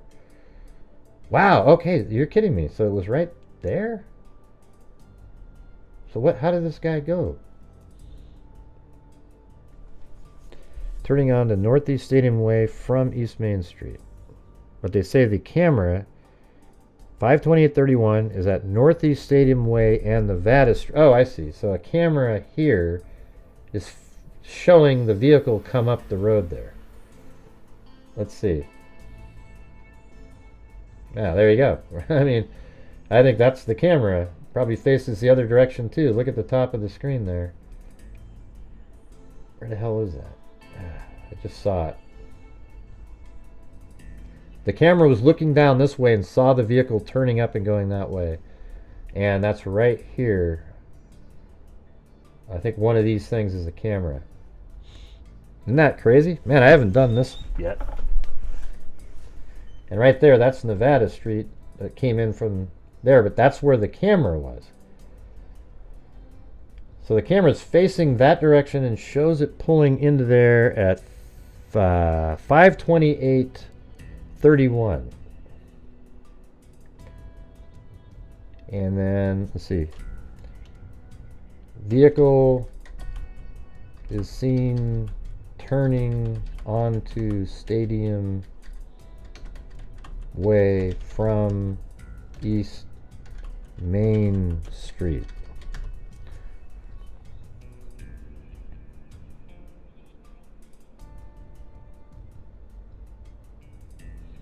By the way, you guys don't have to, I mean, if you're moderators and stuff, you don't have to be here when I'm, late at night like this or something. I don't expect, and you don't even have to be here anytime. I just hope you want to be here because it's interesting or something.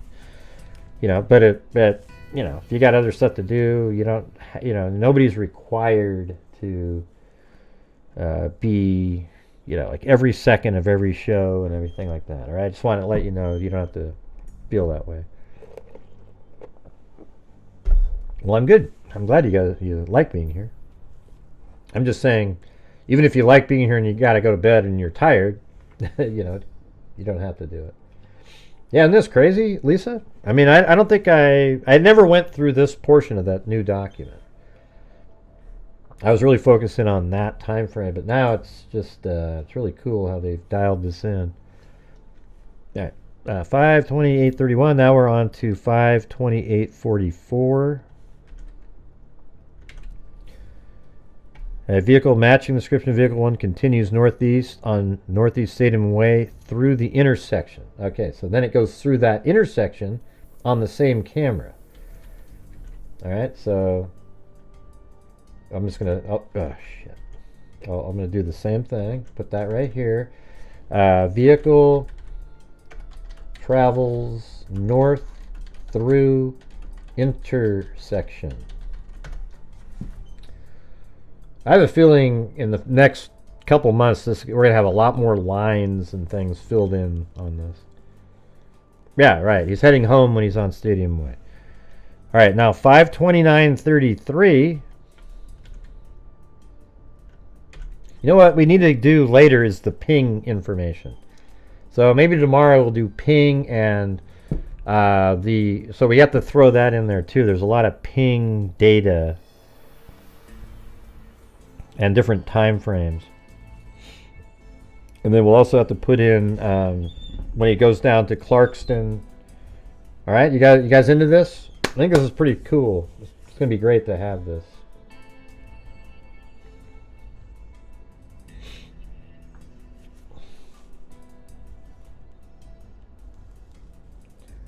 Doom doom doom doom doom doom doom doom doom doom doom doom doom doom doom doom doom doom. Let's kick it. Doom doom doom doom doom doom. All right, stop. Collaborate and listen. Yeah, I know the whole thing. Northeast Stadium Way and Grimes Way. So 529 and 33. Ice burgers. Ice burgers to go. A vehicle matching the description of Vehicle 1 continues north on Northeast Stadium Way through the intersection. So that must be... Wait. What do you mean continues? The vehicle matching the description of Vehicle 1 continues northeast on Stadium Way through that intersection. Then at Stadium Way and Grimes Way. Stadium Way and Grimes Way. That's right here. See, this is now we have exact times. I wasn't even close at 5:27 they had before. It's 5:29:33 at Stadium Way and Grimes. There we go. Hey, thanks, Tori Wells. I don't know. I don't do the watermarking thing. You guys will just see it when somebody, steals the shit. 5:29:33 Stadium Way and Grimes. I'm sure there's other people that have done something. I'm just doing my own. 5:29:33 a.m. Okay, let's do it over here. And it says a vehicle matching the description of Vehicle 1 continues. Vehicle heads north through the intersection.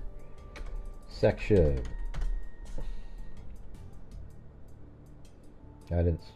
Intersection. Oh, that one says travels. I was wondering why that looks different. Hey, thanks, Austin Huber. Brian's Way. Even the roads are ratting him out. I know. It's just, the guy's he's an idiot. Thank God. He is not gray. I've sent him letters and everything. He said I had nice birthing hips. That's the first compliment I've ever got, you bastard. Well, good for you. Send him another letter, huh? Northeast Stadium Way and Wilson. Vehicle matching description continues north. Okay, so it's going to be the same.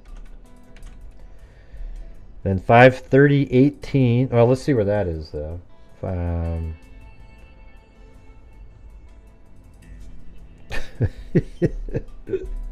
Yeah, well, that's what these people do, man. I'm telling you.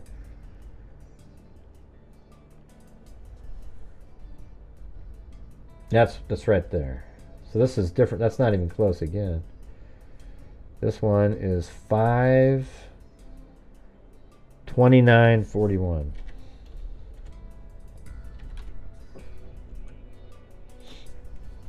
Come on, what's going on, Leon Littlejohn? Man, you bought like 100 channel memberships tonight, man. Thanks.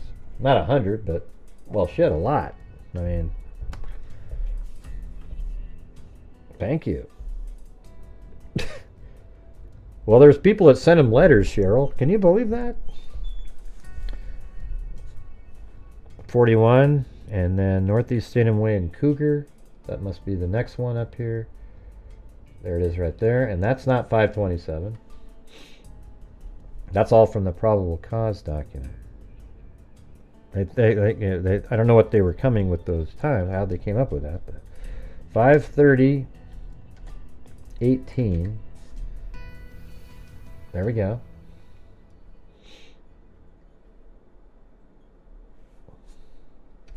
$5:30:18, and this one is Northeast Stadium Way and Cougar Way. So it's just driving on Stadium Way the whole time. Oh wait, and then that one says a vehicle matching the description of vehicle 1 is northbound on Northeast Stadium Way, then turns east onto Northeast Orchard Drive. Interesting. Oh man, see, I didn't have that one. Stadium Way, and where's Orchard Drive? Where is it? Oh, there's Orchard Drive right there. Okay, so it comes up and then it goes that direction. Interesting. So I guess I mean maybe I should draw something kind of like this, just to make so we know that.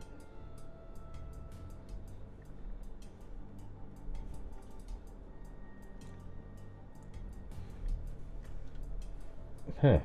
All right. So that's all right, we'll put the next one in after this too. So 5:30:18, and then 5. That's it. So then it actually goes through a vehicle matching is northbound on Northeast Stadium Way.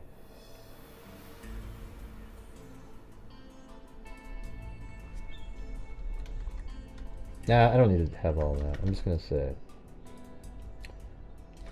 vehicle northbound, north on Stadium Way, turning east onto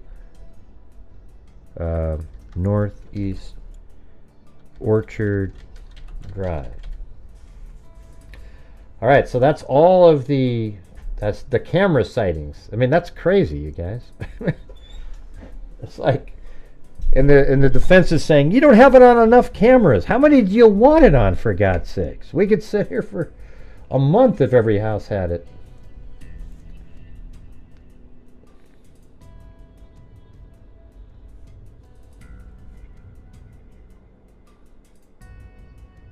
All right, now let's take a look at this. So where does Kohberger live? He lives right there. So this vehicle is heading up like this. Exactly how you'd probably get home, everybody. See that? You're on Orchard Drive. You drive up here, curve around, and then it becomes Northeast Valley Road, and then you're right back at his house over here. But that doesn't prove that was him, Gray. Okay, so the same white Elantra that was parked outside the residence for 12 minutes, missing a front license plate. I bet you they have, if they have cameras here that show it doesn't have a front license plate, boom.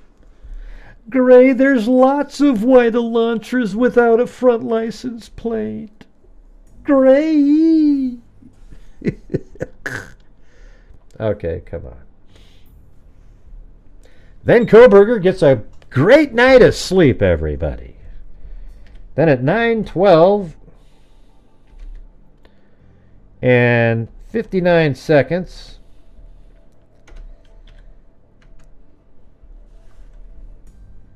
a vehicle matching the description is traveling southbound on Highway 95. Southbound on Highway 95. What? That doesn't make any sense. Wait, which one is 95? Is it this one?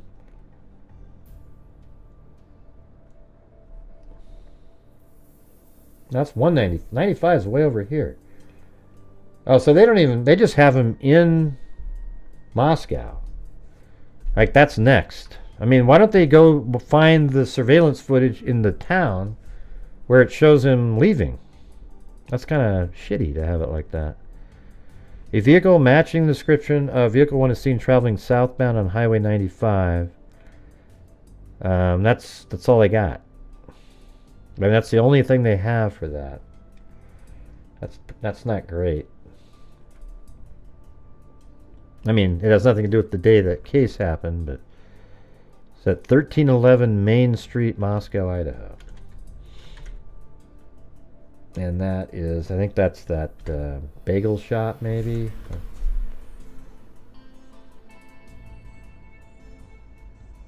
I mean, that's pretty crazy, you guys. It's not. It's the same A&W. It's, I mean, his vehicle's heading south right here at 12, 9, 12, 59 a.m. 11, 13, 20, 2022. That's pretty nutty, right? Look where he is. He's right next to this place. Now, what did he do next, though? Did he just keep heading south, or... I mean, where was he right before that? Did he come down like I mean, I could see him doing something where he came in on this road right here. That's how I came in. And there probably aren't a lot of cameras on this road here. Then he came in like this. Kind of from here, you can see the residence from this back road over here. Here, watch this. You come around the Sigma Chi house. And from right over here... Let's go a little bit further. As he's driving around, I believe, I think you need to go a little bit more. I know you can see the house from over here.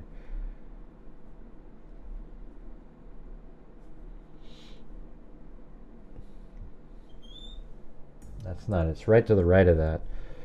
I think in the right time of year you can see way better. There it is, actually right there. See, there's the wood planks on the house.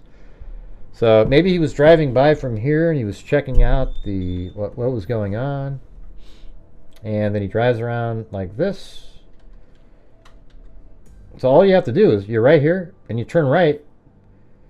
And then you take a left and then you're right on into that area. Or I guess maybe in his case, maybe he came down, cut across, and then took a right there, and then maybe heads straight out. So he could have just come down right here, like this, drove in, just like I showed you, came down, took a left, and then went absolutely straight on Taylor Avenue.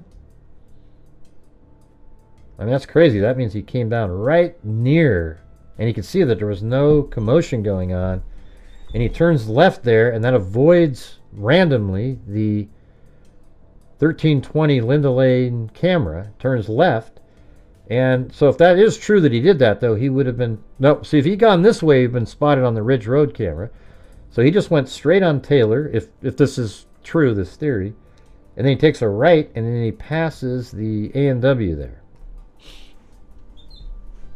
I wonder if they have more information on that trip. I think they have ping data for sure that matches, so we'll be throwing that in too later.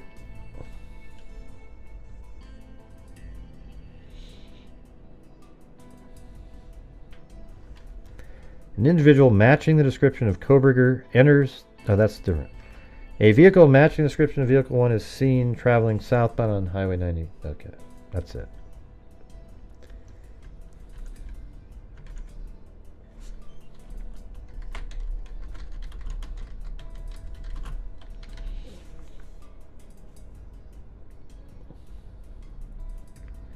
Wow, you guys, we made some good progress there. Look at that. All the way down there, the red is Kohberger, so we have to make all of these red.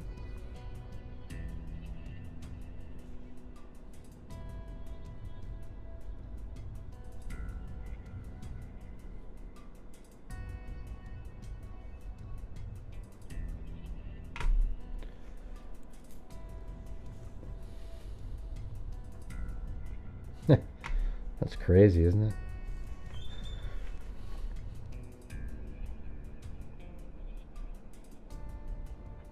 That's so interesting. I mean, it's crazy how his timing, you know, he drives away, and that was sort of like this natural, there's 9 minutes difference, but like they quit texting and everything, and then he turns his phone back on this whole time right after that. And I think they went to sleep for a few hours.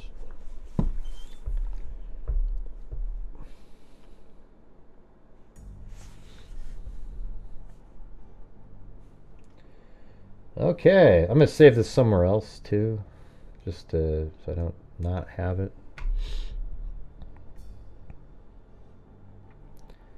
Let's see, I'm going to save it in the 1122 King Road.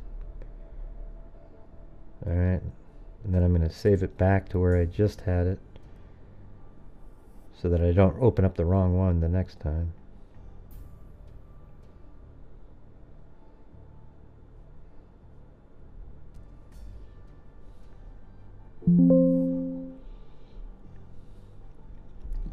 Alright, save as, browse, working on 20.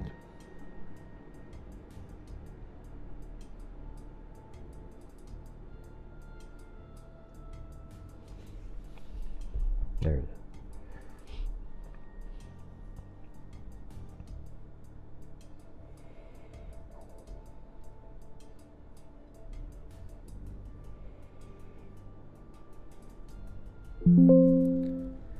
Alright, kind of saved it three different times. I don't want to lose, that's a lot of hours of work to just disappear. So there you go, we got 120 pieces of timeline information put in, but we got, I think, still got a lot more to go. We've got to put in the cell tower ping information, and we've got to, hey, can I kick it? Sorry, you kind of struggled in here tonight. I think people just didn't understand what you were saying or whatever. No big deal.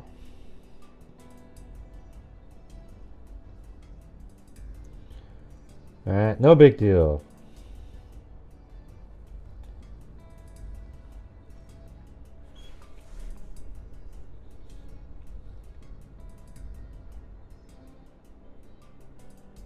Oh, thanks, Robin. And, you know, sorry, I got frustrated earlier too regarding like people going, "Hey, great, put the thing online, put the," you know, I don't know why that kind of stuff bugs me. I don't like people like in the middle of my shows and things telling me do this, do this, do this, do this, and do this, when I already know how to do this and this and this and this. I'm just putting the information in a spreadsheet, and maybe at some point we'll do something else with it.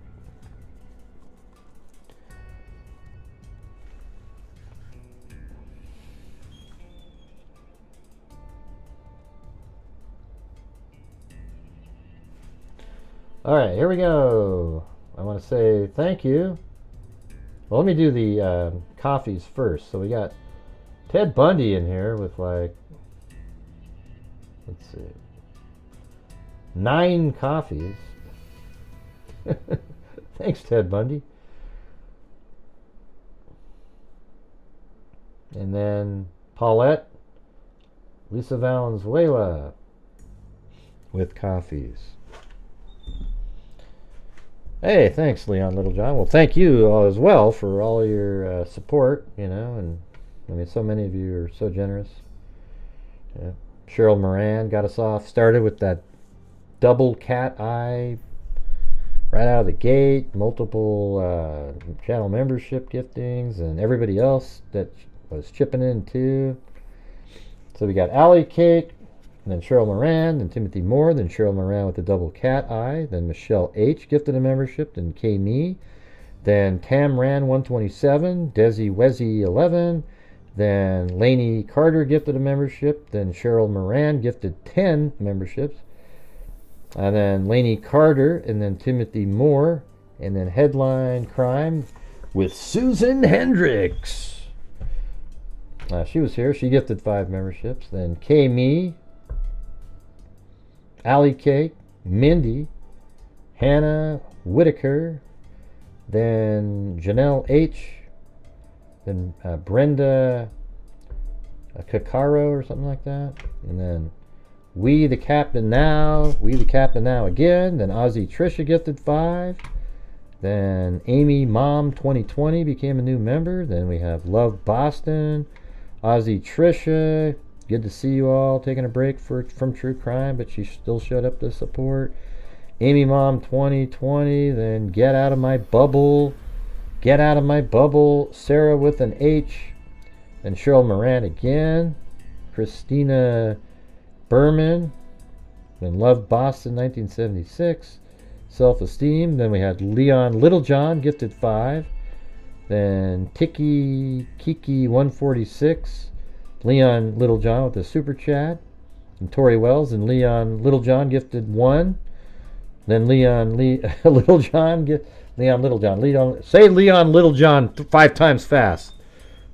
You can't do it. 3 times. Say it 3 times. Leon Littlejohn. Then we have Lisa L. Then Cheryl Moran again. Jeez, thanks, Cheryl. Then Leon Littlejohn gifted 5. Then Leon Littlejohn super chat. Then Harry Meet My Boy. Then Sandy W became a new member. Then Leon Littlejohn gifted another one. Then he gifted another one. Then Moofies became a new member at a Megazoid level. Then Leon Littlejohn gifted 5 more. I mean, I don't even know how many did you do tonight, Leon Littlejohn? Then Frankie Valentine again, and then Nation Simmons, Tori Wells, Austin Huber, then Leon Littlejohn gifted 5 more again, and then a super chat. So, anyways, thank you guys. Wow, that was really kind of you guys. Kind of heading into the end of the month here. We'll see what we can do at the end of the month. We've already done 1,000. What are we at for the year currently? We are at 10,500. That's the first 3 months, but the first month was 15. It was one of our worst ones we ever had, 1,500 or so. So the next month was a little better, and then last month we did 5 something. So maybe kind of cool after 4 months if we're at like 14, because that would be like, if you extrapolate that out, it'd be 42,000 for the year. But it seems like the channel could do better, when we start doing the trial and whatnot. I guess we'll see how it goes, but it's been doing a little bit better this month than last month. The first 2 months were the 2 of the lowest months this channel's had, and since the 5 years we've been doing all this. Yeah. Thank all of you guys. You guys are amazing. Well, thanks, Harry, me boy. Are you Irish? Harry, me boy. Yeah, it does. This is a lot of information in this case. And then one of these days we're going to have to go through and do some other stuff where we're doing the timeline here, but then we have to do, maybe we need to put down like a big list of like key stuff. That one might be a little harder, and that one I might need help from all of you guys even more, because I don't know where some of the stuff is, and maybe you didn't think of, oh yeah, that's a good thing to put down.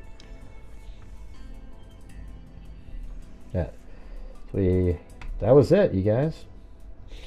Very cool. So it's already pretty late here, 11 o'clock, a whopper of a 4-hour and 30-minute show for all the freaks. And thank you all very much for that amazing support. And hopefully that video, I don't think the video's already sort of died down, but it may have made some income today at some point. We'll have to see how that went, but very cool, very cool. All right, everybody, thank you all for being here. And if you guys could help out, when I make videos, could you guys make sure to always hit that like button, like right away, because that gets YouTube going, oh, people like this one. and then go out and share the video in various places. And I think that would really help out, because there's some videos that I spend hours and hours making, and I can tell right out of the gate on the premiere that nobody's going to watch it, because if you only have like 110 people in a premiere, that means it's a video that crashed and burned right out of the gate. I've had a couple over the years that the premiere sucked and then somehow it took off like a rocket. And I don't know, those are really rare though. That doesn't happen. And those are the ones that sort of help augment the, make it so I don't have to rely so much on the amazing support from you guys doing the super chats as much. I mean, it'd be great if you guys were still, it was all the same and the ad revenue was coming in. Then we could really start doing them. I think 1 month I've been able to give 6,000 out a couple times, and then we did 10 1 month. It was just the craziest month. It was like this combination of, I think it was this case and the ending of, I always forget her name, the one with the car that went into the water. Like those two together in the same month, and it was just like so busy. Everybody was watching all my videos, and that was a good one. Yeah, timelines are good. So anyways, thank you guys very much for being here tonight. We will see you tomorrow. Looks like the dogs are already in their little caves. Yeah. Anyways, you say goodbye. You say goodbye. No, you say goodnight. Yeah, I have a little fly. It's an animated fly that I have on the screen. Its name is Clem. Right? Clem the fly. It's one of the survivors from my microwave experience that I had. Genius move, by the way. Gray, you do an awesome job, I believe in what you do. Hey, thank you. That's so nice of you. Appreciate it. I try to do good. I mean, I try to put together the information in a rational way, keeping in mind other elements and thinking through it. Anyways, thanks everybody. We'll see you guys tomorrow. Right? I mean, it's amazing. Every single day. And I really appreciate you guys, and we'll see you tomorrow. And as I always say, until next time, be safe out there. And a 1 and a 2 and a 3 and a 4. Yeah, I've been doing this true crime Crime dissector, flag rejector, I'm a certified human lie detector. I'm gonna get you on a spreadsheet. Flag rejector, I'm a certified human lie detector. Gonna get ya on a stretcher If you try and play me like a old projector. Crime sector is my nectar. Professor Gray is gonna give another lecture. Crime collector, Freak connector, and I'm always gonna be a pup protector, fool deflector, interceptor. and I'm meaner than a spectre with a vector on his Pector, with all respect, y'all. Just remember, I've a temper fucking check, y'all. I have no agenda, I'm a pretender. and I'll serve it to you straight Straight without the blender. And in the end, I'm gonna send you on a mission to reveal the true offender. Yeah, so I'll just get right back to work. All right, everybody? Talk to you later. We are all Richard Allen! Correct.